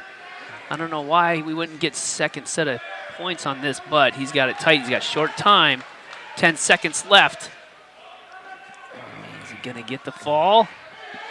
Oh, man. There's the fall. 4 seconds left. 4 seconds left, you gotta like that. Good job, Howlett. He'll find himself in the third place match.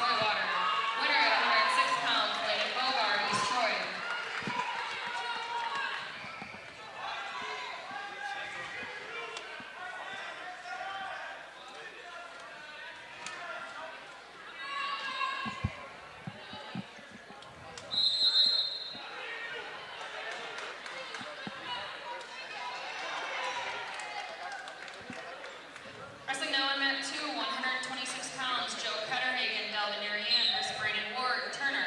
On deck mat 2, 132 pounds, Devin Rodanius, Jefferson, Rich Jack Clueless, East Troy. So mat 2 right in front of us, we got Braden Ward and Joe Ketterhagen, Delavan. Braden Ward from Turner.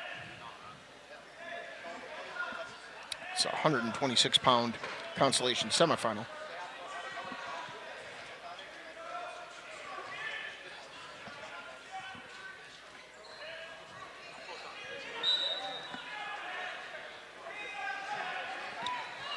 Ward, a very technical wrestler.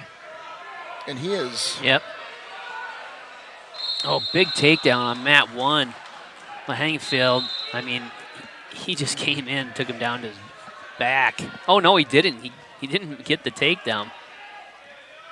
Really? Interesting. Okay. Winner at 120 pounds, Ray's Holler, Evansville.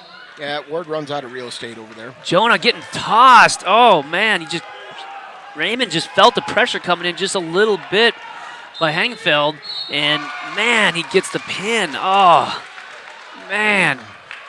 Jonah was in the lead. He was in command of actually that match up until that point. He just got to give it up to Raymond for feeling that pressure and capitalizing on it.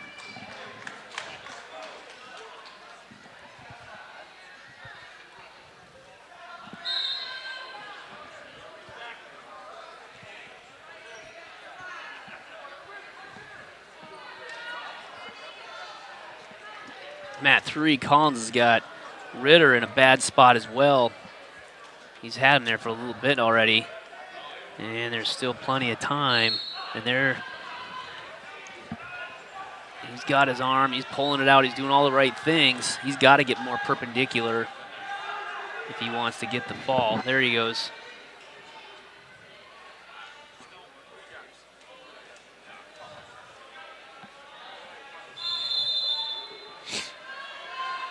He's got to look up. He's got to stop looking at the pin. There you go. Mat 3. There's the fall. As soon as he got his head up off the mat. Braden counts with a fall over Ritter from Jefferson. Winner at 113 pounds, Sean Raymond, Edgerton. The difference being there is he was trying to look at the pin, and as soon as he got his head up off the mat and stopped looking at it, he got the fall. Put that arch in his back and allowed the shoulders to be pushed against the mat. This is going pretty fast, actually. 132 pounds, Wyatt Burdick, Delta Marianne, Nate Bodecki, Bigfoot.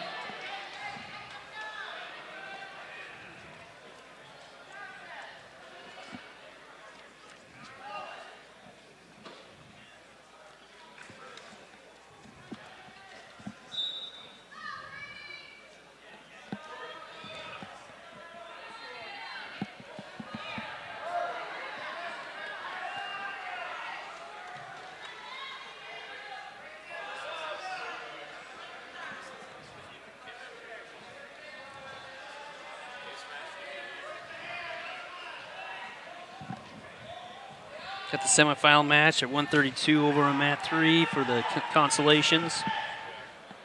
Yeah, it looks like we do have 7th place matches going on here. We just don't have one until 132 pounds. Winner at 120 pounds, Brady Collins, Clinton. Wrestling now at mat 3, 132 pounds, D'Angelo. So Chrysler gets the first score over on mat 3. On deck, mat 3, 138 pounds, Javier Morones, Delavan versus Joe Price, Turner. Vernon off that fresh, very close loss against Menahan, and we'll see how he can bounce back here from that. DeBlair with the 5-0 advantage over Brady Friend.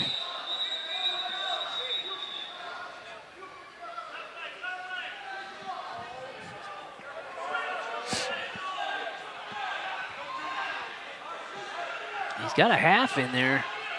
Is he going to be able to get it going? He is. He's going to get Friend over. And potentially dangerous with no back points. Oh, boy. It's because his arm came up, above perpendicular on the back. That's what the potentially dangerous was. Sure. Meanwhile, mat 3, Vernon able to escape back into the same score he was. Yeah, Chrysler and Vernon, this is a match. These are a couple quick, strong kids. Out of bounds, going to start fresh. Here we go. Of course, Chrysler a sophomore, Vernon a senior. So we'll see if that experience takes over. Play. But, I mean, again, 45 seconds left in the first period. It's 2-1. But both on the attack.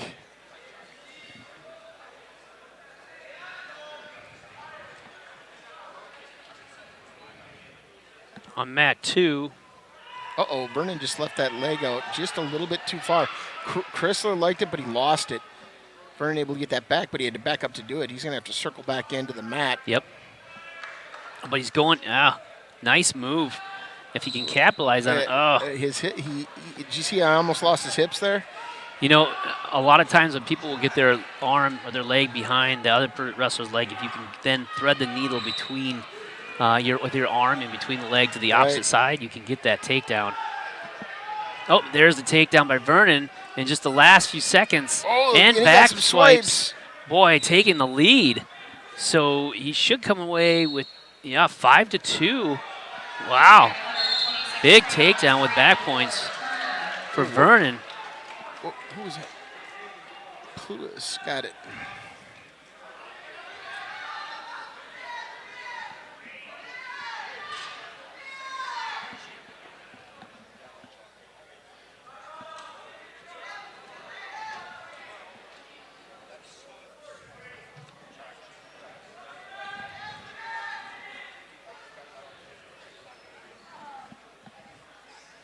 Another takedown for DeBlair.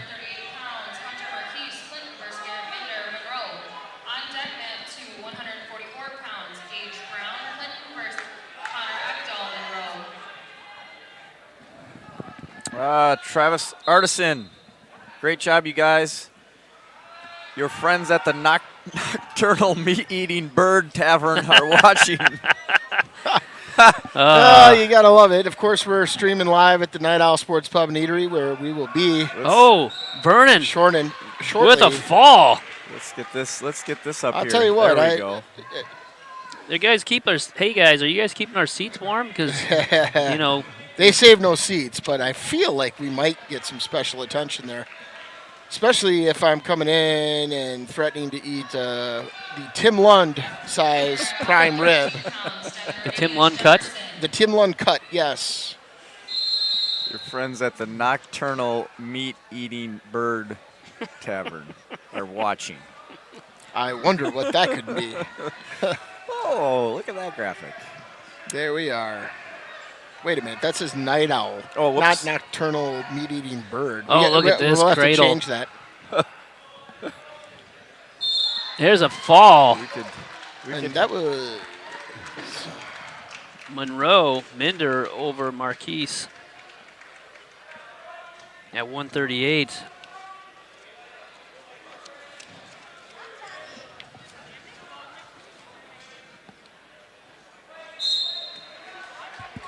Wrestling now at 144 pounds, Gage Brown, Clinton versus Connor Ekdahl, Monroe. On deck at 150 pounds, Brody Berg, Turner versus Owen Harwick, Clinton. We are already into 144. Yeah, it's going quick. This round is flying a little bit, which is fine. That does not hurt my feelings.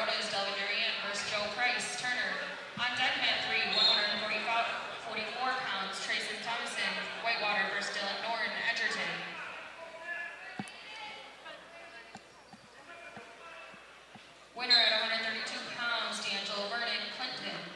Winner at 138 pounds, Garrett Minder, Monroe. So DeBlair has really taken a lead over Friend on mat 1, and it looks like, barring any huge upset at this point, there's 2 more back points, extending his lead to 13. He'll be moving on to the 3rd place match. Ekdahl with a takedown over Brown on mat 2. Takes the 2-0 lead in the first period. How about that graphic? The graphic department. Nocturnal Meat-Eating Bird. Nice. Good Lord, he's nice. all over it. Travis, check that. We reached back to the truck, the broadcast truck. The graphics department was coming back from lunch, and they dropped in a overlay graphic for us. They do what they can for us, They're pretty good that way. That's right. What do we got? Oh, we got a little timeout over there on mat 3. You see DeBlair punched his ticket into the 3rd place match. He did. And now we're looking at 30 seconds left in the first period on mat 2 between Brown and Echtel. 2-1. Advantage Echtel.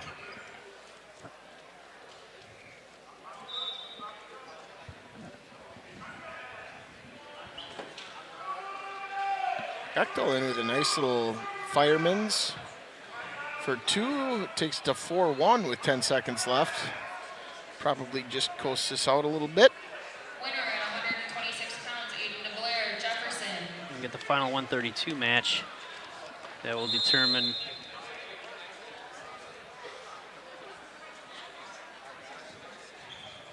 the 7th place match is going on right now on mat 1.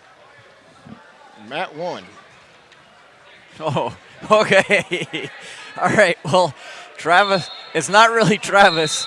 Travis is funny, but it's the old guy doing the typing here. That would be one Greg Artie Artisan. So He's not old. check out that updated graphic. Hey, even better. Look at you.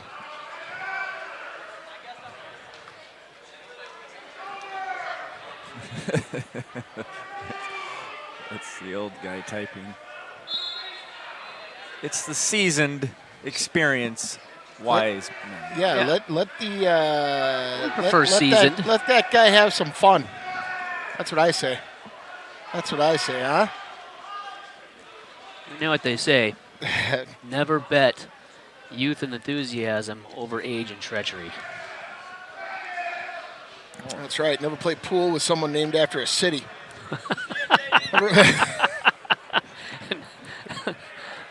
Never heard that Oh. one? Yeah. Big chin drop over on mat 1. Of course, we're getting to the age now. Never pass up an opportunity at the bathroom. And there's the fall. I got piles of these rules. I got So for 7th place over on mat 1, looks like Burdick with the fall. Funny stuff. Travis, a.k.a. Greg, is also saying funny stuff. So We do what we can with what we got. we do what we can. you know, it is getting after lunch. We get a little punchy. Oh, I can't wait till next week when we go to the Super Regional and are there for 20 hours. Do we just put cots in there? We are approaching. We are just passing over 4.5 hours of broadcast. Let's see Joe Buck do that. Yeah, Troy. Oh man, you guys mentioned the 2 absolute worst. Right. That's Mention in that's- Wisconsin. That's what we were doing. We could be. I really like Tony, and I like Tony. I like He's- Tony. I he's, do. he's lost a couple miles on his fastball, but Jim. Jim Nance, you gotta like Jim Nance. Oh, right. He's a legend. Jim and Tony together. That's a good combination. Jim's got broad shoulders. That's all I'm saying. My dear friends. What does he say? Morenz over on mat 3 has got a fall. There it is. So he'll punched his ticket into 3rd place match. And that was Good afternoon, friends. was that Morones? We're at the 18th hole of Yes, Augusta. Morenz. The famous turn at Augusta. Hello, friends.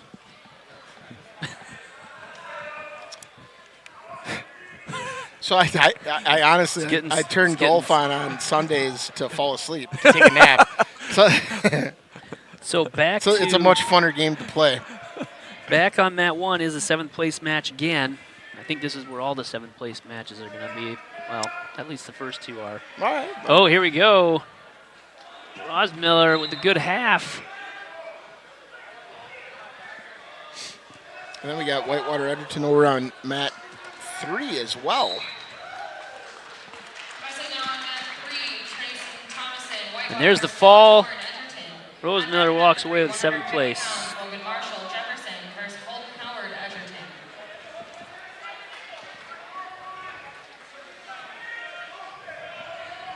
And it looks like Wrestling now in mat 1. Rymanson, excuse me, Jefferson won by forfeit. for 7th place already for 144, so there won't be a 7th place match for that. Mat 1, 157 pounds, Cordell Harris, Evansville, versus Ethan Schreck, Turner. Well, we do have the 7th place match for 157 up there right now, so that is right. All the 7th place matches are going to be going on Mat 1. Oh, no, it's not. I take it all back. Nope. Yeah. So that's a consolation Schoenheier semi. and Johnson. Yeah. So if we go to the dashboard, let's see what the dashboard says. These all say concise semis. They're just mixing them in. They're just having fun. Like we. Have fun with it.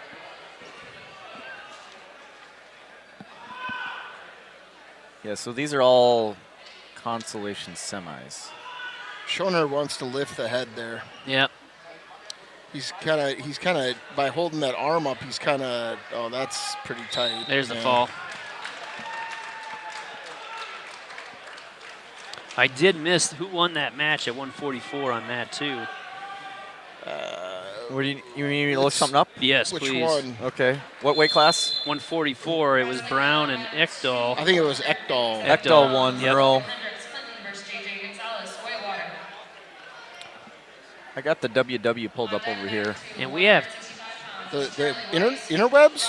we have Cordell Harris up, Mat 1. There we go. Let's go.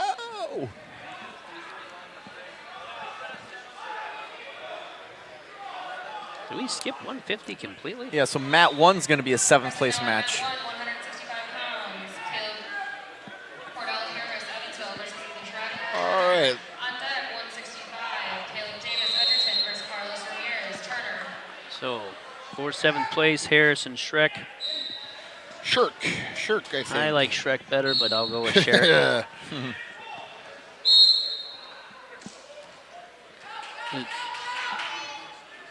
Harris looking for an advantage underneath. Not finding it to go back. Fresh start. Working for hand control.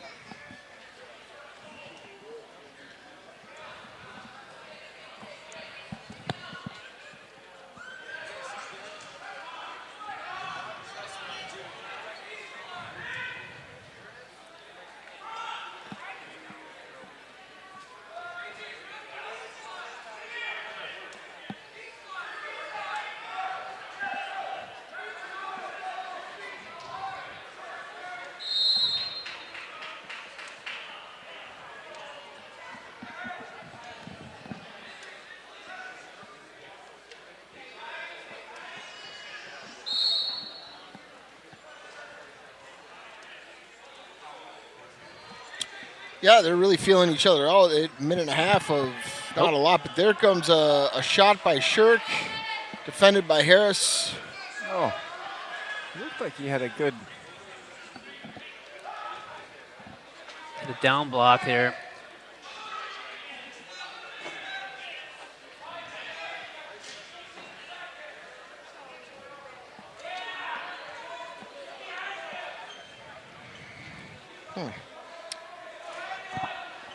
Thomason, pretty big lead over there. Is that 144? Yeah, but there was a recent reversal. So Noren just got a recent Just reversal. tossed him for 2. Nice. Good work. Take my eyes off the prize for a second. Just tossed him for 2 as time expired. That's right in his wheelhouse there. 138 pounds, Javier Morones. Delavan, winner at 138 pounds. I mean, he tossed him right to his back, but he like to see that a little bit earlier so he could get some back points. Right? He tossed him for 5. 7 pounds, Isaac Stronger, Jefferson. Winner at 150 pounds, Brody Bird, Turner. Harrison looking for breaking. He's got to get those hips broken down. And Harris is Good another one return. that he gets.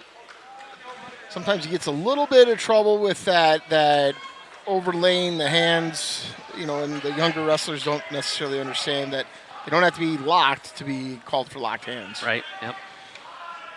All that is a true story.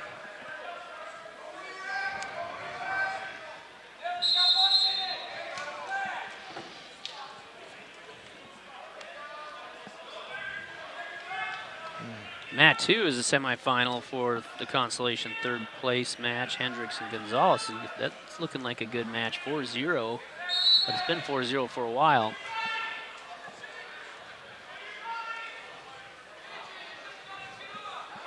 So Sherrick getting the escape point there.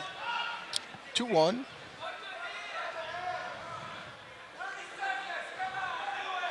Refs telling the wrestlers to get back to the center. Stalling on Red, stalling on Thomason over in mat 3. Looks like he's kind of just a little bit of sitting on that lead, but there's only 19 seconds left. So, yeah. Like I said, you can get a baseball grip. You can go down to an ankle. There's a lot of things you can do there that you're not going to get dinged on. Right. So we're There, pretty much go in on a leg, get another takedown. Did we miss the 150 match between Berg That's and a Harwick? takedown. What do you need? No, I think it's coming right after here. Okay, all right. And that's it. So Thomason will move on, wrestle for third place. Meanwhile, it's still 2-1 on mat 1. 20 seconds left in the second period. Come on, Cordell. Let's see that throw again right now. It'd be nice. But I think... Oh.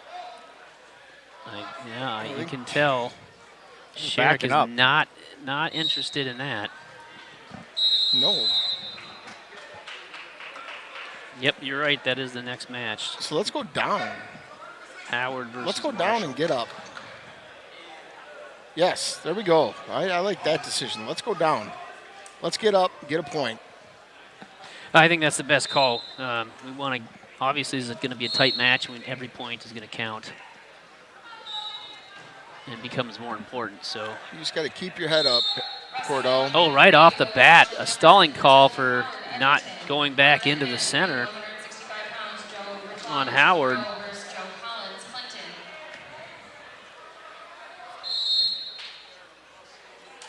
Harris struggling to get something together. He's got his leg hooked. He's got to get out from underneath there. Get his leg out of there. So you just kick out of that. Yeah. He's got to get his hip up. Bring your foot up. Now sit. Kick out of it. Oh, no, don't do that. If you could do a short sit, that would get it out of there. Yeah, he's based up now. Now you got to tripod up. Head up and go. Wrist control. There we go. Oh. No. Gonna kick his leg out. Howard with a reversal on mat 3. Uh-oh. Harris needs to do something. He's going to get hit with stalling here. Yeah, well, there he goes. A little movement up. Head up, though. Get your head up. He can't. Yep, he's got to show more than this. Well, Turner's run parallel, too. That's a fact, but he's not behind. Or he's not ahead, excuse me. And stalling goes to green.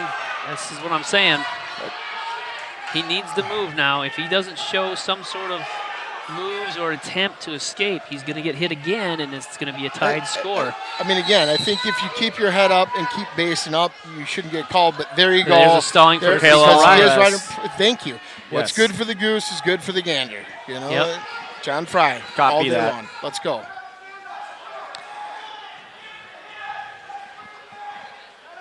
His head needs to come up. Yeah, you got to keep the head up. That's the number one thing I think I would tell a young Cordell. There you go. Come on, Cordell. Just keep running, keep running. Going, keep going. Kick. You got 5 seconds to be on that. He got to move up. No, stay in the. He's going to let him wrestle. Wow. Oh. Score now, and this is it. And Harris walks away with 7th place. There you go. Oh. We'll take it. Nice, Cordell. Nice little battle.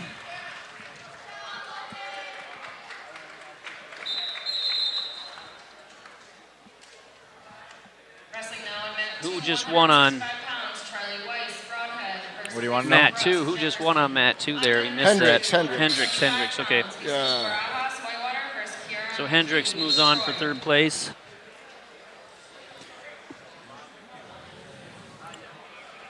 Should be another 150-pounder. 165 pounds, Caleb Davis. Mason, I don't know if Versus Carlos Ramirez Turner. On deck, Mat 1. Because there's a 7th place. There's Ramos, Monroe. Mason, I don't know if you know this. Oh. Evansville. What's this? Former Jays player, friend of a channel, right? The Jays are a friend of the channel. Sure. Jasper Meeker. Oh, Jasper Meeker. He's the volunteer coach for Edgerton. Was that right? He's sitting right, I think he's next to Coach Lodahl. Oh, Jasper Meeker.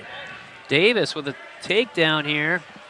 Winner at 157 pounds. Who, Cordell Harris, Evansville. by the way, is finalist for the Ric Flair hair of the tournament. Right. Where is who? Davis. Davis? Where's he's Mat wrestling? 1. Mat 1 against Ramirez. We didn't get any nominations via the chat. Well, I've nominated a couple. They're both Edgerton fellas. I think, what is it, Damian Johnson and Caleb Davis? What is Caleb Davis going for here? This is Consi semi. Cradle. He's got it. What's going to happen here? He's going to bring it over. But Suicide Cradle. the question is, what concert is he going to later? Right. Yeah. We have some questions for him. Uh-oh. Uh-oh. Davis Uh-oh. in trouble here. Ramirez.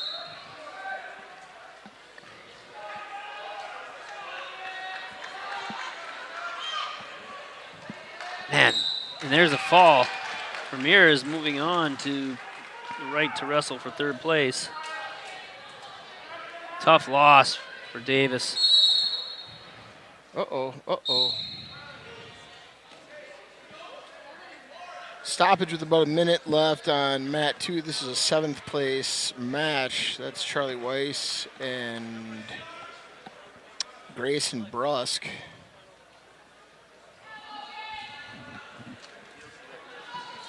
Wrestling out on Mat 1, 175 pounds. Kavian Ramos, Monroe versus Adrian Wessels, Evansville. Yeah, Wessels Mat 1, 190 back up and wrestling.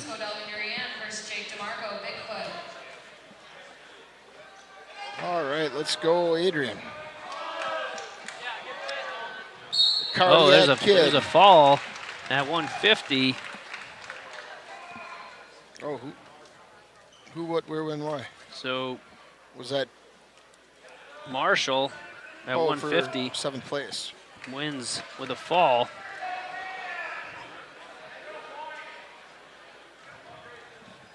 And I guess is the next one's gonna also be 100. Nope, 165. Wrestling out on Mat 3, 165 pounds. His teammates call him Hasbullah. Monroe versus Joe Collins, Clinton. On deck, Mat We call him the heart attack kid. Cardiac Kid, Heart Attack Kid, yeah, whatever.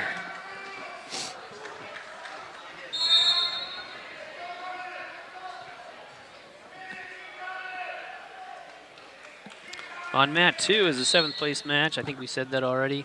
Oh, there we go. There we go. Oh. Very close there. Still nothing awarded, though, on that match. Lock it up.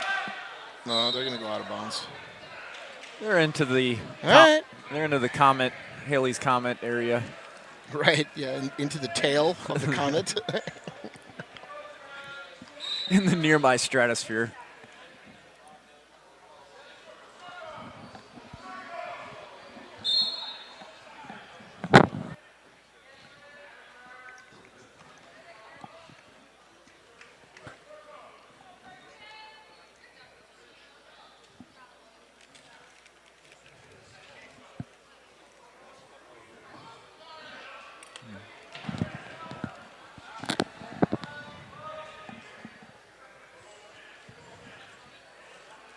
Score still 0-0, closing out the first period.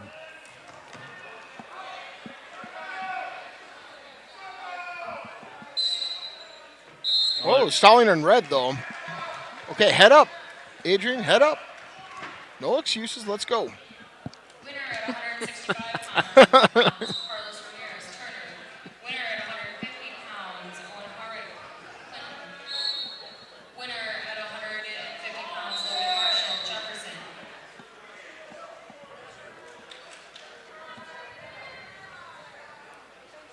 Go down. Oh, really? 0-0? All right.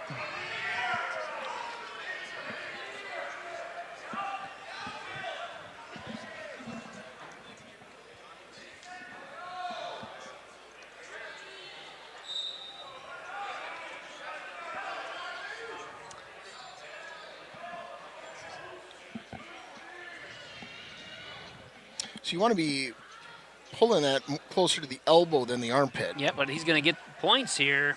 Well, he's got to get his hips right. Oh, he's going to There come you back go. over. There you go. Keep him. Well, just follow the hips. Oh, no. Follow those hips. We got 2 back points. Now head in the hole and get a restart. Bulldoze them out. That's what I say. Yeah, he's got to get. There it is. Don't lay that hip down. Just switch off to the leg. Yeah, just that's fine.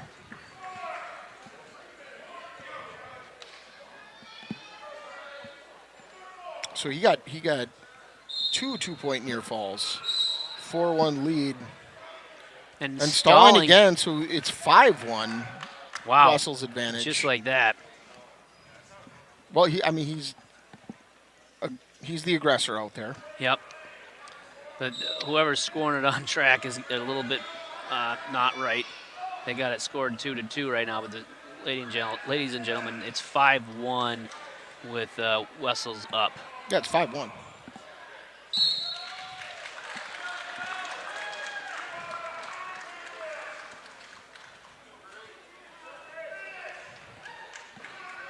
Ramos with Just a good get shot. your hips back. Wessel's in on that ankle, making it awfully hard to score from there when he's got it pulled up that far.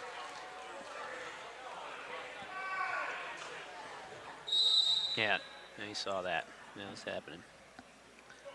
Wrestling now on mat 3, 170. Looks like we had a winner over on mat 3. I didn't see who it was, though. Mat 3, 215 pounds, Nathan Schipper, Monroe versus Landon King, Broadhead.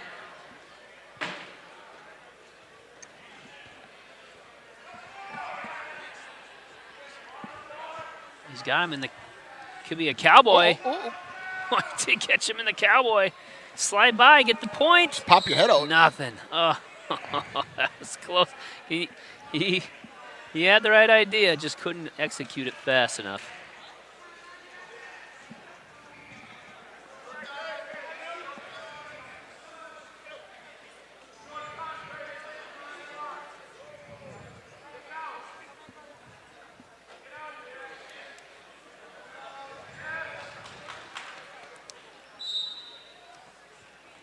Over on mat 3 is a 7th place match for 175.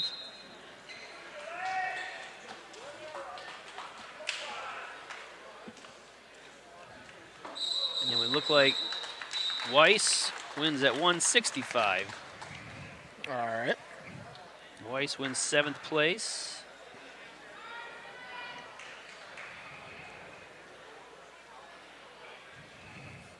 Do you see who won between Raffenacht and Collins? Did that happen yet? Yes. He just got off the mat. Did not. What do you want to know? Weight class? 165. Yeah.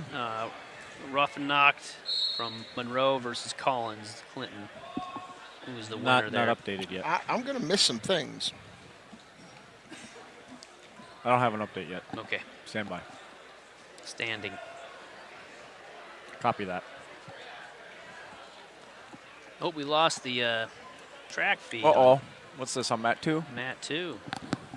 I will be right back. That suddenly appeared last time. That's what happened on mat 3 that one time, and then it went back after a couple minutes, so I don't know. Yeah, but I can see they're down there Uh-oh. tinkering. All right, go tinker. So Mobile John. We got our production crew on it. Edgerton, is that Traeger over Buckley? Yep, and that was for seventh place. Things are moving quite swimmingly. I would guess we're going to probably start the finals around 3:30, my guess. Wessels leads with 7-1. Minute left in the match.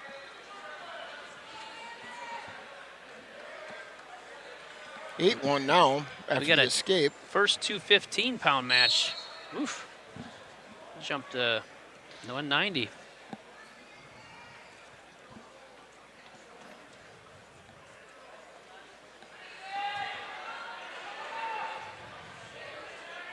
Wrestling now on mat 3, Nathan Schiffer, Monroe versus Landon King, Broadhead. On deck, 250, on deck mat 3, 215 pounds, Alex Bruce, East Troy. Oh, he's got the head in the hole here. Just turn around and get it. There you go. 2 points. Now that's a major decision. He's got him on his back. Big team points here if he can get a pin. Run. Oh, that's a pin. Oh. Man, Head from up. my angle, it looks so flat. Head up. Head up. There you And go. there's the fall. That's big team points. And Wessels will be wrestling for third. Outstanding.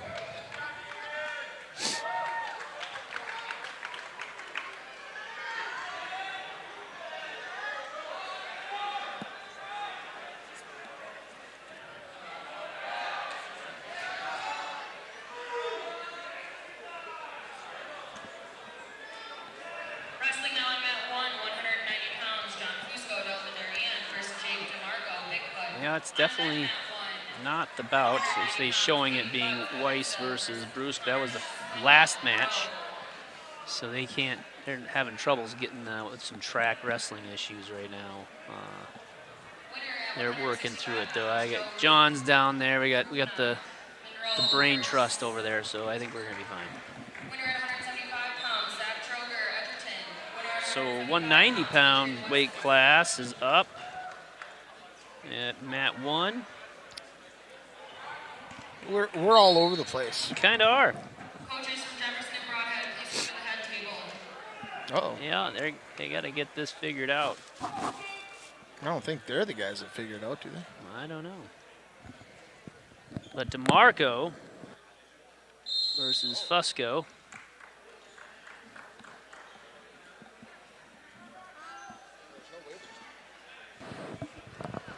There's no way that there's wait time, so Yeah, no. very interesting.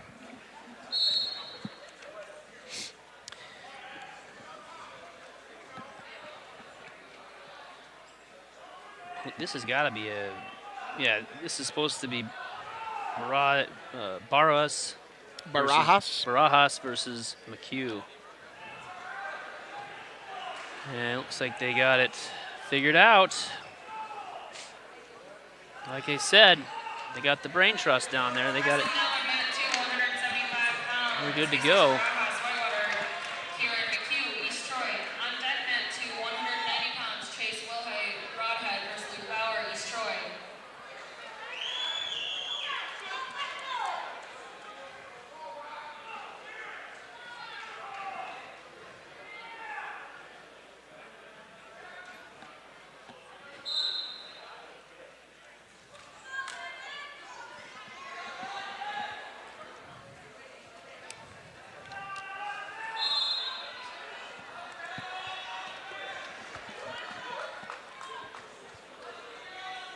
Shipper from Monroe gets a takedown, cuts that lead down to just 5 now from King.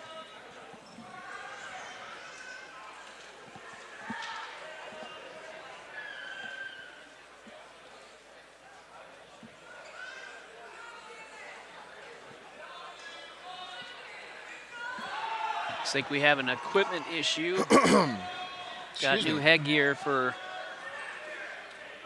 Fusco. Yeah, it's always Fusco. Is it Fusco it's or always- Fusco? yeah. It's always real easy wearing somebody else's headgear out there. Just works perfectly for you. I have had to do it, and it's not the same.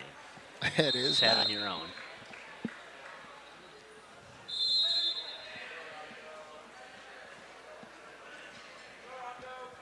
King up over Shipper on mat 3.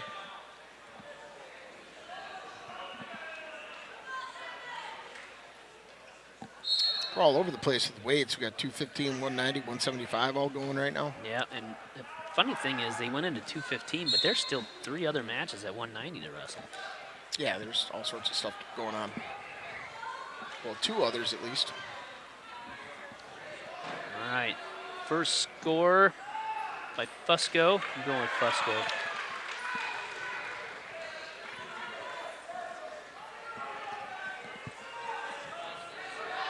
Anyone out there that's watching, let me know how we say that to John Fusco or John Fusco. I think it's Fusco. Let's go with Fusco then. Let's go with Fusco.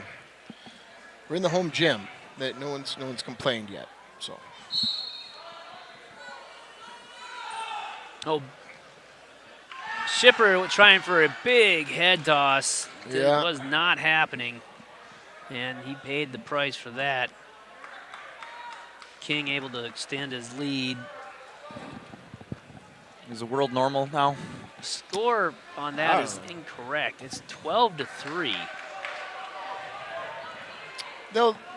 Whatever. They're fixing it right now. Ish. There we go. That's the correct score, ladies and gentlemen.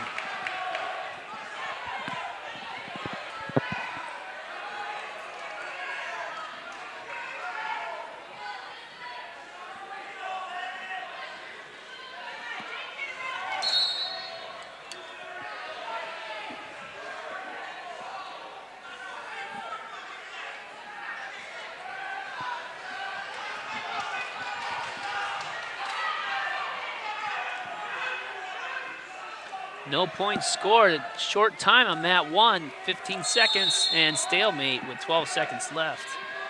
Both up, score 1-0. Tight match.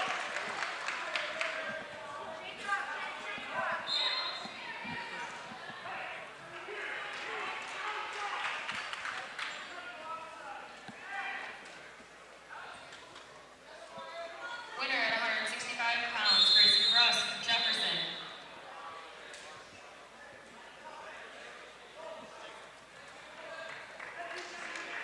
Oh, big head toss on mat 2. Wow. There's the fall.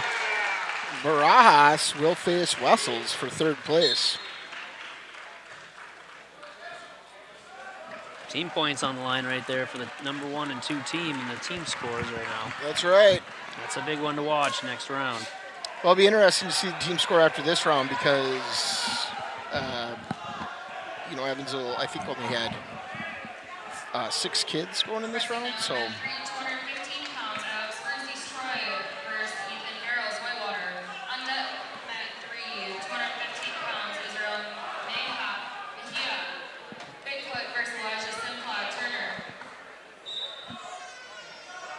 So another 215 out there and another 190.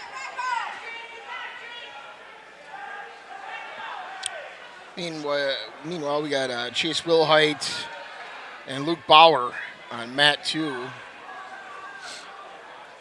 Consolation semi. And what's the score over there between Fusco and DeMarco? That's a close one. Minute left. 5-1. DeMarco's up. And looks like DeMarco will win via fall. Marco won.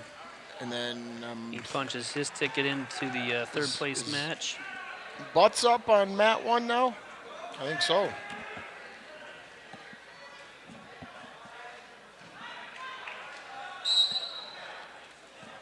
Wrestling now on mat 2, 190 pounds, Chase Wilhite. Broadhead versus Luke Bauer, East Troy. On deck, mat 2. Caden Butts versus Connor Swindle for 7th place on mat 1.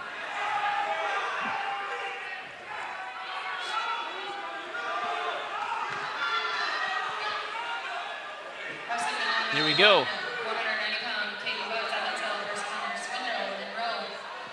On deck, This is the first time I think we've wrestled Monroe. Good Wrestled sprawl Swindle, there. right? Swindle with the takedown.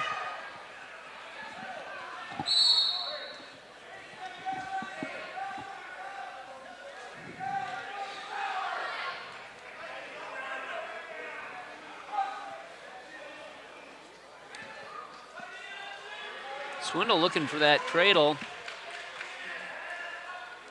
A crossface cradle here. And he got it. Putting Butts on his back, but he's got it in a good spot there. That could be bad for Butts. Oh, this could be, yeah, he could be in big trouble. He's got the knee in the right spot, and there's the fall, yep.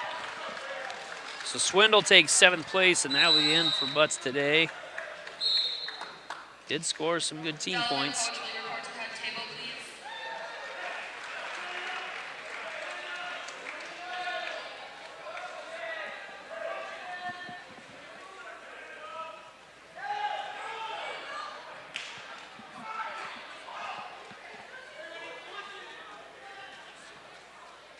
That should bring up Simplot. Nope. Soto. We're into heavyweights now. We got Soto versus Allen.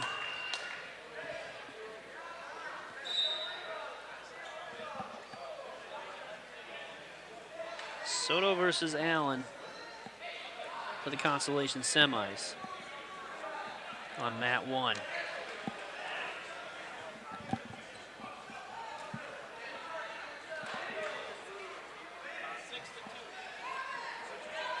On mat 2, he's still working out between Willett and Bauer. Tight match, 2-2, and this will decide who's going to wrestle DeMarco for 3rd place.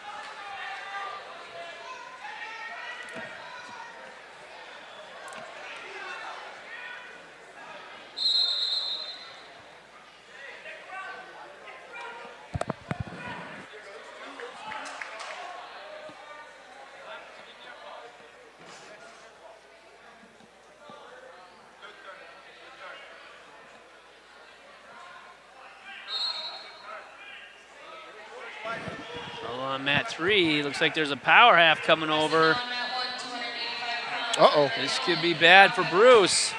Yeah, there's the fall. So at 2:15, Barrels punches his ticket into the 3rd place match, and he'll wrestle King for 3rd.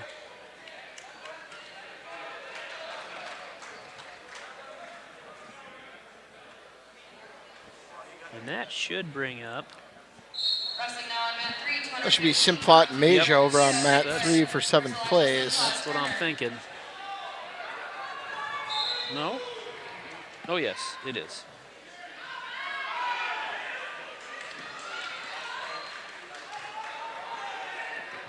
Got a good match brewing over on mat 1, 2. Score now 3-2. Mat 4 with the locked hands, that's right. So Allen takes the lead.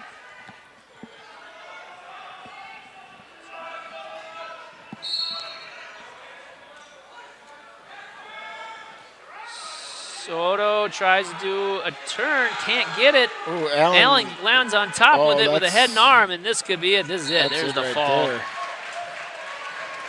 Soto loses.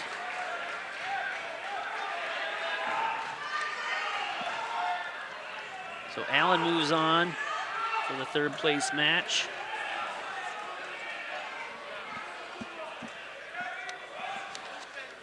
Following this round, we'll be taking a 5-minute break, and then we'll be starting the 1st, 3rd, 5th place matches. Uh-oh.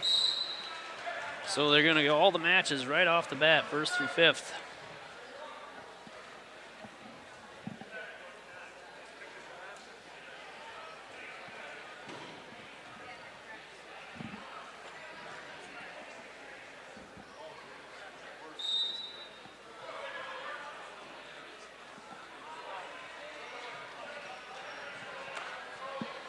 There should be one more match over on mat 1.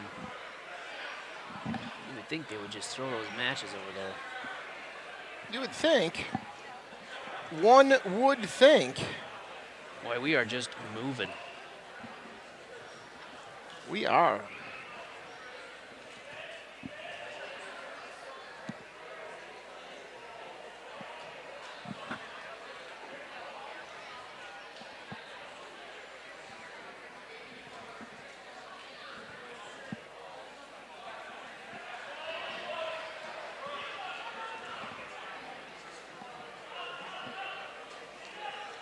Mija on top right now,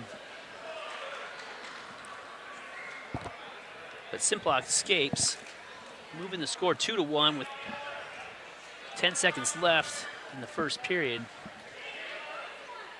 I think this was like what we talked about before. This is the heavyweight gentleman's agreement.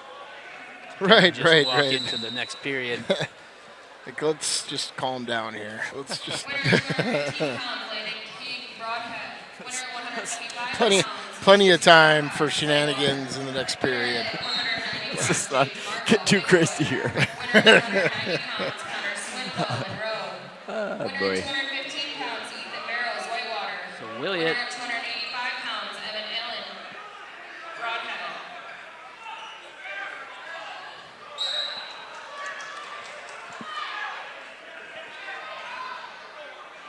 Is it Wilhite or is it Williott? Wilhite? Yep. I think it's Wilhite or Willite. Wilhite with the takedown. Extend his lead 8-3.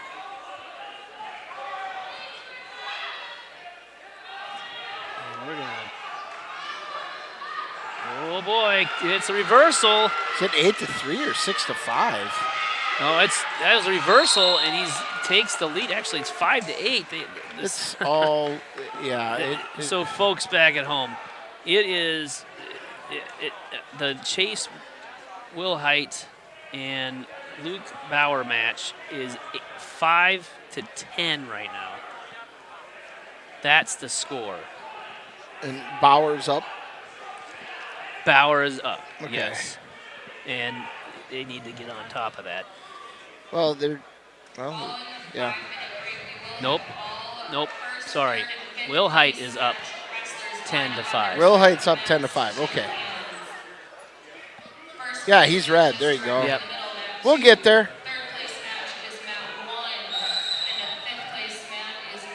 Potentially dangerous out on mat 3. Yeah, that leg was bending in the wrong direction. I'm glad the ref stopped that. They don't want to throw. They can't. They don't know how to throw Nope. the last match up to mat 1. Apparently not. It'll be in the middle. It'll be on the comet. You're saying The that ability one. to just transfer one match over. They got that coming up, yeah, on mat 2, but Yeah, see, there you go.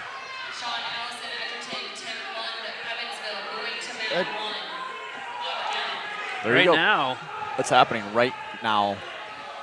I ask and things happen. Only here, nowhere else.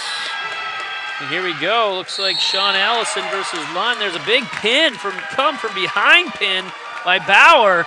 Wow.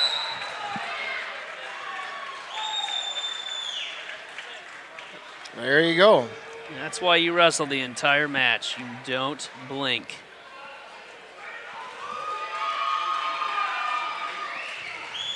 And who? No, wait.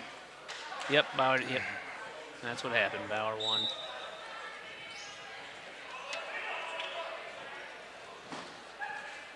So here we go for Lund. He's on mat 3, or mat 1, excuse me.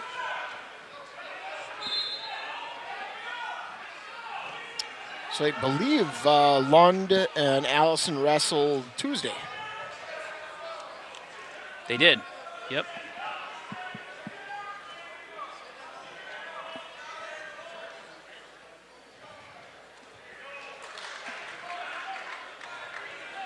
Here it is. Into his back for back points. Oh, man. Too bad. He got 2. Yep, good job at just going back to the leg. Barrel him over. Oh, is he going to?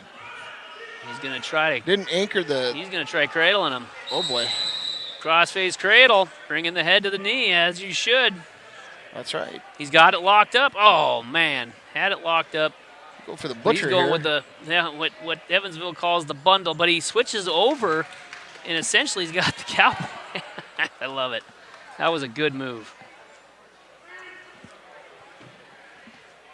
Well, I can't see to tell if this No is idea. gonna be a pin, but obviously he's got him down. Oh, this could be it. Yeah, he's got it good. Just got to lift the head. Yep. Get his own arm out of the way, it looks like. Lift the head. There's the fall. There you go. And Lund's in for third place and gets a team pin. Good points there. So this last match, they're going to take a 5-minute break after this last match on mat 3. And that will take us into the final round.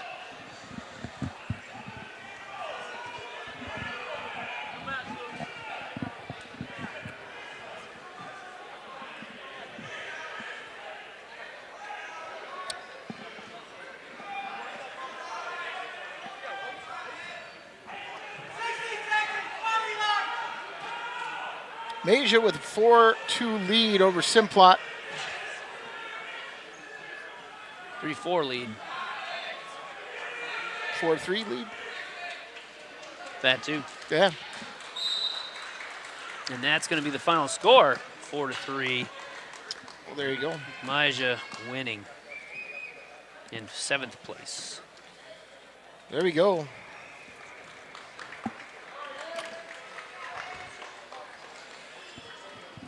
So here's how they're going to do it. My guess. 5-minute break. During this time, first, third, and fifth place wrestlers, be ready to line up. First place matches are on mat 2 in the middle. Third place matches are on mat 1, and fifth place matches are on mat 3. We'll be announcing in 5 minutes. Well, there you go. If you didn't hear it, mat 2 will be the finals match. Mat 1 will be for 3rd place, and mat 3 will be for 5th place. And current standings on team points as of 2:28. That's like now. We have Jefferson with 120 points, 5th place. Delavan Darien with 126 points for 4th place. Monroe with 145.5. Whitewater in 2nd place with 170. And Evansville in 1st place with 201 points. There you go. The important thing now for Evansville, we've got 7.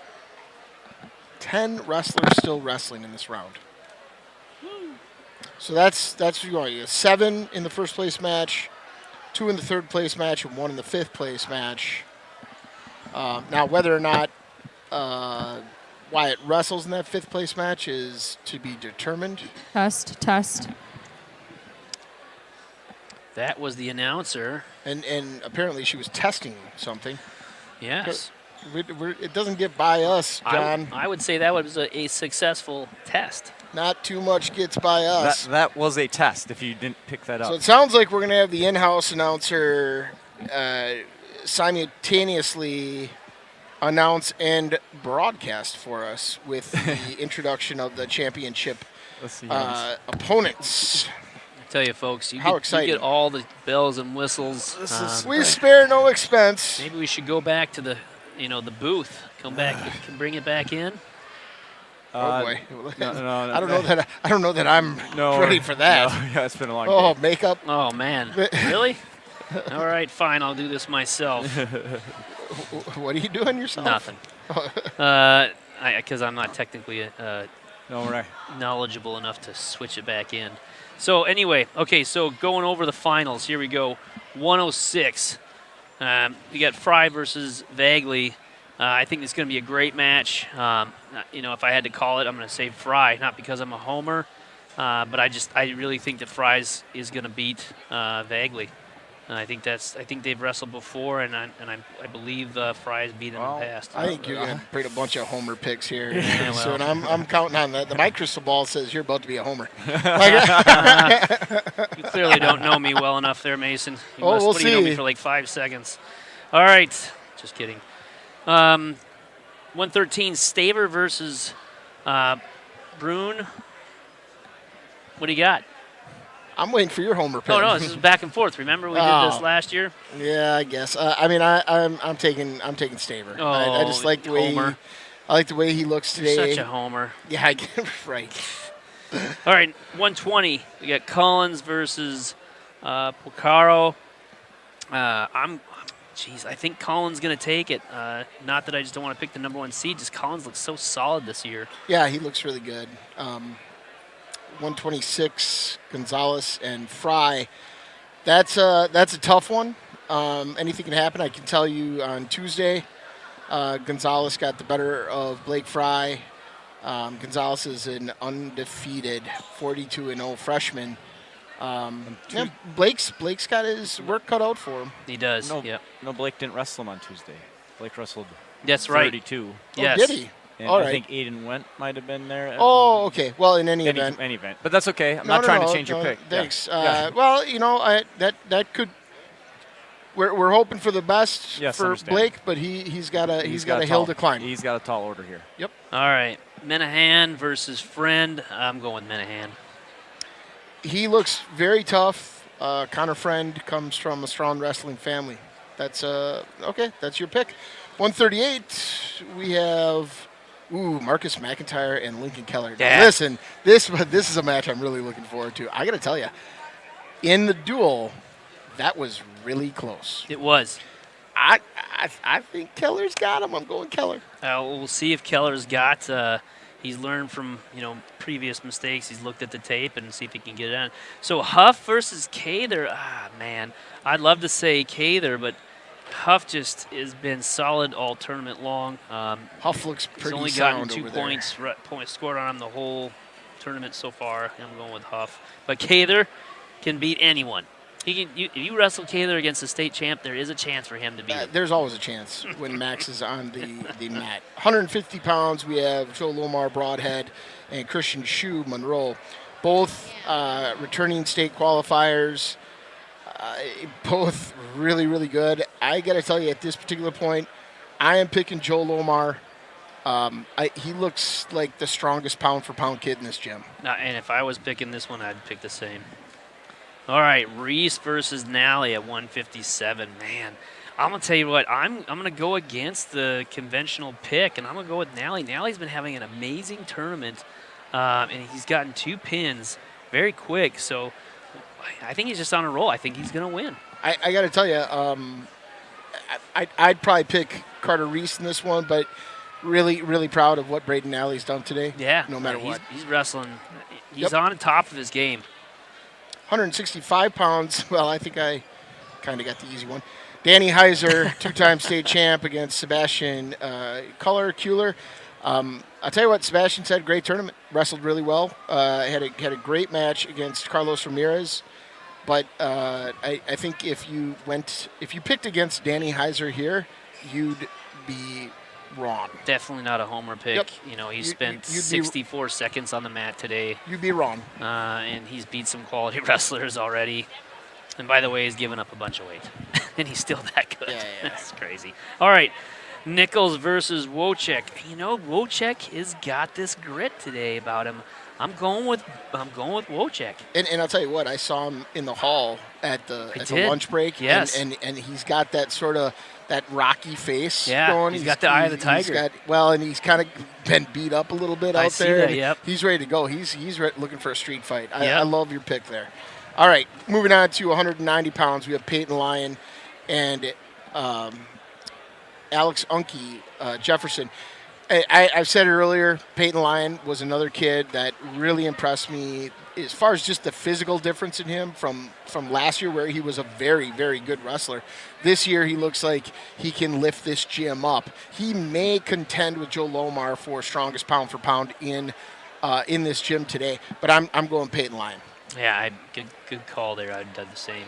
All right, Byton versus Bartz. You know, Bart, I have not seen these two wrestle before. I don't think they have. I don't have any knowledge on that. But, man, Bartz is wrestling out of his mind today. I'm going with Bartz again. He's wrestling very good. You know, he's got a couple pins.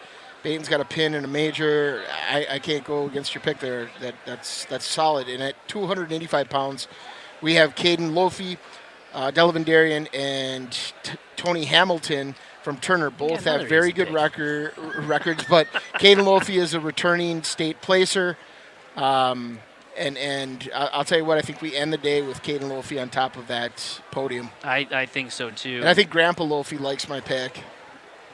So, Jeffrey, that is. Grandpa Jeff Lofi, yeah, he likes my pick. I know think, that. If my math is right, and usually it isn't. Yeah, it's not. Our math is, our collective math has never been more than 5 minutes. It's been, I mean, it's been more than 5 minutes. That's fine. Well, we got through. We were able to discuss our picks. I'm pretty sure last year we didn't have time to do that. No. Clinton was all business. Yeah, I think I have my. Oh, that's one thing I need to do here. All right.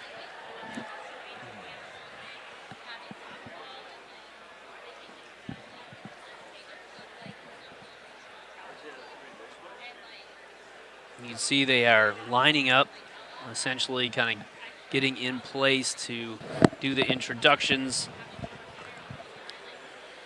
We're ready for that, obviously. Like this to start. I know you would. Because I have to leave at 3. Do you have to leave at 3? Is it a hard 3? Hard 3, maybe 3:05. Oh, boy. Yeah, but it's giving me time to catch up here, a little production stuff, so I'm okay with it. How fun. Well, John, you got a whole staff. The truck. Yeah. Call back to the truck and tell them call back to to the that. truck. Stop doing all the heavy lifting. Oh, boy. Pass that off to your crew.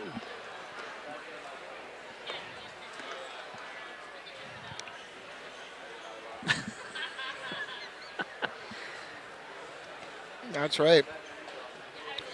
Well, we got the. Here we go. Here we go. Wait, she said clear the mats, but what are we doing? They can announce all of the.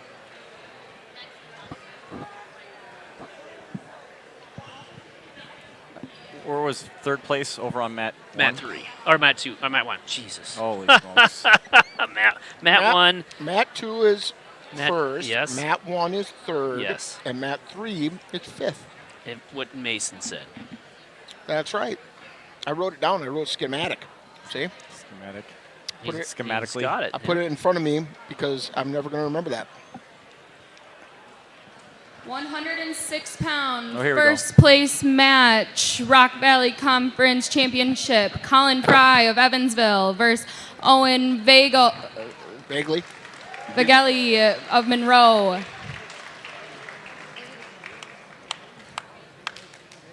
Yep. Hot mic. 113 pound first place match. Brandon Staver of Evansville versus Trevor Brune of Jefferson.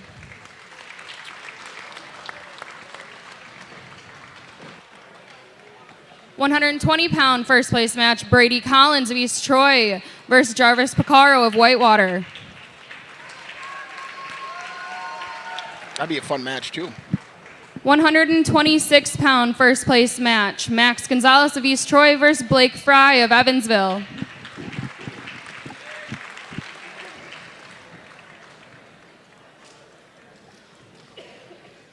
132 pound first place match. Carson Menahan of Monroe versus Connor Friend of Whitewater. That'll be a fun match. All these are going to be fun matches. 138 pound first place match. Marcus McIntyre of Broadhead versus Lincoln Keller of Evansville. That is going to be great. There you go. Oh, boy. There's nothing but business going on. 144-pound first place match, Jacob Huff of Delavan Darien versus Max Cather of Evansville. That'll be a fun match. 150-pound first place match, Joe Lamar of Broadhead versus Christian Shu of Monroe. That'd be a good match. They're all going to be good. Lots of good matches here. 157 first place match, Carter Reese of Bigfoot Williams Bay versus Braden Nally of Monroe.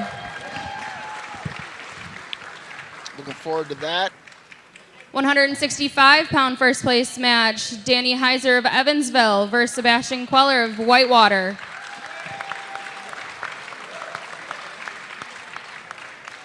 $175-pound first place match, Brody Nichols of Delavan Darien versus Will Wojcik of Bigfoot. See Wojcik's face? Got that matte burn on the eyes. Love it. Love it. 190-pound first place match, Lion of Whitewater versus Alex Unke of Jefferson. 215-pound first place match, Dylan Baton of Delavan Darien versus Brad of Evansville. Brad. Bartsy looks a little bigger. And the 285-pound first place match, Caden Lofi of Delavan versus Tony Hamilton of Turner. Lofi looks bigger. That means something Wrestlers, at those upper weight shake classes. hands, please clear the mats. Here we go.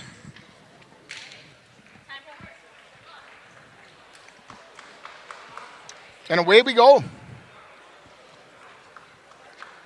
Your first place match, Owen Vagley versus Colin Fry. Third place match, Langdon Bogard versus Jeffrey Lara. Or excuse me, Nick Lara. And your fifth place match, Kevin Vaughn versus Owen Molly. Top 5 team scores going to the final round. Delavan Darien, top 5. Jefferson at 5th with 120 points. Delavan Darien at 4th with 126.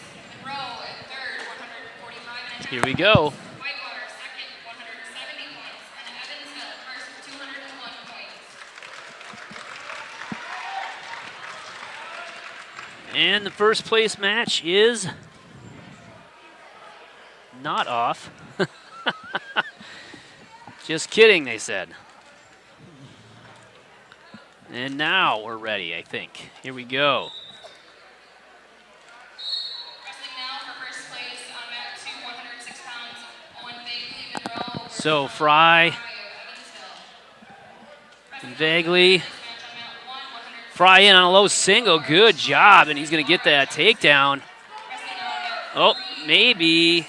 The leg is still in, and they're going to get it. Yep, we're going to get that takedown. So Fry scores first in the first place match.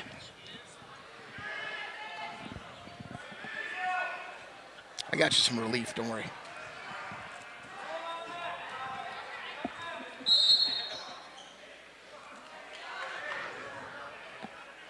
.123 on the clock at the stoppage. 2-0. Colin Fry advantage.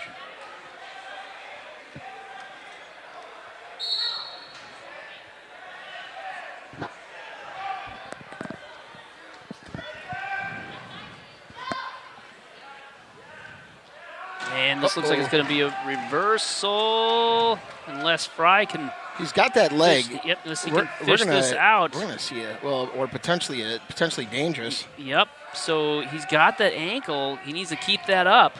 You can see it's frustrating vaguely at this point, putting him in. Yep, we're going to get a stalemate. One or the other, right? You know, when you start messing around with those scrambles where you get knees kind of going all over the place. Right. You get the stalemate or you'll get the potentially dangerous.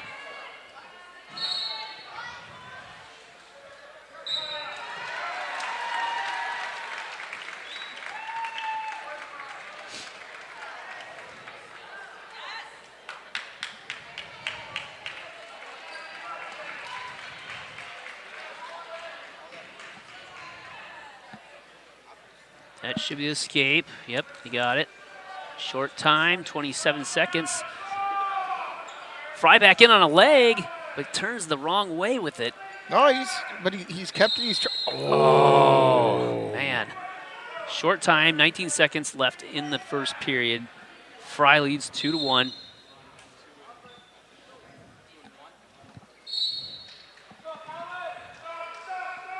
Good quick shot. I mean, Fry just not accepting the fact that it's going to be the end of the period. He wants to score. Right. Gotta love that. But Vagley got gets the the two leg. there. He's got the the two. Boy, 4-1. you gotta love the attitude of Fry right now. He's like, you know what? A lot of wrestlers could say, you know what? There's only 19 seconds left. Let's ride this into the second period. Go with the safe bet. Nope. He just puts his foot down on the gas pedal and goes.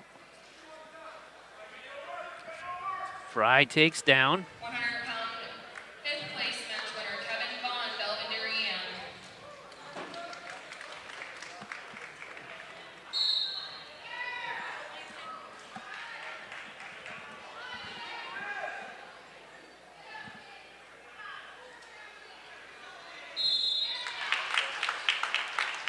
Bagley looked like he was going for the cradle.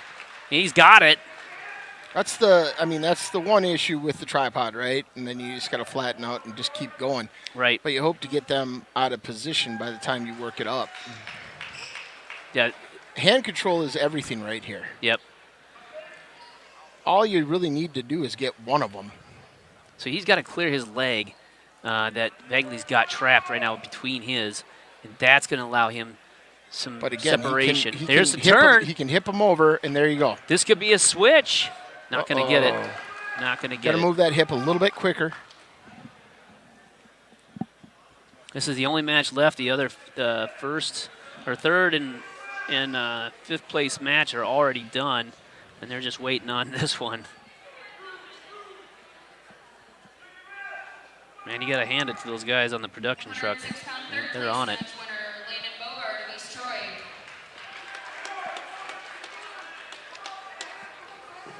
I tell you, I would really like to see. They're going to call it out of bounds pretty quick. I'd really like to see Fry score here. They're letting him wrestle a little bit. Well, he got 1 foot in. There you go. There it comes out. So 4-1. It would be good if he could score here. It would really put things in a much more comfortable place going into the third period. This is his choice. What do you choose Both up. in the third period for Vagley? Oh, Vagley, It's both his up choice. again. Yep. He's got to go down or both up. He's obviously not able to turn. He's not been able to turn but Fry on this, so he's got to go both up or down, one or the this other. is where you got to go here. Oh. Are you going to let him wrestle? They're both out. Yeah, there's not much in there. I'm surprised.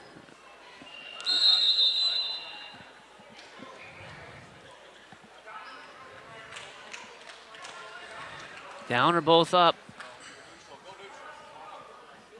We'll see what happens here. So what do you do as the coach? Do you tell Fry to let him go, or do you tell him to ride and try to turn?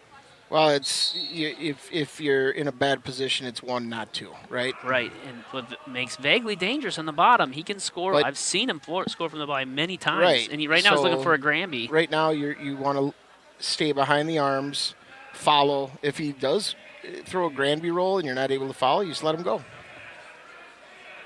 That's pretty easy, but you just ate up about 30 seconds of the period with a hard ride here. And they're both working, so there's no stalling happening right now. Well, there's some hand fighting going on the bottom. The problem is, I think Vagley's got his head down in the mat, so he's in a little bit of a.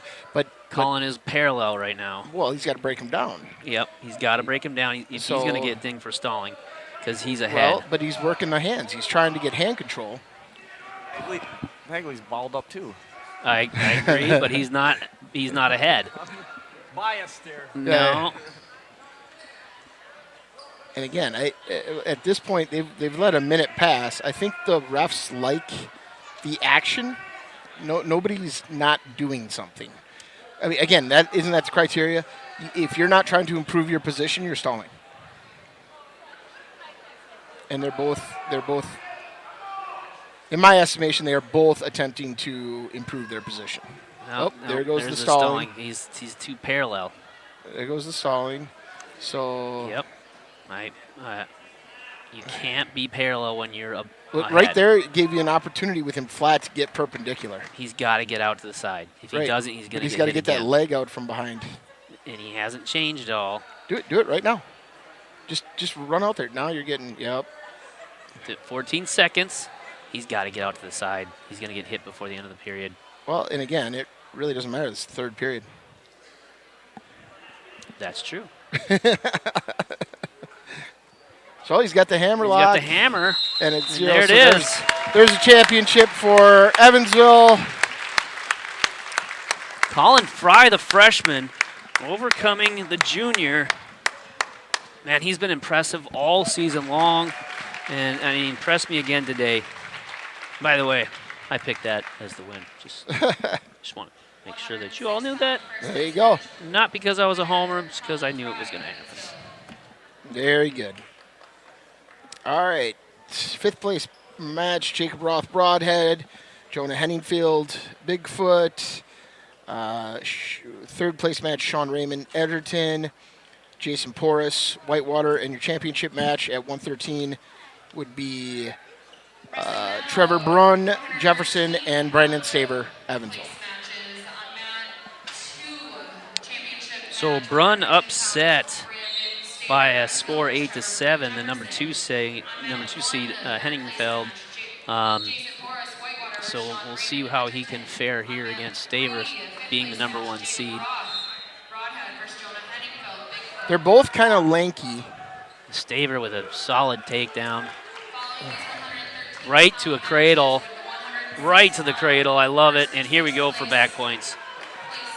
He's got the knee in the back. He could get a fall out of this. We've got 1:30 left in the period. He's got to improve that grip. Yep, he does. Gable grip. He's got to get the gable grip. These guys like doing this, the finger grip. You got a gable grip. Gable. And what else does gable grip do? It closes that. Yeah. It closes that tightness of your. They can't touch your thumbs. Well, they hide your thumbs. Even more is this. You have a bigger when you're trying to put that cradle in. When you do the gable grip, it shrinks that O, so it gets the cradle tighter. So not only is that gable grip stronger, but it's a tighter cradle.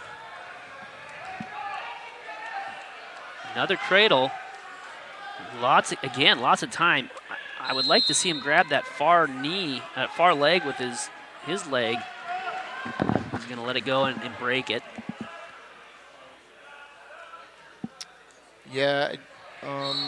There you go. Get your 3.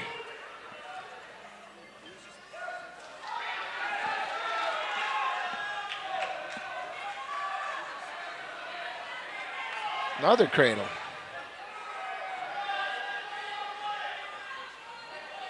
Should note that both of these wrestlers are freshmen in the finals.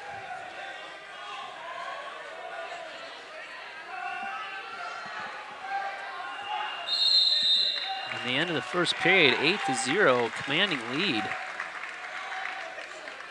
Or 11-0, I'm sorry, by Brandon Staver. Meanwhile, Raymond with a pin over there in the 3rd place match.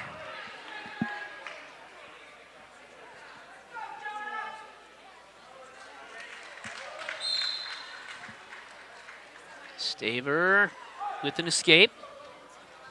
Good stand-up, just like textbook. And he keeps the arm. Stood up, good wrist hand control, turned towards it, low single. Boy, that was, switches direction. That was beautifully done. Just kind of climbs up. Now beautifully you gotta done. Return him. He came right, then switched back. Came right, then switched back left. It was great. Debbie Collins said, "Thanks for another great day of tournament coverage. It's been awesome." Debbie Collins. Thanks, Debbie. Absolutely. Jeffrey Lofi is cheering as well. Still Jeffrey. Staver's got another cradle locked up, it looks like. And he's going to suicide cradle it. Yep.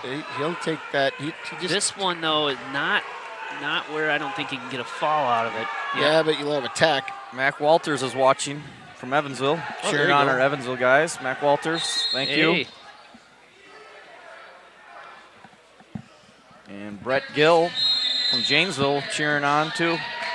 He's cheering on the Evansville guys. Brandon Staver Brett Gill with a championship. Tech fall. Conference champion freshman with a Tech fall. Well, so far our predictions are 1 or 2 for 2.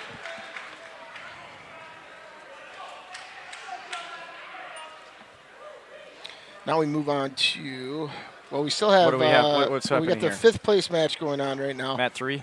Yep, and it's a tie ball game in the 3-3. second period with a minute left.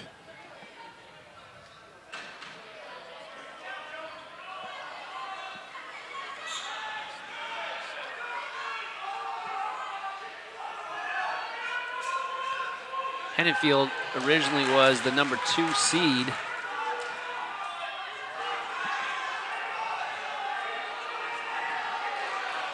That's exposure. Yep.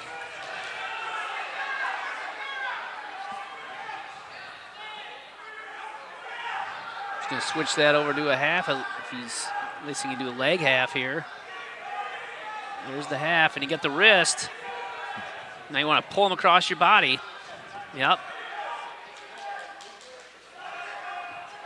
You got to pull him back across his body.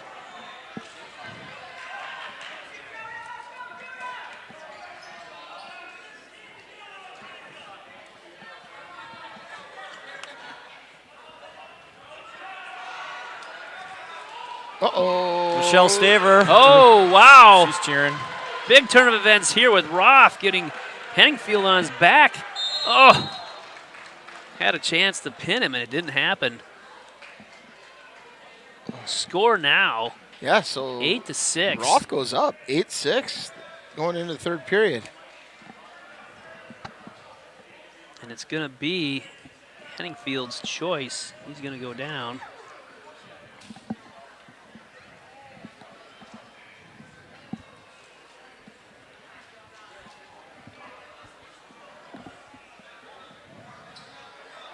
First place match, 113 pound winner, Brandon Staver of Evansville.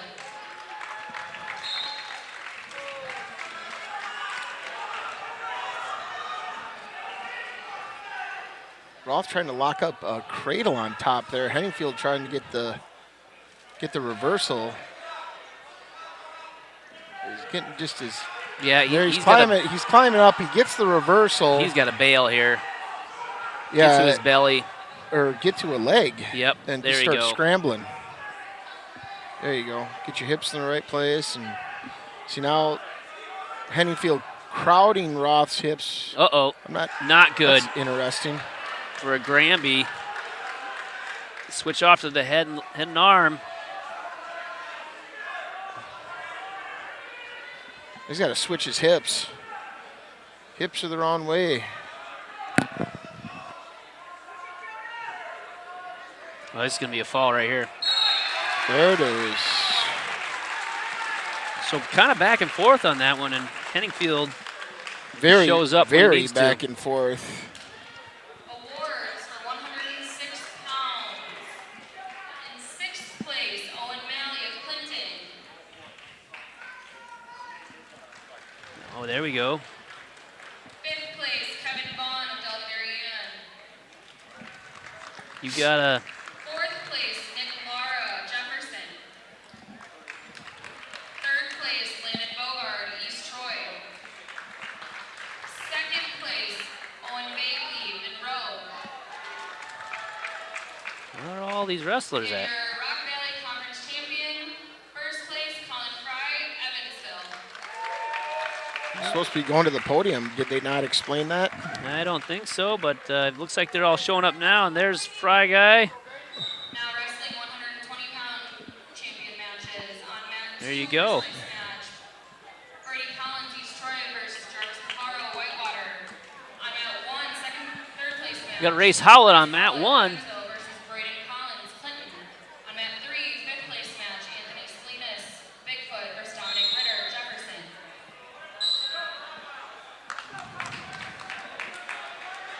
Congratulations again to Colin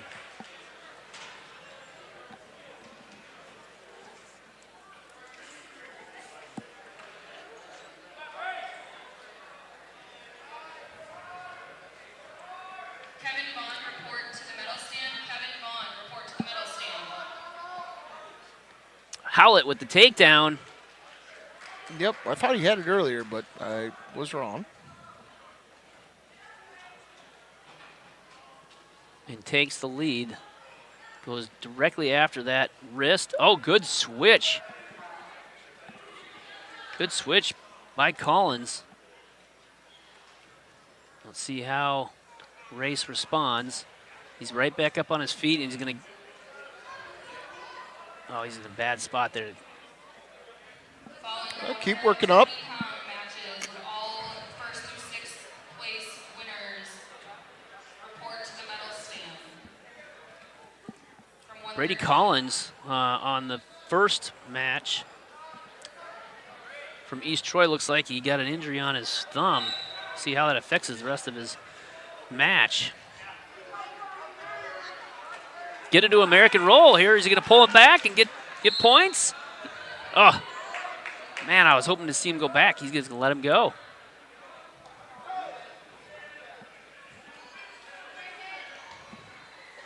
Boy, he should have scored on that.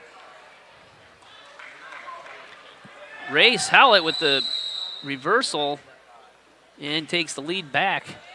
Going to close out the first period here. Yep. 4-2 advantage Evansville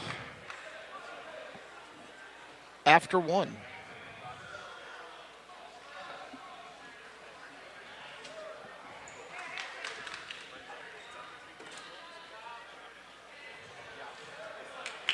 Good takedown by Collins. Straight two. Porcaro's back. Wow. Now, I would say the thumb injury is not affecting him that much. Oh, here we go. Howlett out the back door for a reversal.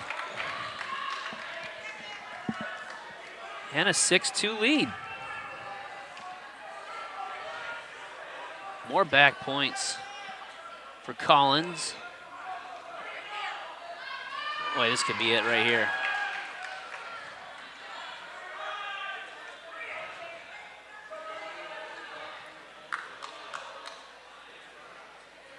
Howlett looking for the turn. He's got the arm bar. He's got over a minute left. He's got to get out there and run it.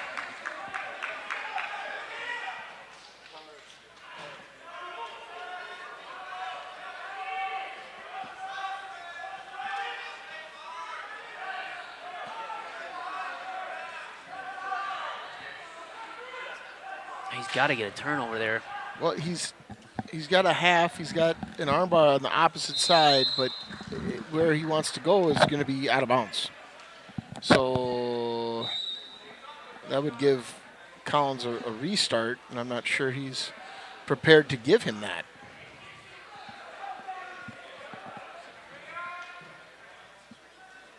.30 seconds left in the second period.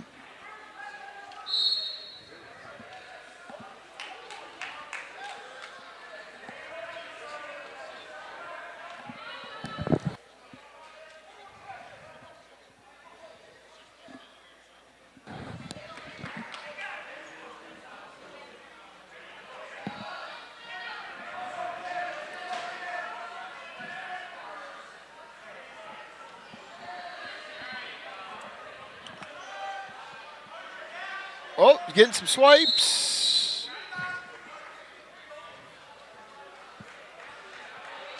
He's going to go over and find out. He's just discussing whether he got back points. He did. There's the 2 points. 8-2 back points. Lead going into the final period. It's Clinton's choice. Collins takes neutral.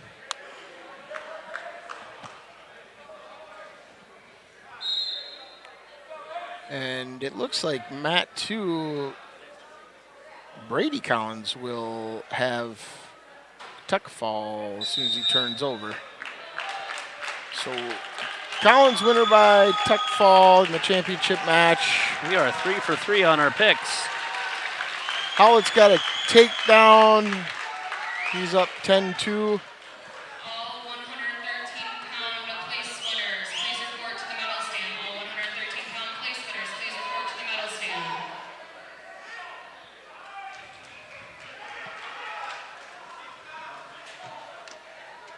Howlett looking to dig out a half.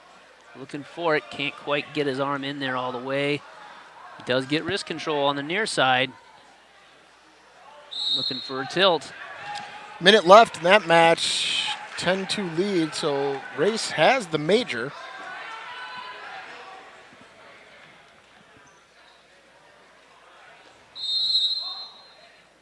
Meanwhile, Salinas Bigfoot leading over Ritter from Jefferson in the 5th place match on mat 3. Uh-oh. Oh, Colin, or not Colin, sorry. Race Howlett in a good position here. He thread the needle there. He keeps that arm. What he should do. Yeah, right here. Come back to the other side and get a half. Yep. He's got that arm bar. He's got to use it. He can't just hold on to it. Get off the leg and run it. He's looking for a double chicken wing. That's what he's got. Over the ears. Double arm bar. Just go right over the ears. Not a lot you see the double arm bar. But this guy is, Collins is flexible, making it very tough to get him to turn. Well, he's got big steps. Big steps over the head. Yeah, I would not be surprised if they stop the match for potentially dangerous just because of how flexible Collins is. Well, but here it doesn't matter. We got 8 seconds left. And Howlett's going to ride this one to the end. He's in good spot here. And there it is. Collins takes third. Or sorry, gosh. Yeah. Howlett takes third. Howlett takes third Collins. over the other Collins. There's 2 Collins. It's very frustrating. Well, I'll tell you, that's all I got in me for today. I'm going to be signing off. I got another obligation I do have to make it too. So well, it's been a pleasure, gentlemen. I appreciate you. Congratulations on that, and we'll see you next weekend. You betcha. Third place, Sean Raymond, Edgerton. Second place, Trevor Brune, Jefferson. And your 2024 Rock Valley Conference 113-pound champion, Brandon Staver of Evansville.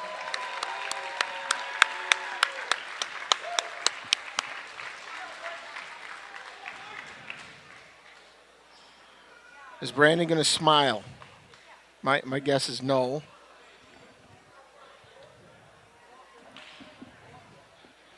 All right, we're moving on to the 126-pound matches where we'll see in the championship Max Gonzalez, East Troy, Blake Fry, Evansville. Let's see, we have Aiden DeBlair, Jefferson against 126-pound Braden Ward, Turner for third place, and then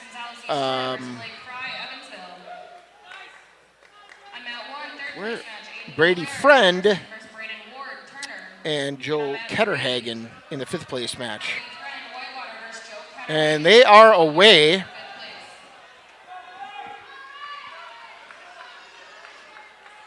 Gonzalez in. Hasn't been awarded the points yet. Blake's scrambling. He's still got a leg. Blake's fighting. And the takedown is there. 2-0 lead. It looks like there's going to be a little bit of blood.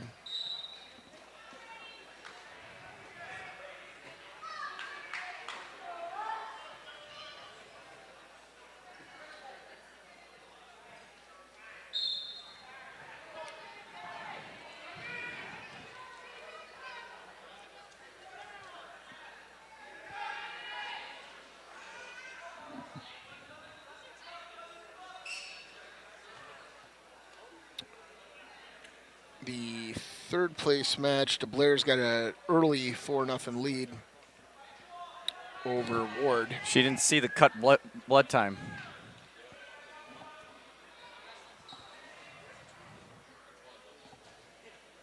Yeah, it's cut. No, but it's the clock's still running. Oh, on track it is, yeah. Yes. Hey, we got a guest for you, folks. You'll never believe it. But welcoming into the booth to spell the major, Mike Olson, is running backs coach for your Evansville Blue Devils, Chad Howlett. And we right in the midst of 126 pounds. Blake down 2-0. 1:20 on the clock at the restart. And he's going to get the escape. 2-1, he goes in on a shot. With the 120-pound award winners for first. Coach, how you feeling after Race's third place match? Good day for him. Yeah, real good day for him. Wrestled well today. There you go. Although there's been a lot of good wrestling today. The Rock Valley is as tough as it's ever been. Gonzalez trying to lock up a cradle, and he's going to get some exposure here. Come on, Blake. Blake's got a area. There you go, Blake. Break the lock there and work up. I'll tell you what, though, Gonzalez, for a freshman, hammer, relentless. 42-0.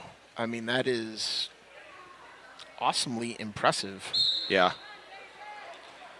And I think he's wrestled some competition too. I think this year, if I look through the schedule, I mean, it's not like that 42-0 is. No, this is a kid that's going to be on the podium. No doubt in my mind, he will be representing the Rock Valley Conference on the podium. But I think Blake could be one of those kids too. Absolutely.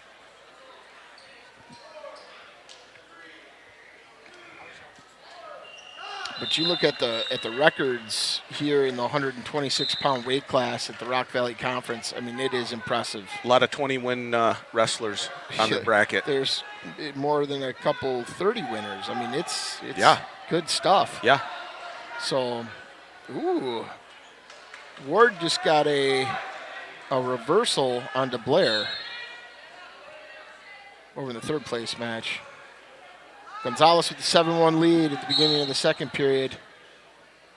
Blake on the bottom, and he's working hard. Gonzalez giving it right back.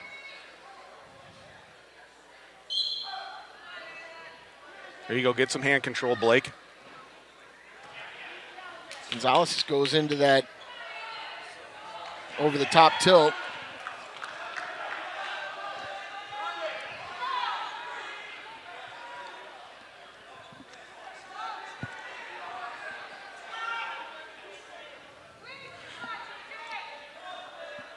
What time did you guys get here this morning, Mason? Oh, boy. Producer Fry? We left Evansville at 6:30. Did the night owl give you a to-go breakfast on the way? Yeah. We stopped at a place that we're still in negotiations with for sponsorship, so we can't say who they are. But no, we've been told that there will be some prime rib for us at the Night Owl. Ooh, I may have to indulge in that tonight myself. Yeah. I was about now, ready. have you heard of their new cut? No. They have the queen size cut, of course. Yeah. The king size cut, and then there's the Tim Lund cut. Oh. Yeah, you're getting about 4 pounds of prime rib there. Oh. Yeah. Yeah. And I was about ready to stay overnight here from the JV action. What time did you get out of here last night? About 11. Yeah. I wondered if sounds, you sounds about right. You're going to have to get a pull-behind camper, Fry. Yeah, right. Well, we got the truck out there, you know. Yeah, the production truck's got a hammock. That's right. Come on, Blake. Well, there's time's dwindling down the second period. Gonzalez up 10-1. He has the major going into the third. I think it's his choice. It looks like he's picking down. Blake's throwing the nose plug. Coach Ruzaki with the his nitrile gloves on. His trash. Getting rid of his, and we like to clean up. Blue Devils go into any gym; they don't leave a mess. You always want it better than the way you found it when you leave. That's exactly right. You know who has a tough time? There we go, Blake. Got a little tilt action. Here we go. Oh, look at yes. Where's our swipes for the? We should have 2. We should have at least 2 near fall. Whoa. Now, if I was back in my other seat, I would be yelling, and I think Coach Weiler is. Coach Weiler's on it. Where's the near fall? Coach Weiler's on it. Coach Weiler's on it. Oh, he's waiting for a stoppage here. I've got to be honest up here. I'm resisting. I'm having to conscientiously resist the urge to yell. Okay. That's why they put me up here in the first place. Yeah, right. They were like, how can we alleviate this issue? Let's switch that up here. There. There we go. There we go. Okay. There we go, Blake. That's a good fight. All right. That's a good battle. Oh, it should be 14-5. No, he just gave 2. Oh, they gave 2 to the. It should be 12-5. There's 2. You got to adjust the scoring there. I think it should be 12-5. Yeah. This is. That's all right. I tell you what, Blake is not making it easy for Gonzalez here. No. And I love that. But where are the back points here? Well, we're minus those, and they've got 2 extra. It should be 16-9 here. I was thinking 13-7. Well, we haven't gotten. Or 14-7. So he just doesn't. This could. That's the wrong score. He doesn't give back points.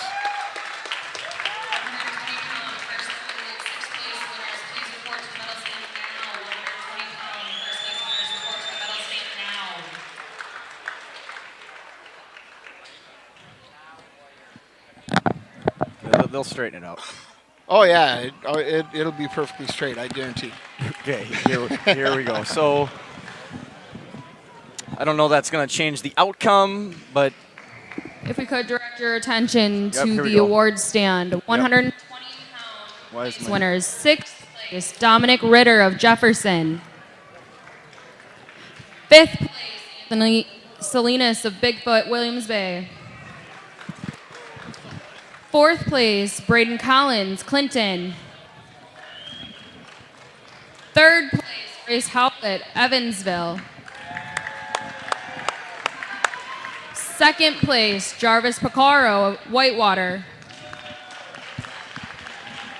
And your 2024 Rock Valley Conference champion, 120 pounds, Brady Collins, East Troy.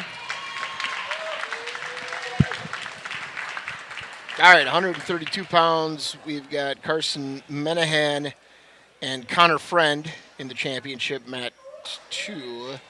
D'Angelo Vernon and Devin Redenius, Clinton and Jefferson respectively, going for 3rd on Mat 1. And Josiah Chrysler and Jack Pluis, Broadhead, Judah, and East Troy respectively, going for 5th place. How you handicapping this first place match here? Well, I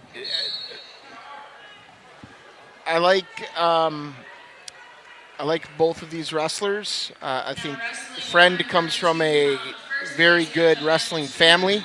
Yep. I believe my pick was Connor Friend. But Carson Menahan is really good. So we'll see. Yeah. Both juniors. Menahan in on the first leg, and actually, Friend got himself in some trouble.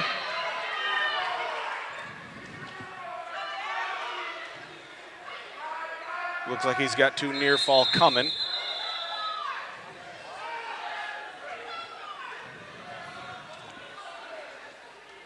Minahan's got bigger things on his mind.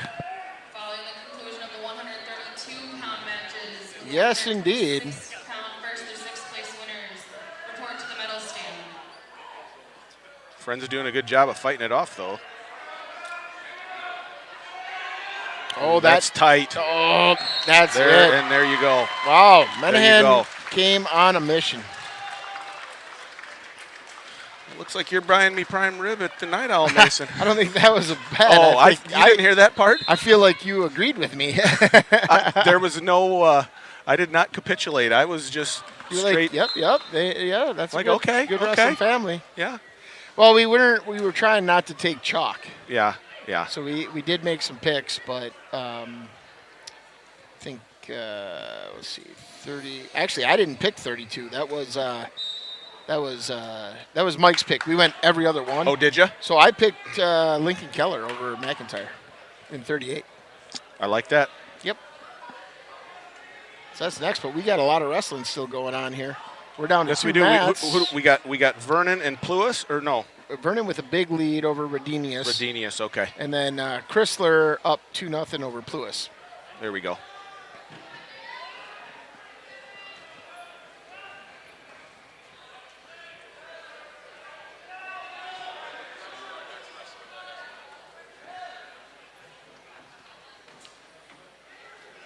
But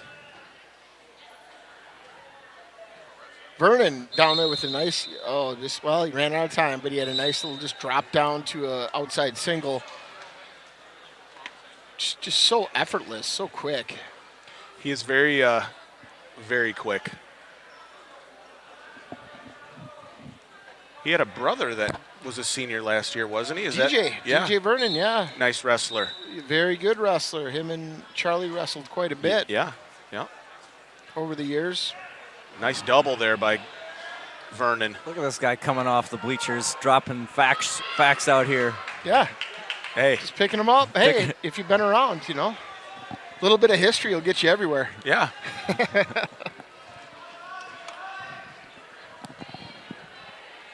And as part of the production team, you, of course, are welcome to the wintergreen lozenges. Oh, yes. That's to keep the whistle wet. I used to call those the old Pepto-Bismol lozenges when I was a little kid. They're kind of like that, but they're good. My great-grandma had them. Oh, that's good. I was going to say that. It's kind of old people candy, but I'm kind of old people. Well, we're kind of in that category now. Mike Olson's chatting away already. He just left the booth, and he's already in the chat session. Listen, if you're driving, don't get off your phone. Yeah, get off your phone. He says. He probably stopped at Whiskey Ranch already on the way back. Thanks for filling in for me, Chad. Great. Something, fellas. I don't know. Great written, fellas. Great googly moogly. So just focus on driving there if you're whatever you're doing. He's straight audio. Knowing Mike, he is straight audio right now. Yeah. So, Mason, you're going to have to pick up your commentary here on the play-by-play to keep your cohort in the loop of what's going on. There you go. Well, I can tell you. We have no Evansville wrestlers Vernon's right now, up 16-7 over Redenius, third-place match. Chrysler in a tight one, up 4-2 over Pluis with about a minute left in the second. So that's a closer match, but we have locked hands, so Pluis is going to get a point. Yeah, I don't know if Eugene's still watching. Is he still out there? Because Eugene was. Oh yeah, I'm sure he is. Unless he's here. Okay, so Mike Olson is correcting us with it's great job, fellas. Oh, okay. That's not googly moogly? Yes. Autocorrect. Great googly moogly. Stay with us, folks. News could break any time now. Oh, wrestling. Stay with us, folks. Pluis trying to throw him. Oh, out the back door goes. Is it Chrysler? Chrysler, yeah. Josiah, sophomore from Broadhead. But I'll tell you what, he's made an impression on me today. Are we down to one mat here? Yes. Looking that way? We are. Vernon did come away with the third place. We're getting ready for Keller McIntyre 2.0. Part 2. They're going to break out the white gloves and respectfully smack each other in the face. I don't know. It's really, I challenge you to a duel. Yeah. I demand satisfaction. That's right. All right, third period. 2 more minutes here. We've got long day in the gym. You get a little loopy. I mean, that's okay. That's just wait until next week. Super Regionals goes until like 9 o'clock. Oh man, we are getting a little. Are we getting a little punchy?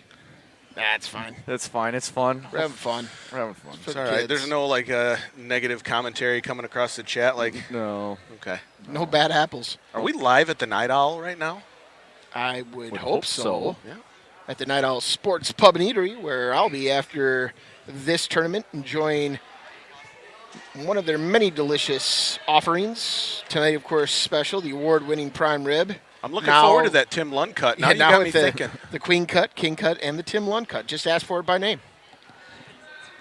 Get some meat sweats up at the Owl. Oh, it's that little secret, they just bring you out 2 kings.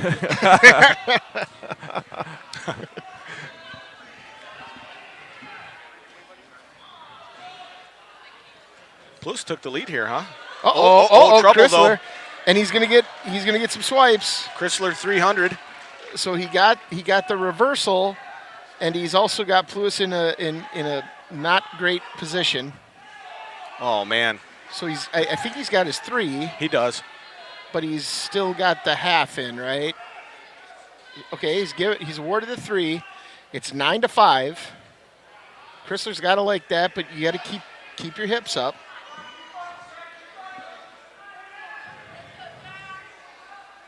I've always said this. I told Coach Hosley this. I just the attitudes that the Broadhead wrestlers bring, pretty much any competition they're in, they just act like nobody is tougher than them, and I love that in wrestling, and I'd love to be a fly on the wall in their wrestling room and see just how they get those kids so tough.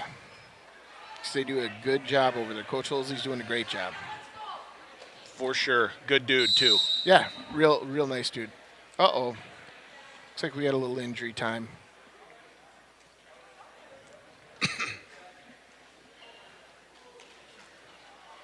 While we got injury time, I'd ask anyone, are you watching? Are you enjoying this? Well, if so, hit subscribe on the YouTube channel.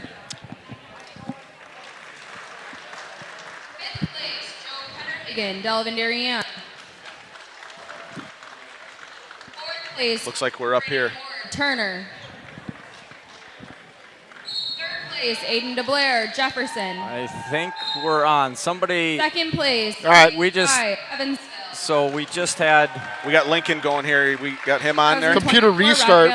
We're right in the championship match here East Troy. with Lincoln Keller and Marcus McIntyre at 138 pounds. Can somebody chat? Tell us what you see? We think we're back online. Now wrestling on mat This first place match here. This is one. This is one that's worth the price of admission, as they say. Smokes! There it is.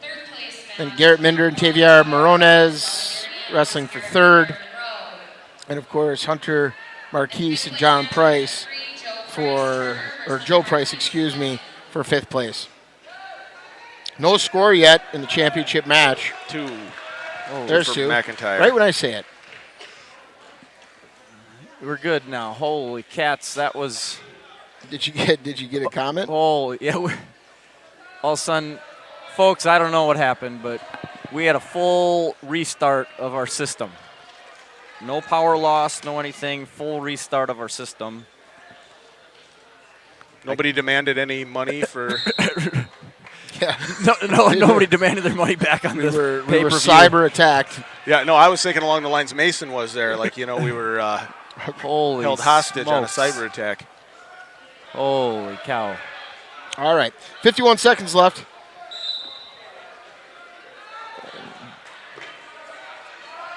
Keller trying to get up. McIntyre being tenacious on top. Lincoln looking for hand control down there, breaking those wrists.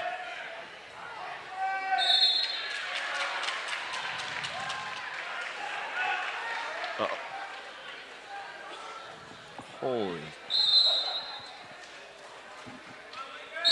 Are we down again? No, we're good. We're good. Oh. We're good.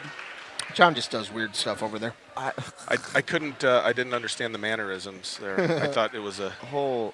Yeah, my mannerisms was like, what the heck just happened? Sorry, I'll stop talking. No, it's all good.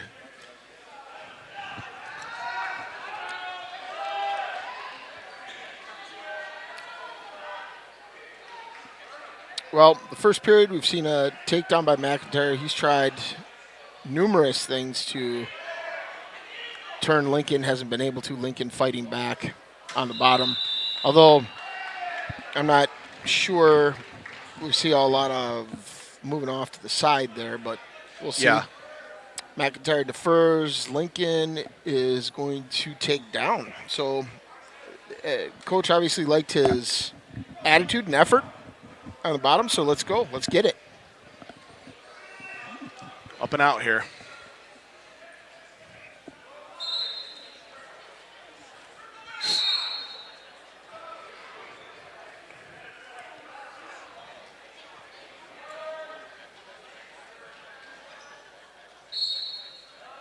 Uh-oh, barred up. Come on, Lincoln, get out of that, buddy. Good fight, good fight. McIntyre had that good, and Lincoln did an excellent job of fighting that off and getting back. Yep. McIntyre does earn 3 near fall points, bringing the score 5-0.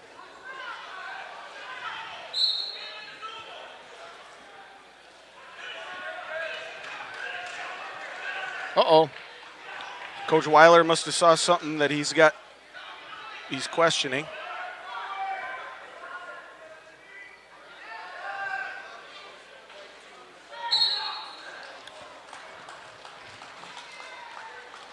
Oh, that's the process. That's the the way you respectfully ask for the clarification is what it is.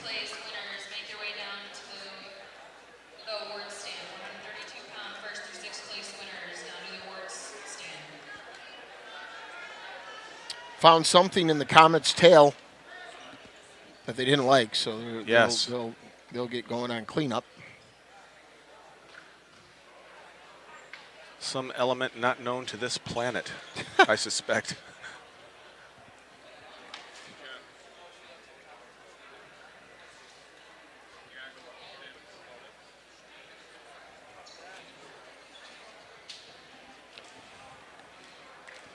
What's the halfway point here through the? Is it 38 or is it 44 or where we?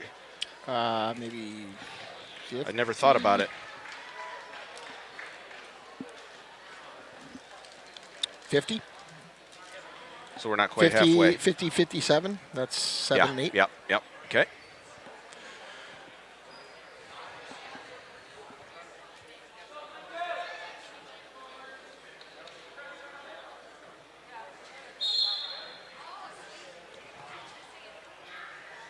McIntyre going that old school sort of, ankle, opposite arm, forward pressure. Lincoln just fighting tenaciously on the bottom. He really is fighting his butt off. Constant movement. That's the key to wrestling well on the bottom.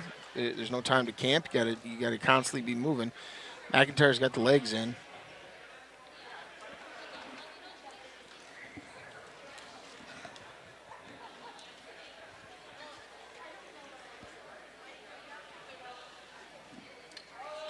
Lincoln with a sit out there, almost gets around. Ooh, this is not a bad position. McIntyre improved his position there. Lincoln wants to kind of crowd that a little bit. When are we going to get the potentially dangerous call? That'll be coming. Lincoln's trying to get around over his head, it looks like. There, he's got him. Ooh. Yeah. It's a tough angle to get a lot of leverage there. Well, I mean, McIntyre had the leg in on that side, too. I'm not sure where he was going to go, but.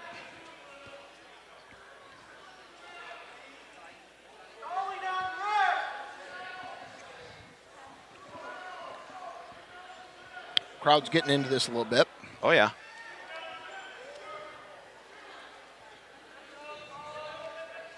Lincoln doing everything he can. Yep.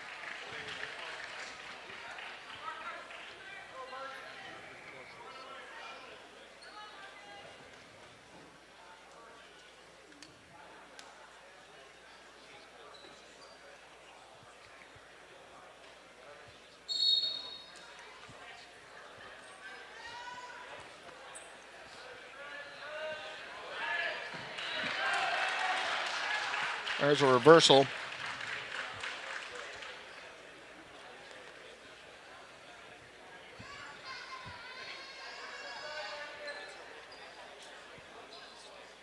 McIntyre, was he 44 last year? 144? He sure was.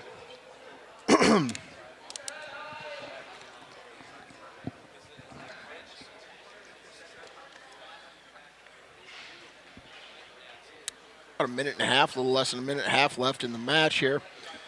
So 7-0. Lincoln needs to. What Lincoln's going to want to do here is he wants to escape some way, and then he's got to look for the big score.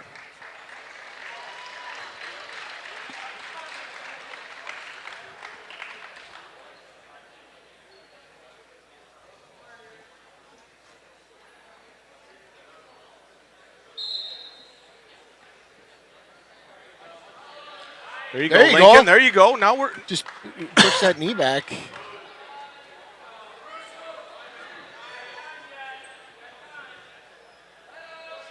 Got to get strong here. Yeah, McIntyre is very strong. And that's fine. So we're going to get the escape. They go to neutral, 46 seconds. It's 8-2, 6 points. You got to look big here, right? Yep.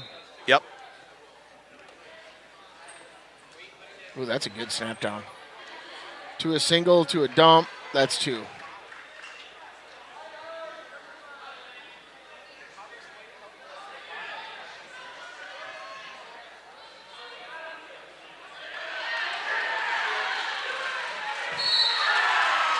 McIntyre will prevail.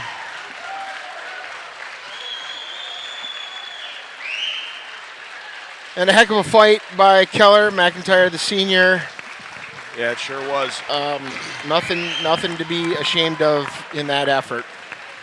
Please direct your attention to the awards area for your 132-pound weight class. In 6th place, Jack Plewis of East Troy. 5th place, Josiah Chrysler, Head. 4th place, Devin Rodinius, Jefferson. 3rd place, D'Angelo Vernon, Clinton. 2nd place, Connor Friend, Whitewater. And your 2024 Rock Valley Conference champion, 132 pounds, Carson Menahan Monroe.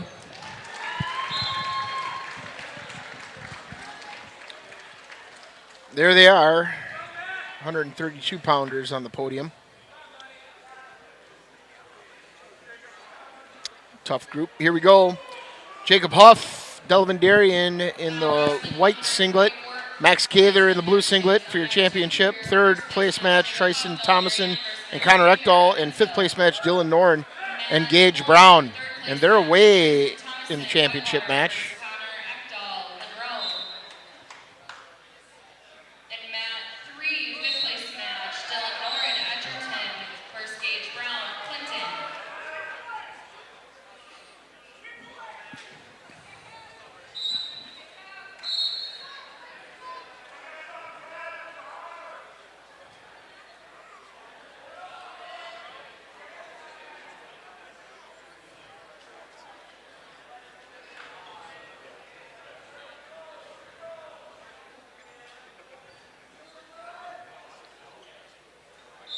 Wrestlers feeling each other out here in the first period. Max in on a leg.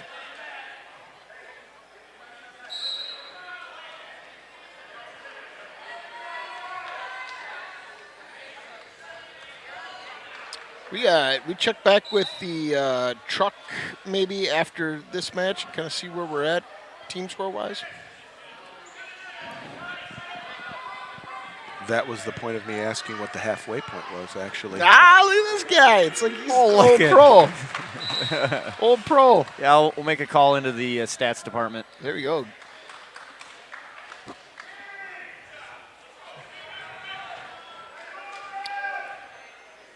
All right, Huff up 2-0.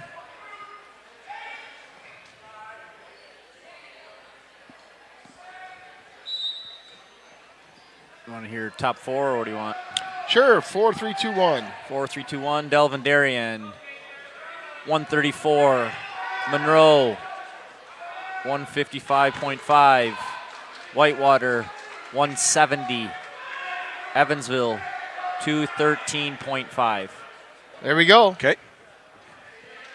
No idea if that's where we're at as far as what Whitewater has potentially out there for points and what Evansville does, but I wouldn't feel too comfortable yet as a Blue Devil fan. No, I'm not.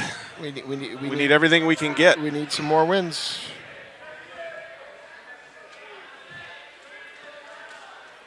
Although I'm getting texts now indicating they think it's locked up. I don't know, because we acknowledge our strengths and our weaknesses, and as such, we acknowledge that we're not very good at math up here.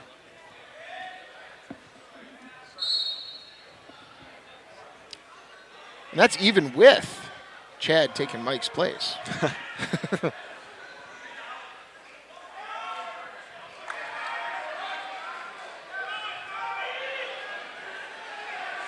All right, Max down 2-0 here. Huff chose down. Or start of the second period. Oh, Huff's got a quick stand up. Oh, Max is able to. Ooh, looks like Max was able to kind of just pull him back for a tilt, but Huff does a good job of adjusting. There we his go. Hips. There's a swipe. Now we got some near fall. That tilt is pretty good. Oh, he might have pinned himself. The coaches are calling for it. He was.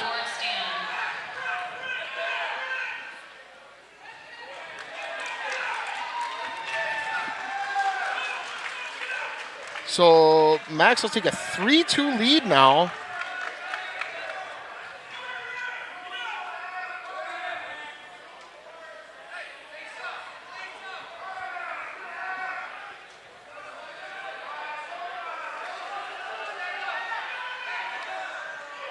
Has he got the hand control he needs? He's trying to get that far arm, get that wrist underneath them trapped.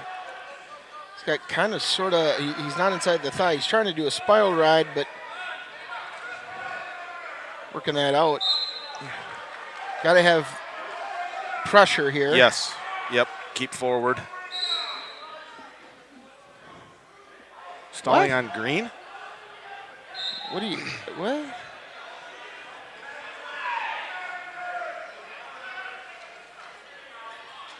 Yeah, all right, all right.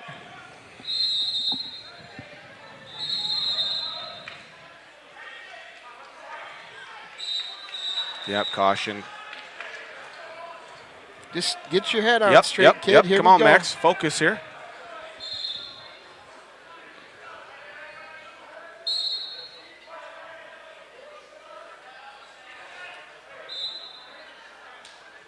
A little blood time here. Max got a little blood dripping down.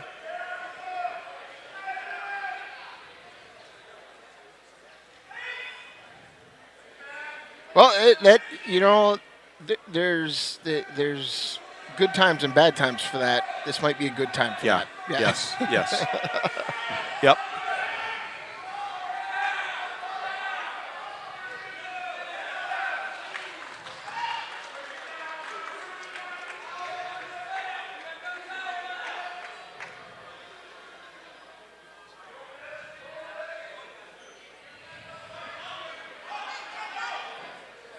All right, let's see if we can get another turn.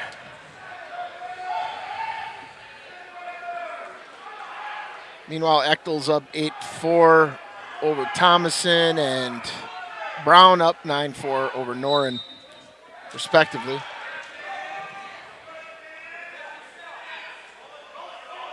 Suck that wrist in, Max.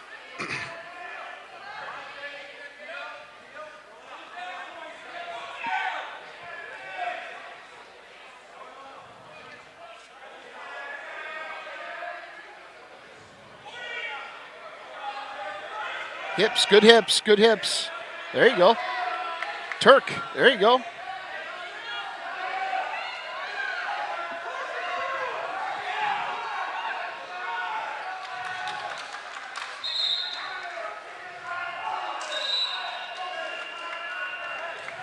No near fall there. It's Max's choice, right? No, okay.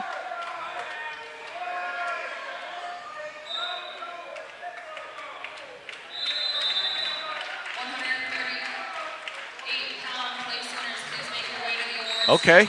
That's stalling yes. red. Yep.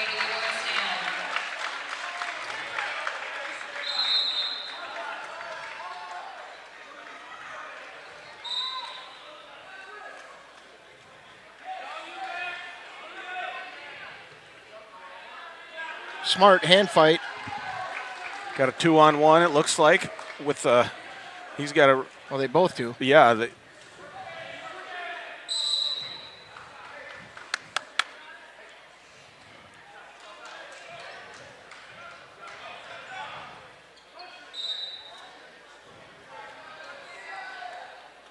This is a tight one. This has been I gotta tell you, you look at these championship matches, and this one's got, I think, everybody on the edge of their seat right now. Huff's trying to set up that little rush and probably to a drop single. Max is giving it right back with that baseball grip on the far hand. There you Max go. in on a leg, nice. Come on, now finish this. Finish. Sorry, guys. This is good scramble. Sorry, should have. No, you're good. You're good. We're watching it. No, Max, live. keep your left arm right there. There you go. And hip heist. Hip heist. Yep. Keep coming. There you go. Put a half in. Yeah. Yes. There's 2. Okay, good job, Max. Max is going to go right for the wrist here. Keep him pushing him forward, Max, while you grab that. No, hips. Oh, there we go. Now we're getting exposure. Get those. Oh! Get that pin. Let's go. Let's go.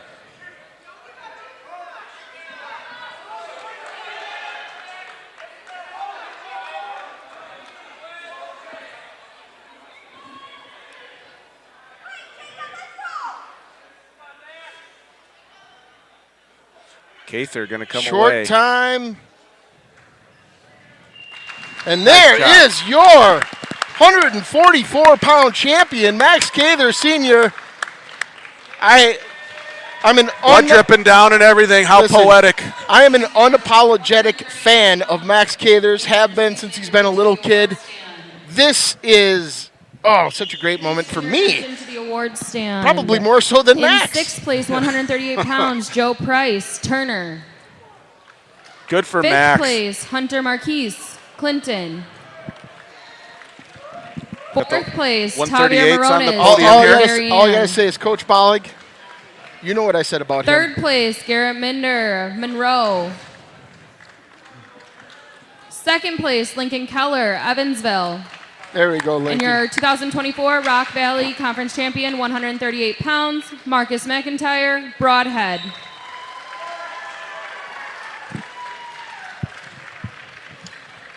All right, 150 pounds championship. We have Joe Lomar and Christian Schuh. In the 3rd place match, I believe we're not quite there yet. They've already started. Janal and Harwick. Sorry. Yep. Get me back on track. I don't want. Oh no, Berg. It's Berg. Oh, I'm sorry. Is it Berg? Yeah, Berg. Yeah, Berg. Mm-hmm. Berg and Harwick, and then we. Looks like the 5th place match is going to be a medical default. So. Whoops. So we're just on Matt's 1 just, and 2? Just 2, yeah. So Harwick will prevail via medical default. And you got to give it up to Wyatt Nelson, wrestling with a bum or a beat-up shoulder. So he's doing pretty good. The young blood at home can learn it by that example set by Wyatt Nelson. Yeah, tough kid. Servant leadership, as they say. Serve the purpose of the team. That's right.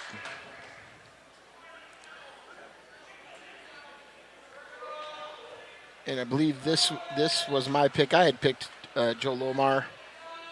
I liked him in this match.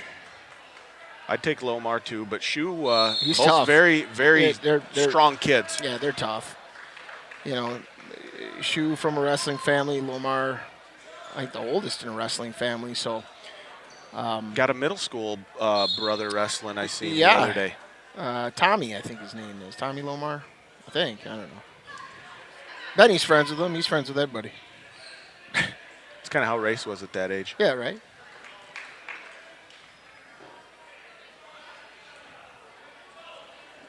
Joel will start off the scoring with the first takedown.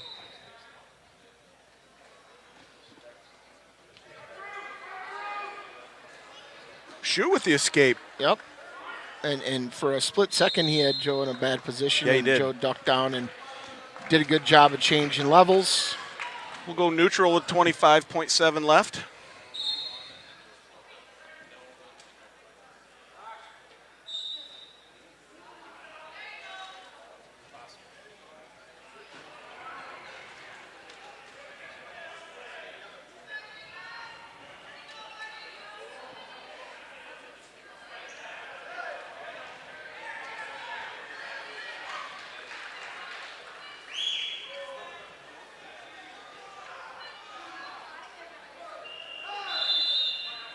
End of the first period, Lomar up 2-1.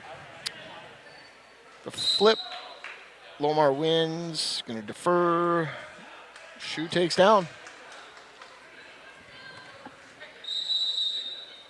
144-pound first through sixth place winners, please make your way to the awards area. 144 pounds first through sixth place winners, make your way to the awards area, please. It's all tied up here. Meanwhile, Gunnell with an 8-1 lead over Berg, over on mat 1 for third place. 10-1 now. Oh, yeah. 2-2 here. Lomar deep on a low single. He's just got to climb up here. Which he does. That's your... Oh, he's got a whizzer in those. Yeah. Shoe does. Fended it off well. Yeah, that's... I thought Lomar for sure was going to score from there. Just got to climb up a little quicker.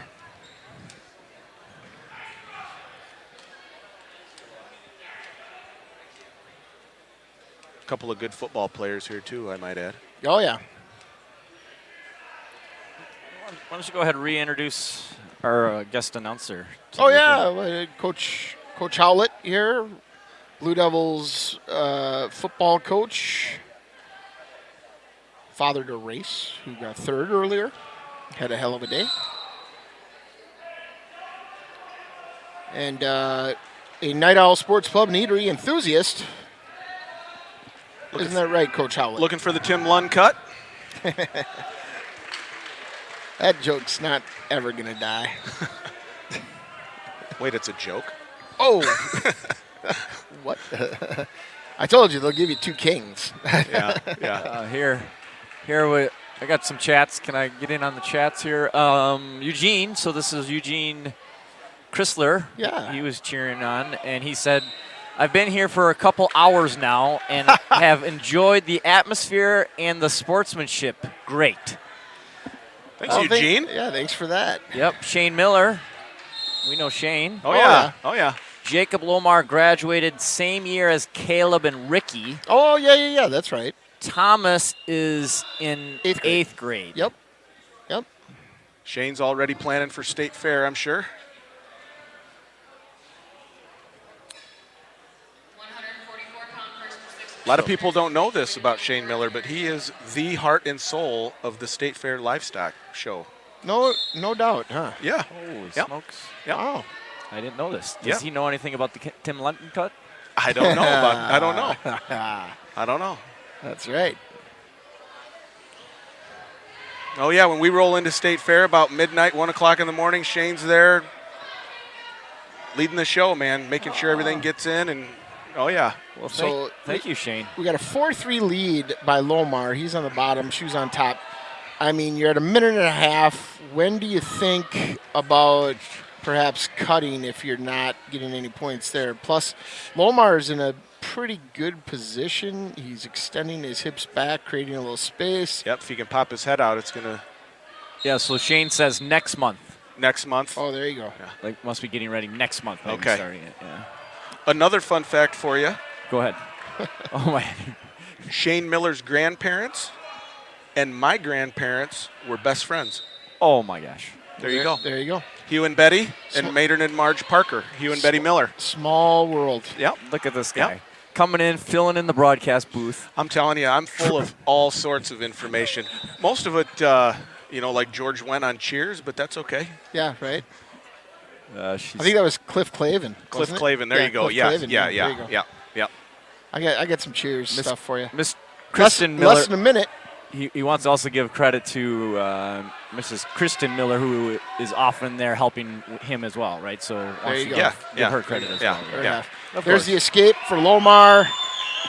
2-point lead, 30 seconds left here. Shoe's got to get a takedown here. Tie this thing up. Moving. We got a completion over there. Looks like Ganell won over there. We're going to go to 24 seconds on the clock at the stoppage. Shane Miller says Walnut, Illinois. Yes, sir. He's not watching from Walnut, Illinois. No. It's just turned into a conversation between Shane and Chad. Yes, it's just vicarious. We still have some wrestling going on. Believe it or not.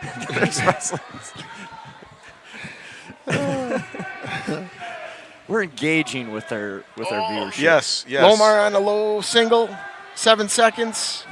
Just got to sit tight there to secure the decision. Good match between two very similar wrestlers that's there. a takedown, or they're not going to award it. No. But, they did. They did. They did right at the buzzer. They awarded the takedown 7-3. That'll still be a decision, and Lomar secures a championship at 150 pounds. Congratulations to that young man. And they'll call out awards here. We'll move on to 157 pounds, where we have Carter Reese from Please Bigfoot. direct your and Braden attention to Alley the awards from Monroe. podium for 144-pound place winners. In 6th place, Dylan Noren, Edgerton. 5th place, Gage Brown, Clinton. 4th place, Trayson Thomason, Whitewater. 3rd place, Connor Ekdahl, Monroe. 2nd place, Jacob Huff, Delavan Darien. And your 2024 Rock Valley Conference champion, 144 pounds, Max Cather, Evansville. Yes, sir. There we go, Max Cather. Maximus. Let's go.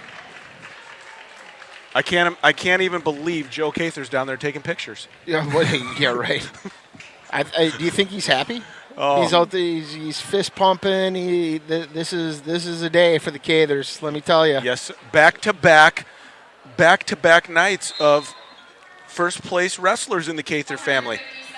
Leo was the JV 106 champion. Attaboy, Leo Cather. Less than 24 hours ago. There you go, right in this very gym. All right, 3rd place we've got.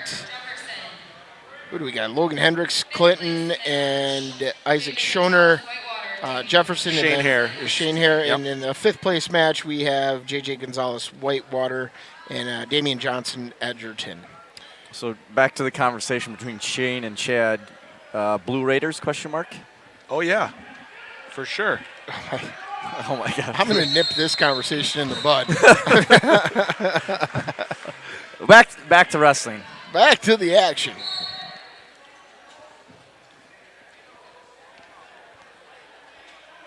Oh, no, they did not.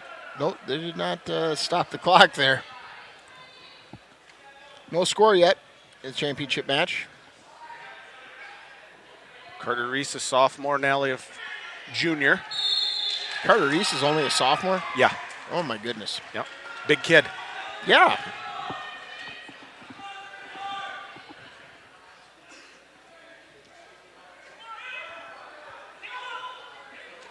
And a pretty good wrestler, obviously. Yeah.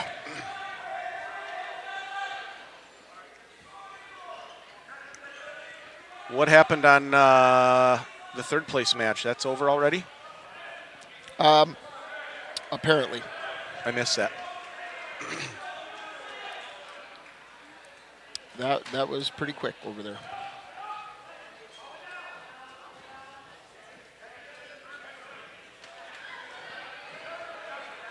Nolly in on a shot. Reese defends. Ooh. Nally with some drive. Nolly's in a good position right here, and he's going to walk back towards the center and get the takedown. Yep.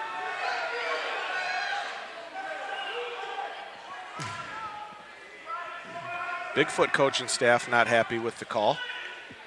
Reese has that left leg.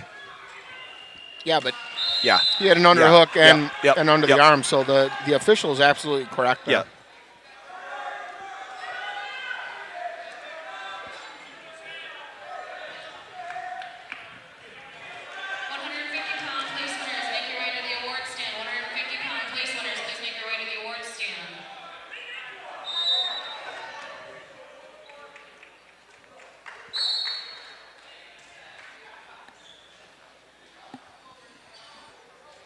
The who's the Edgerton wrestler here over in the 5th place match? Damian Johnson, and I'll tell you what, he's a dark horse contender for the Ric Flair hair of the conference.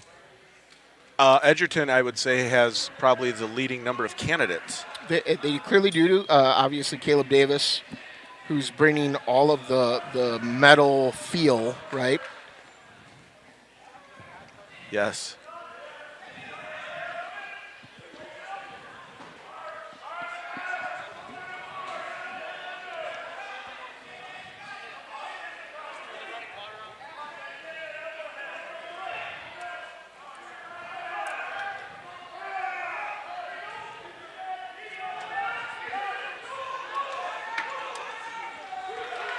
Reese with a takedown, reversal, excuse me. That match is tied up, 2-2. Less than a minute left in the second period.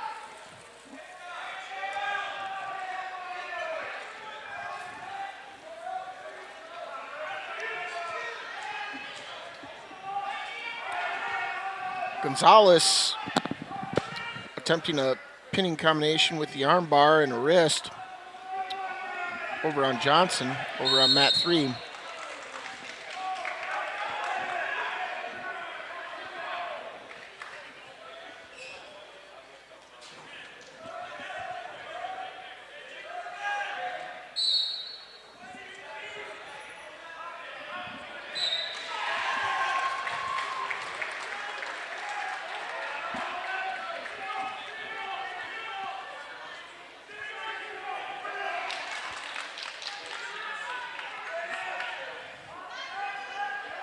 About 10 seconds left here, championship match. Now he's scrambling. There will be no change.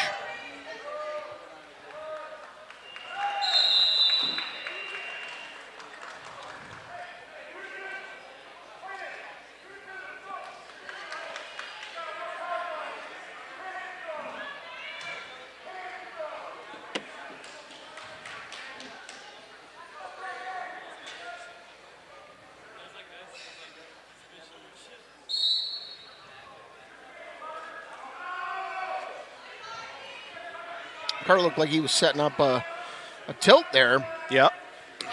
Now he's sort of flattened out and he's working on getting his arms back. Got a bar in.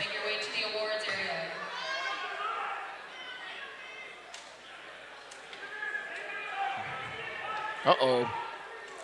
Now he's got to brace the other way. Reese has got, he lost the wrist. He's still running that arm bar.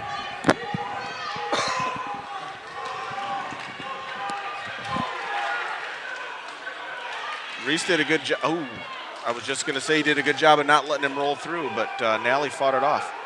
Well, now if Nally rolls, he's going to... Nally's in good position here. Now we got a reversal. Yeah, and back points. Just sit there. Sit there.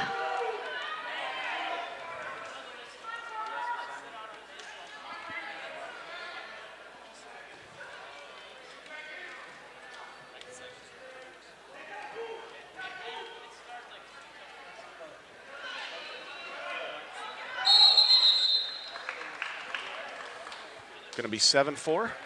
Yeah. 7-4 in favor of Nally. 42 seconds left.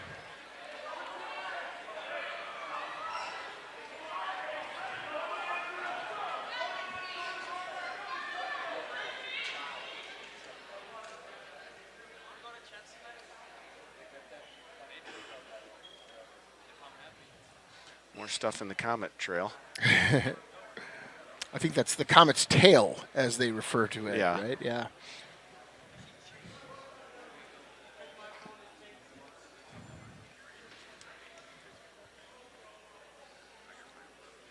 I don't know. This might be a good time for this. Oh, yeah? What's that? I don't know. What is this? Yeah. I never know. Isn't that question keeps a lot of people up at night? What is this?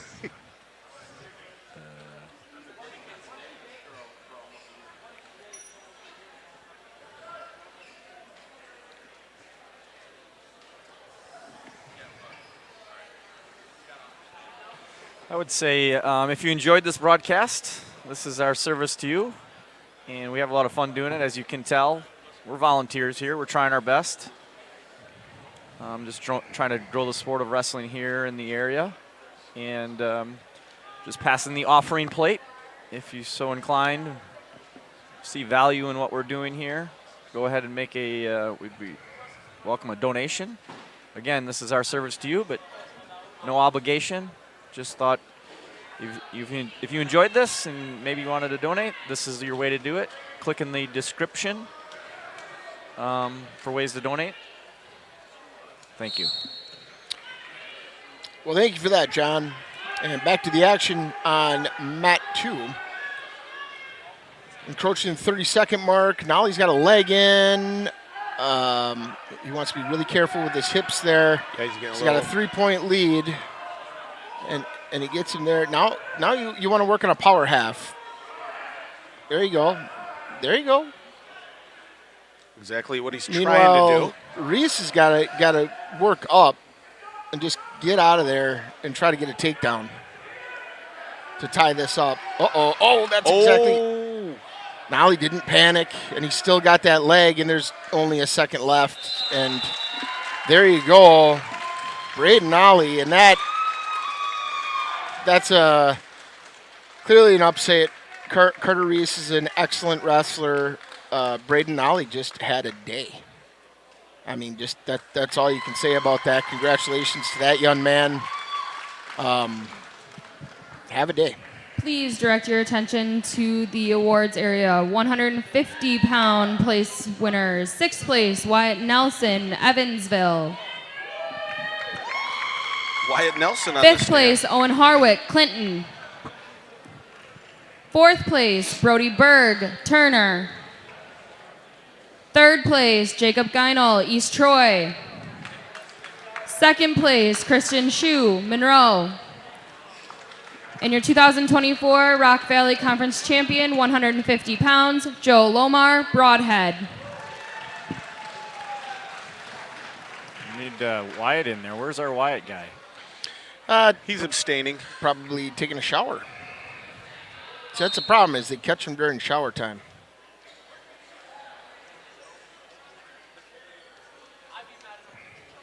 Meanwhile, championship match, Danny Heiser, Evansville, Sebastian Kuehler, Whitewater,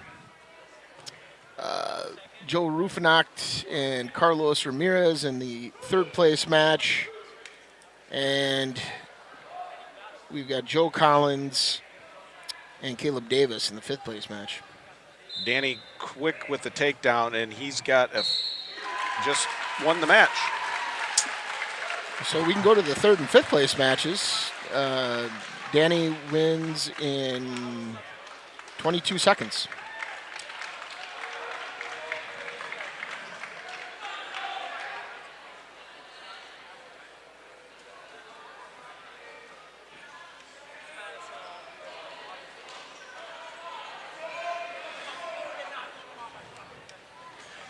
All right.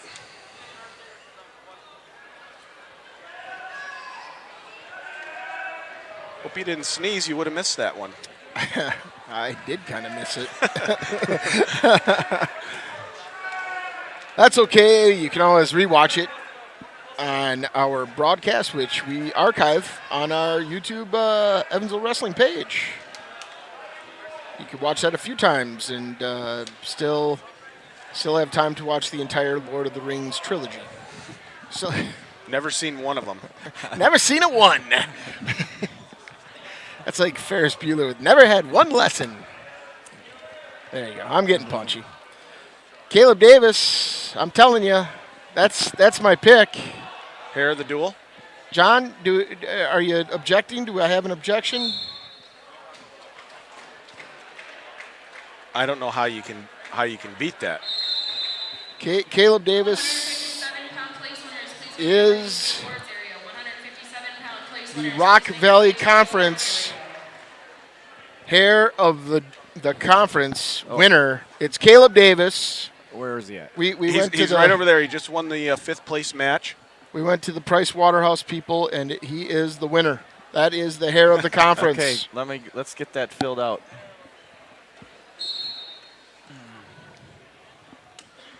Now, do you provide a nice frame with matting, John, or is it just the... I don't know if it's got matting, but it's a frame. Okay. It's a frame. I like that. We need to get him up here in the booth. That'll look good in his office. In his office? Have your people get a hold of him, John.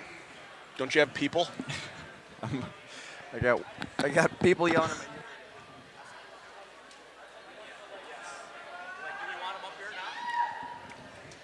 Yeah, we'll get him up. Yes, get him up here now.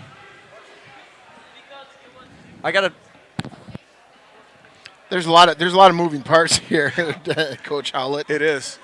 There is.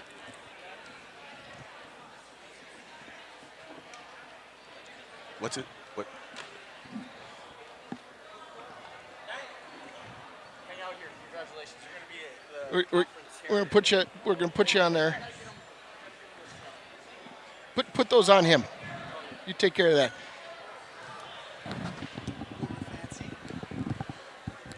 Oh, Caleb, how you doing? Pretty good. How about yourself? We still got a match going on over there, and it looks like that's ending. But you just got 5th place in the Rock Valley Conference. But better than that, you got the Rock Valley Conference hair of the conference. Oh, wow. And we got a certificate for you, and we got a frame for you. Okay. And the whole 9, we're going to look at this camera real quick. All right. And we're going to put this certificate right in your hands. Please direct your attention to the awards area for the 157-pound weight And there class. you go. In 6th place, Hair of the Damon conference, Rock Johnson Valley Conference. of Good job, Edgerton. Caleb. We enjoyed watching you all day. 5th place, JJ Gonzalez, Whitewater. 4th place, Logan Hendricks, Clinton. 3rd place, Isaac Schoenher, Jefferson. We got 2nd place, Good Carter job, Reese, young man. Bigfoot. Good job today. Thank you. And your 2024 Rock Valley Conference champion, 157 pounds, Braden Nally, Monroe. All right, we're moving on to 175 pounds. We got Brody Nichols, Delavan Darien, and Will Wadchick from Bigfoot. We have Adrian Wessels. Jesus Barajas and Adrian Wessels in the 3rd place match, and Kieran McHugh and Kabian Ramos in the 5th place match.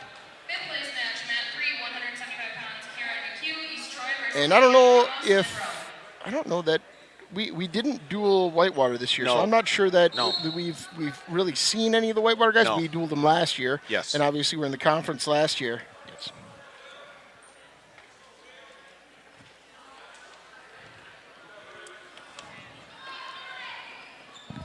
Caleb, that's got to go right on social media, okay? Tag Evansville Wrestling. Nice job, buddy. Uh-oh. Barajas in on a double, and Wessels is going to have to bail out on that. Belly down, as they say.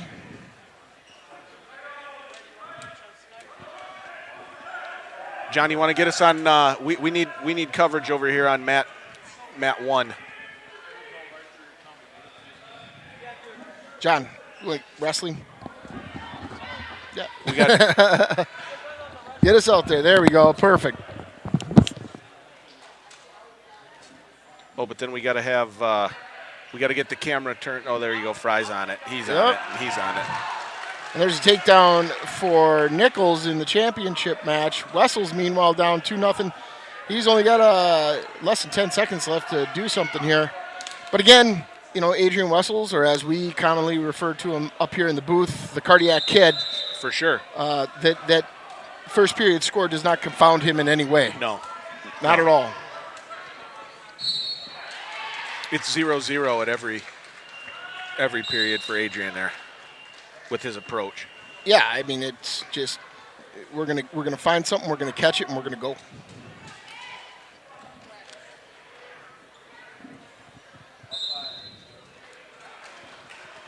Crowd's starting to thin out just a bit. Getting up in the bigger weights.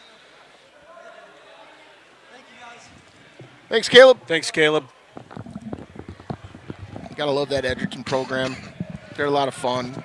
Fun kids, good coaches. Bula with the escape. We're fans. Sorry. Wessel's up down 2-1. So I apologize for the first place match. We were. No, you're good. You're good. We had hair of the meat to. Oh, that's potentially dangerous. We know that in championship match, but.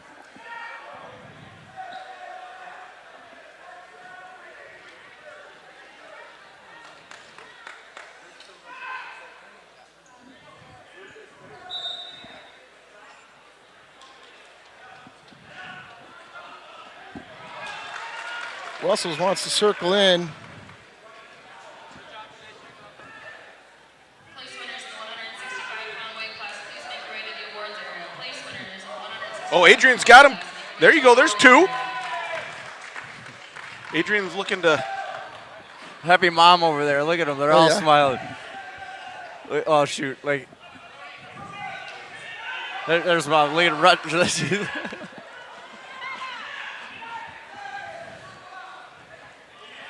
We should have had him get up here and give the old woo. Oh, yeah, that's right. Next time.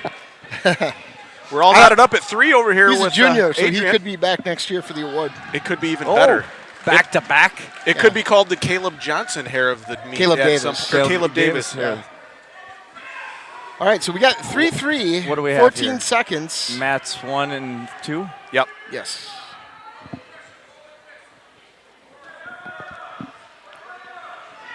Oh, that was a flurry of activity You did it. in the production. Proud of you. Thank you. All right. We're tied up going into the third period. Whose choice is it? It's Whitewater's, and they're taken down. Work some magic here, Adrian. Well, if anyone's got it, he does.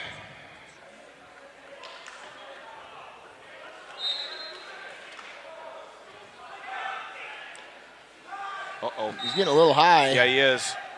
And that's going to... Oh, Adrian. He's got that head, though. Oh. There's a reversal. 5-3 advantage Barajas.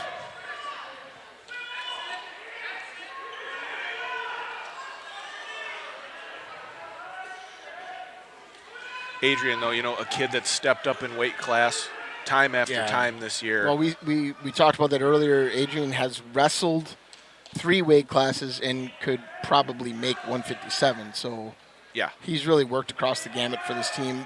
He's like a great utility infielder. Yeah. Yeah. He's the multi-tool. Oh, and just a team guy. He's a team first guy.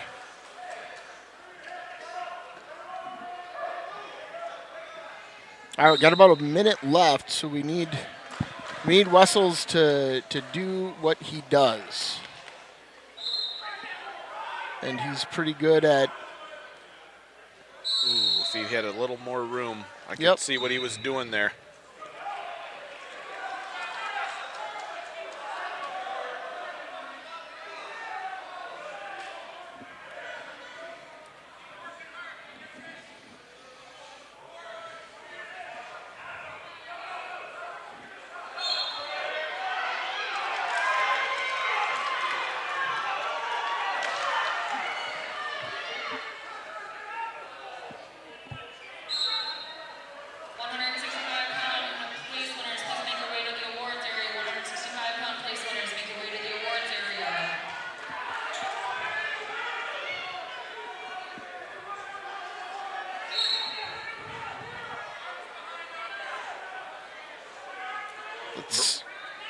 Trying for that rollout.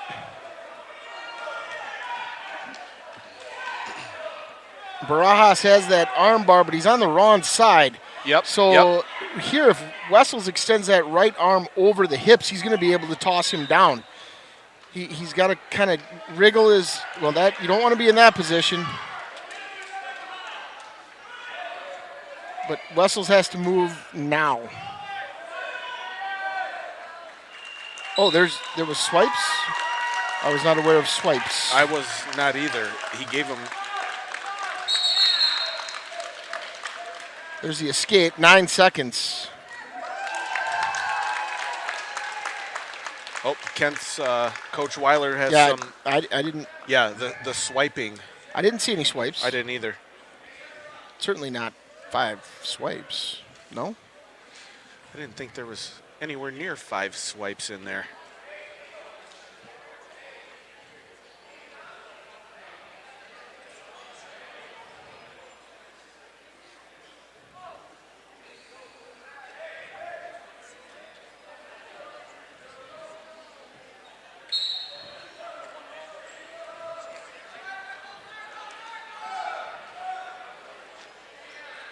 Well, and it looks like Adrian will run out of time.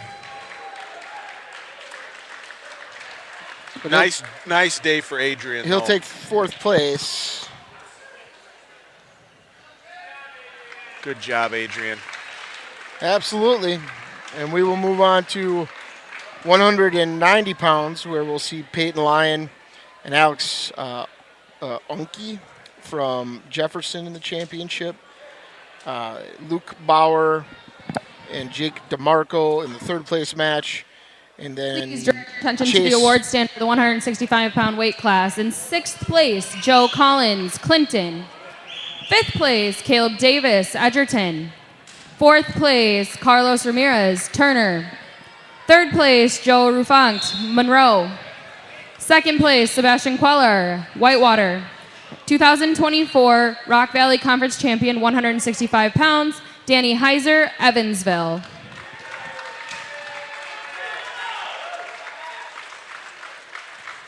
The heaviest Danny's ever wrestled. Yeah.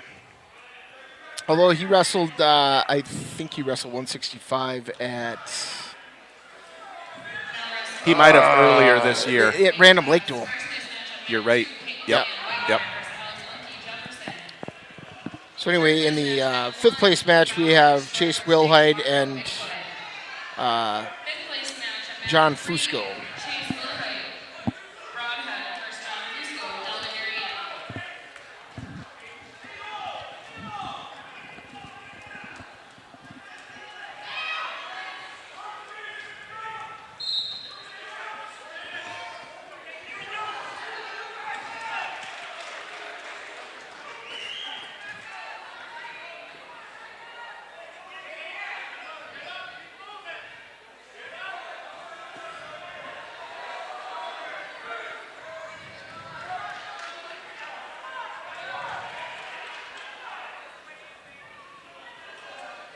Well, it's getting to that time of day.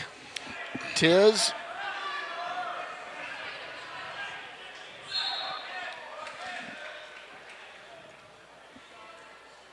Lyon with a 4-1 lead in the championship match.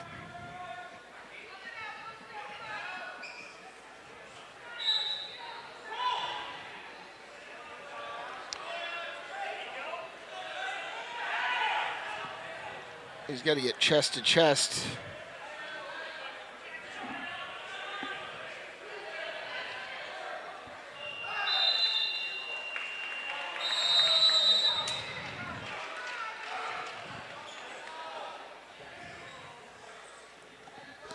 I'm going to go ahead and give an update on the team score here as we sit at the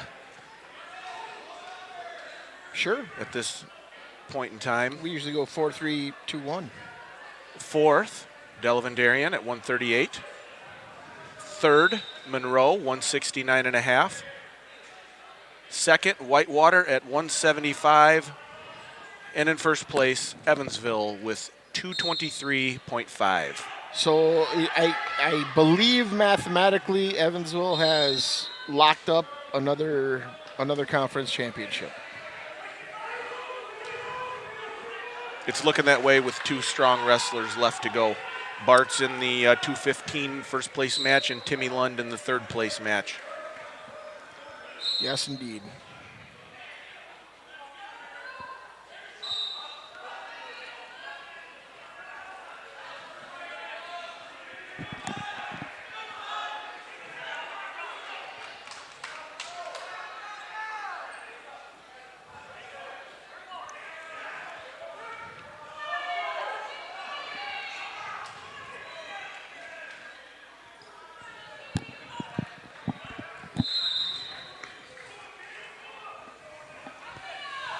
9-1 here in favor of Lyon.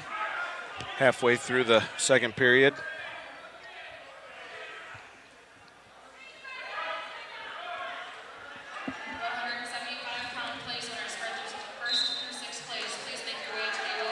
Going to get some back points here if he stays with it. Not quite there, but getting there. There you go. There you go. Ooh, that's real close. Yeah, that's.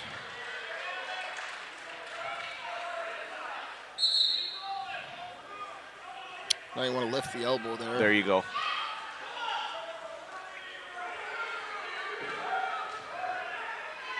Lift the head if you can with your left arm. And there's the fall.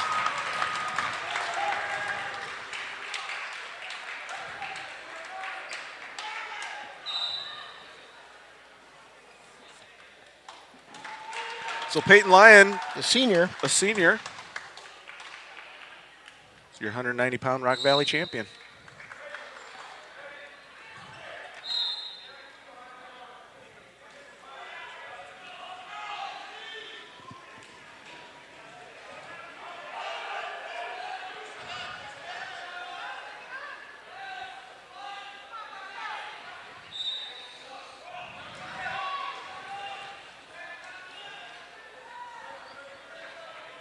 Tie ball game over in the third place match between Bauer and DeMarco.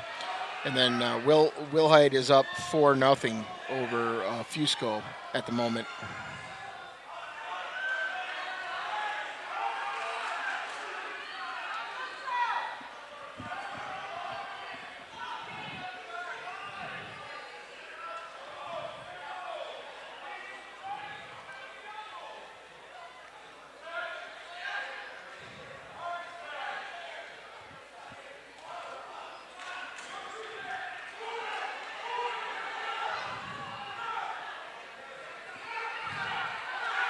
Third period, minute left. All knotted up. Yeah.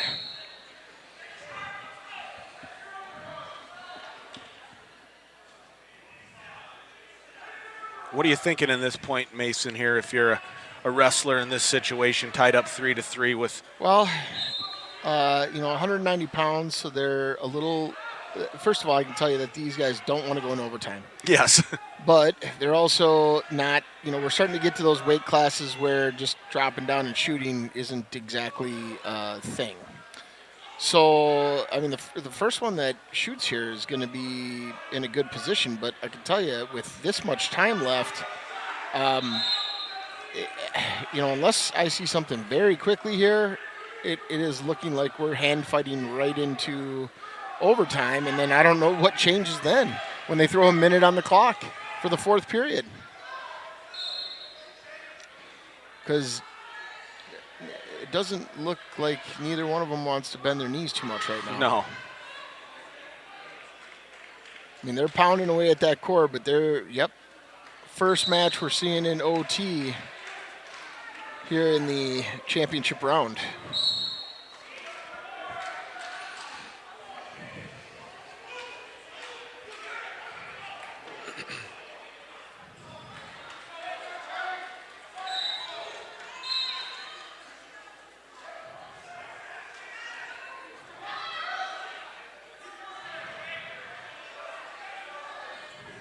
Nice shot. shot by Bauer. Good defense. Good defense by DeMarco and Bauer. Oh, that's it. Bauer will hang on for that overtime win. I tell you, Bauer's a good-looking athlete, put together at that size, Well, and here's the deal. Bauer, if I'm not mistaken, is a senior. Yep. And I don't think he got a football season. No. That's too bad. That's too bad. And there's a pin over there for fifth place. Delavan. And Fusco came back and pinned Wilhite to come back from behind. Again, never say die. And this sport is one of the greatest when it comes to never say die. Please direct your attention to the awards area. The 175-pound weight class. 6th place, Kieran McHugh, East Troy. 5th place, Kavion Ramos, Monroe. 4th place, Adrian Wessels, Evansville. 3rd place, Jesus Barajas, Whitewater. 2nd place, Will Wojcik, Bigfoot. And your 2024 Rock Valley Conference champion, 175 pounds, Brody Nichols, Delavan Darien.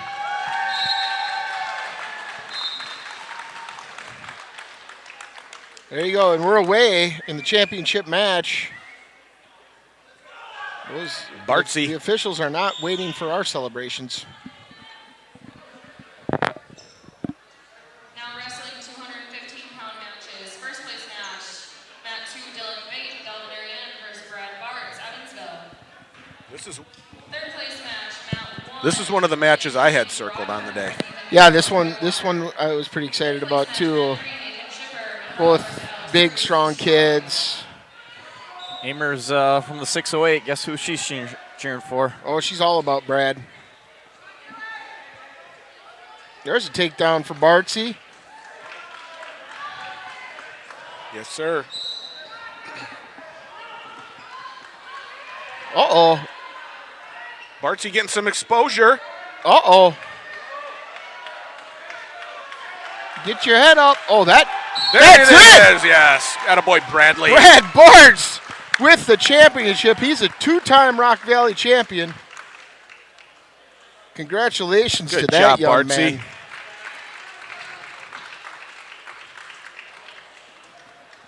Outstanding. We can go to 2 mats. We can go to, we can go to 2 mats. Bartsy with a pin in a minute 5 seconds.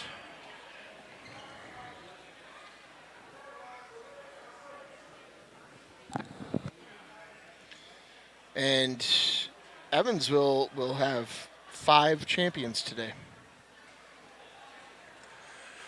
Pretty good representation. Not a bad day.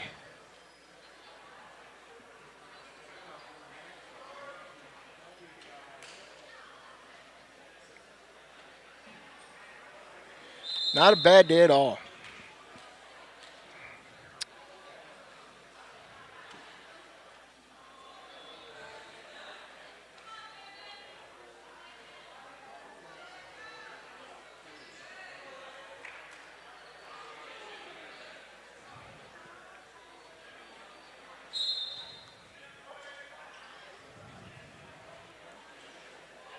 We got a little injury time over here on mat 3.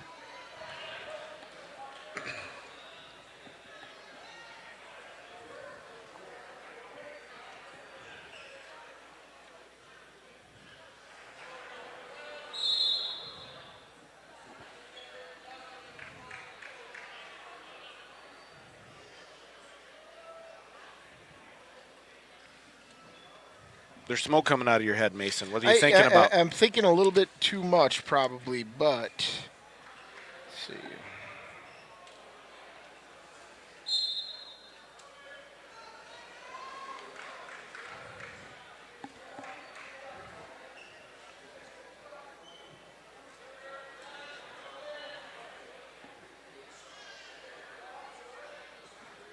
I am missing a weight in my accounting.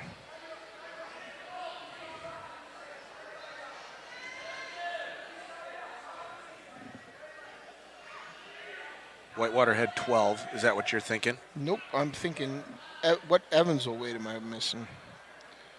We had 14. Right, but I don't have 14 written down here. You don't have...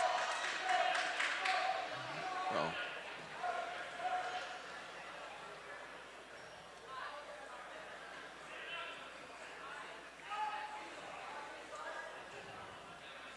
Oh, 285. Yeah. There it is. All right. All is well in the world. Don't worry about me, folks. And 190-pound wrestlers, please make your way to the awards area. 190-pound wrestlers, make your way to the awards area. going on in the 3rd place match, it looks like we have 2-0 Whitewater over Broadhead Judah with about 10 seconds left here in the second period. Amers in the 608 says, that's my boy. Bartsy, way to go. Great work, Evansville. Mary Beaver, nice job, Barts. Go Devils. And Shane Miller, thank you guys for excellent coverage of the Rock Valley Conference Tournament today. We aim to please. Whether we hit our target or not is a whole other thing, but we certainly aim for it. It goes back to the definition of precision versus accuracy, right? Yeah, that's correct. Typically, you can win that with quantity.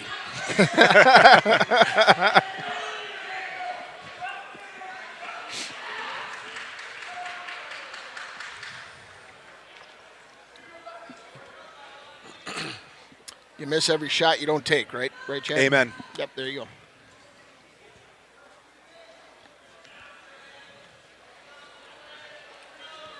Four nothing lead over there for Barrels. Barrels looking for a turn here. He's got some exposure there. Shane Miller's congratulating the Blue Devils on another conference title, I think. And I think that is the case. And it's looking that way. Shane. And Barrels with the pin.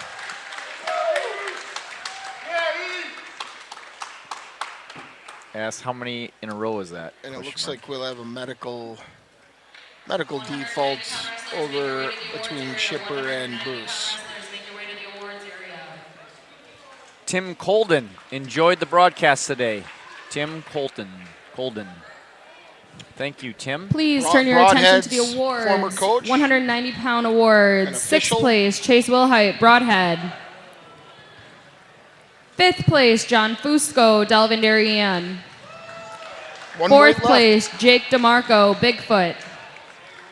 Third place, Luke Bauer, East Troy. Second place, Alex Unke, Jefferson. First place, 2024 Rock Valley Conference champion, 190 pounds, Peyton Lyon, Whitewater. There you go. We move on to 285 pounds where Caden Wolfe will face Tony Hamilton in the championship. Emmett Allen and Tim Lund on mat 1 in the third place match. And Vicente Soto and Sean Allison over in the fifth place match. We got some chats here. Yeah, Tim Colden enjoyed the broadcast today. Oh! Timmy caught him. That was a nice job of nimble Tim. So he got the takedown. Did he get back points? Was that not enough? They gave him 2. I see he's got 4, so I'm assuming. There you go. So. Oh, that's a pin. And there we go. Timmy Lund. Tim Lund will take third.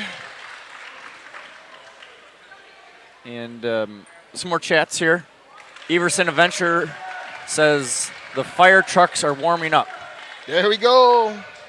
And Ricky Ferguson, Mr. Miller is the best teacher ever. There you go. All right, so we can change some. What are we at here? 2 and 3. Meanwhile, Sean Allison's got Soto in trouble. Over on mat 3. Lofty. Let's go, Lofty. Jeff. Lofty, yeah. Jeffrey Lofty is cheering in, chatting in for Caden? Caden, yep. He's been chatting with us all day. Jeffrey Lofty. Well, as a football coach, I remember Caden Lofi. I believe he was number 66 and a nice lineman for the Delavan Darien Comets. He sure was. Miguel was chiming in on that. That he had to go against him every play almost. Miguel. Oh, Miguel was chatting? in. Yeah. Yep. Good player.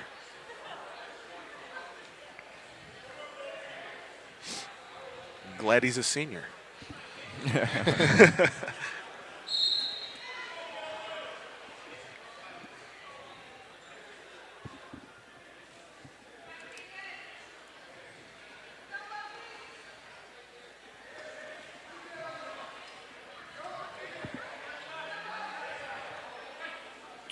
Jenny Gotcha, Aunt Jenny cheering on Caden. There you go. Jenny Gotcha.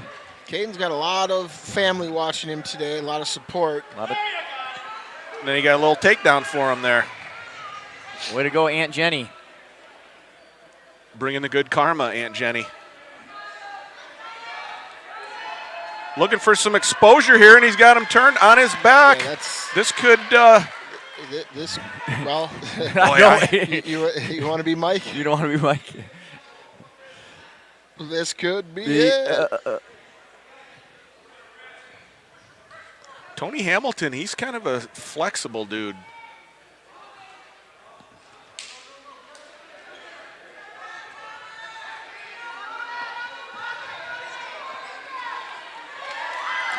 That's tough. There you go. That's Caden makes him carry his weight, and that proves to be.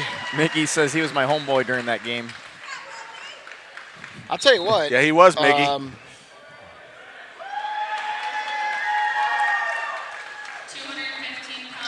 Caden Lofi looked really, really good today. Number of falls, and good luck to him in going forward. Looking forward to seeing him at the Kohl Center on top of that podium. We are down to just mat 3. That's correct. Yep. And they're still in the first period. We're going to go there. Uh-oh. Allison got himself in a little bit of trouble. Soto takes advantage. He's going to get the reversal. And there is an escape for Allison. I'm not sure. Yeah. The ref And wasn't then very 2, committal on that, yeah. the scoring signal there. Interesting turn of events there. Looks like Sean may be up by 1, 5-4. A lot of wrestling left in this match, though.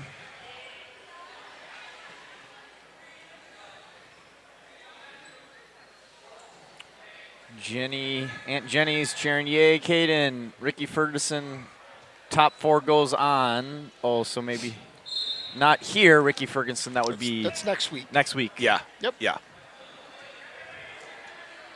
So this is the conference tournament. Next Saturday is the Super Regional tournament. And yes, you are correct. The top 4 go on from the Super Regional tournament next Saturday. That's right. And we are broadcasting in Dodgeville. We sure are. We'll be there all day. Are you going to have some Land's End apparel there for Dodgeville? I'm hoping for some of Bob's Barbecue. Oh, I like that place. I like Bob's. Not a sponsor yet. Yeah, we can't say the full name. Yeah. Because I might be coming. Wait BBB. a second, right? Who's our channel sponsor here? I don't know, but don't make me hit that delay button. Yeah, right. Been waiting on that. I do like Bob's though. You know what's good over there? They got a host of barbecue sauces, Yeah. as you're probably aware. Yeah. One of them's made with root beer, and it's kind of fizzy. That's a fun sauce. So you can't talk like this when the 285 guys are wrestling because they get distracted. We're having fun here, folks. Look at that. Oh yeah. Okay. Kind of spun out of it.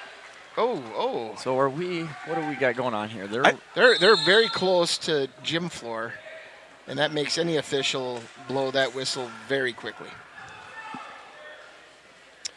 We have a minute left in the second period, and we got more time. Perhaps a little bloody, buddy.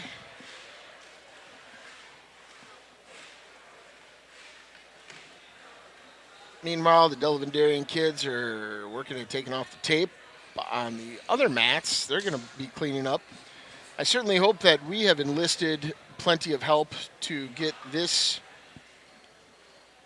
essentially entire film studio packed up and moved into a vehicle.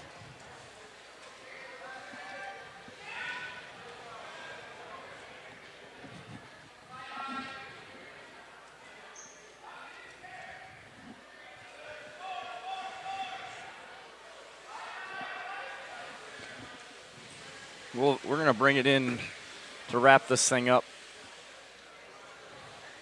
over on this shot here. We got headgear falling off. We got, that's what happens with the last match, right? Right. Closing time. That's right. Closing Hey, time. listen, folks, you don't got to go home.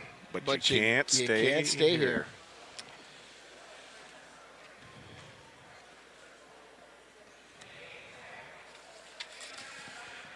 The Soto name has produced some football players over the years from the Whitewater area.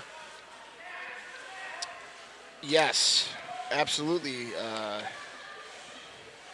Yes, there are a handful of families over here in Whitewater that are doing a very good job with keeping their sports teams in business.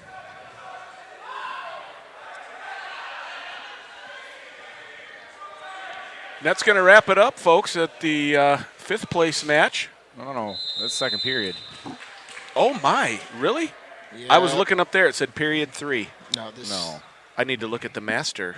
No. It said 2. It just switched to 3. But anyway, yes. Okay, well. Regardless, one more period. One more. Well, if folks, if you enjoyed our broadcast, go ahead and check out the link in the description on ways you can donate to this. Is just passing the offering plate. It's our service to you. We have fun doing it. We're volunteers, growing the sport of wrestling. And there's a link in the description on ways you can donate.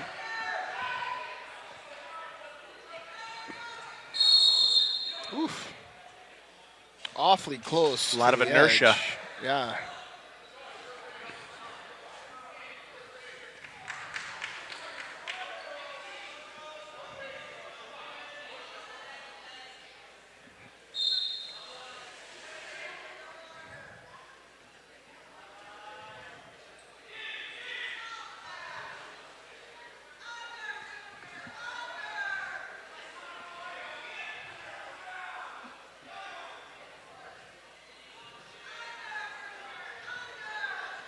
There's a few places in Whitewater I frequent when I'm over there for work stuff. Oh. Sure.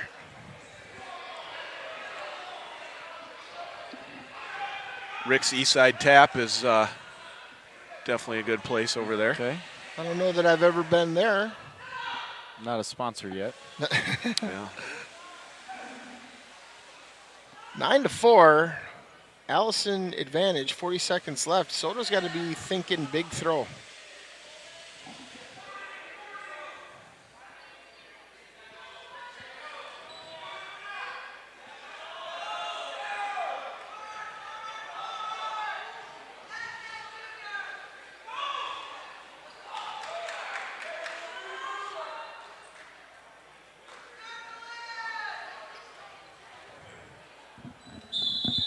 Soto, he's about out of oxygen. That is. Yeah, so am I. Yeah.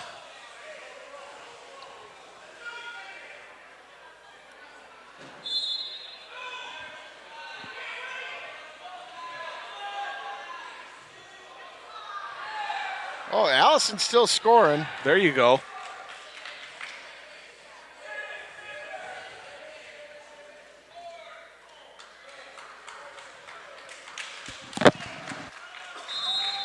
So there you go. Allison will take the fifth place match by a score of 11-4. And that will end it today, although we got 2 weight classes we still have to announce. Please direct your at the attention podium. over to the awards area. 215-pound place winners. 6th place, Alex Bruce, East Troy. 5th place, Nathan Shipper, Monroe. 4th place, Landon King, Broadhead. 3rd place, Ethan Barrels, Whitewater. You bet, buddy. Nice job today. 2nd place, Dylan Baton, Delavan Darien. And your 2024 Rock Valley Conference champion, 215 pounds, Brad Bartz, Evansville. Yes, sir. Bartsy. Good job for Bartz. There's a 2-timer. I think Danny's a 3-timer.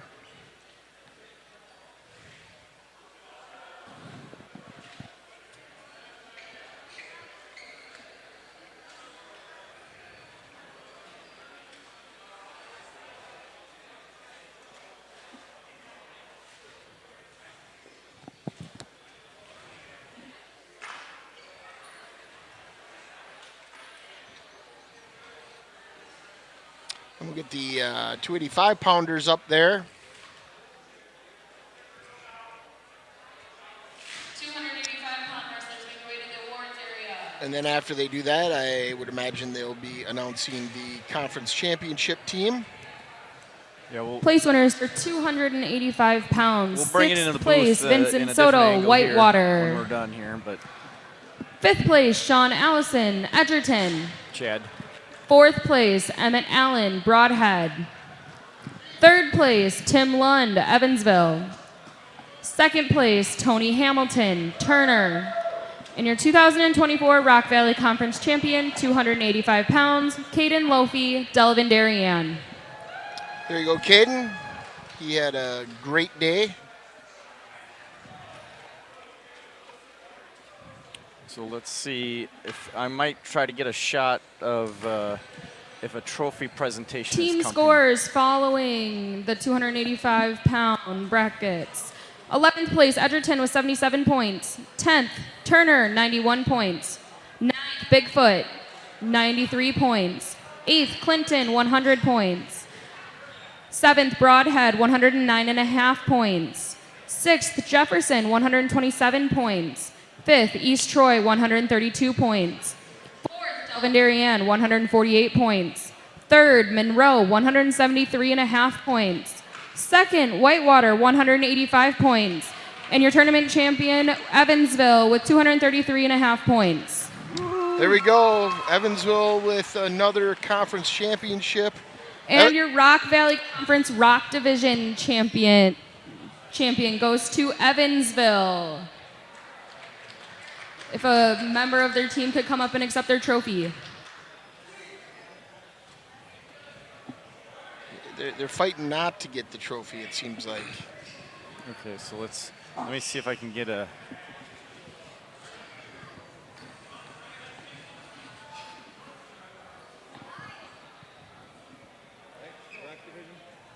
And the Valley Division winner, Whitewater.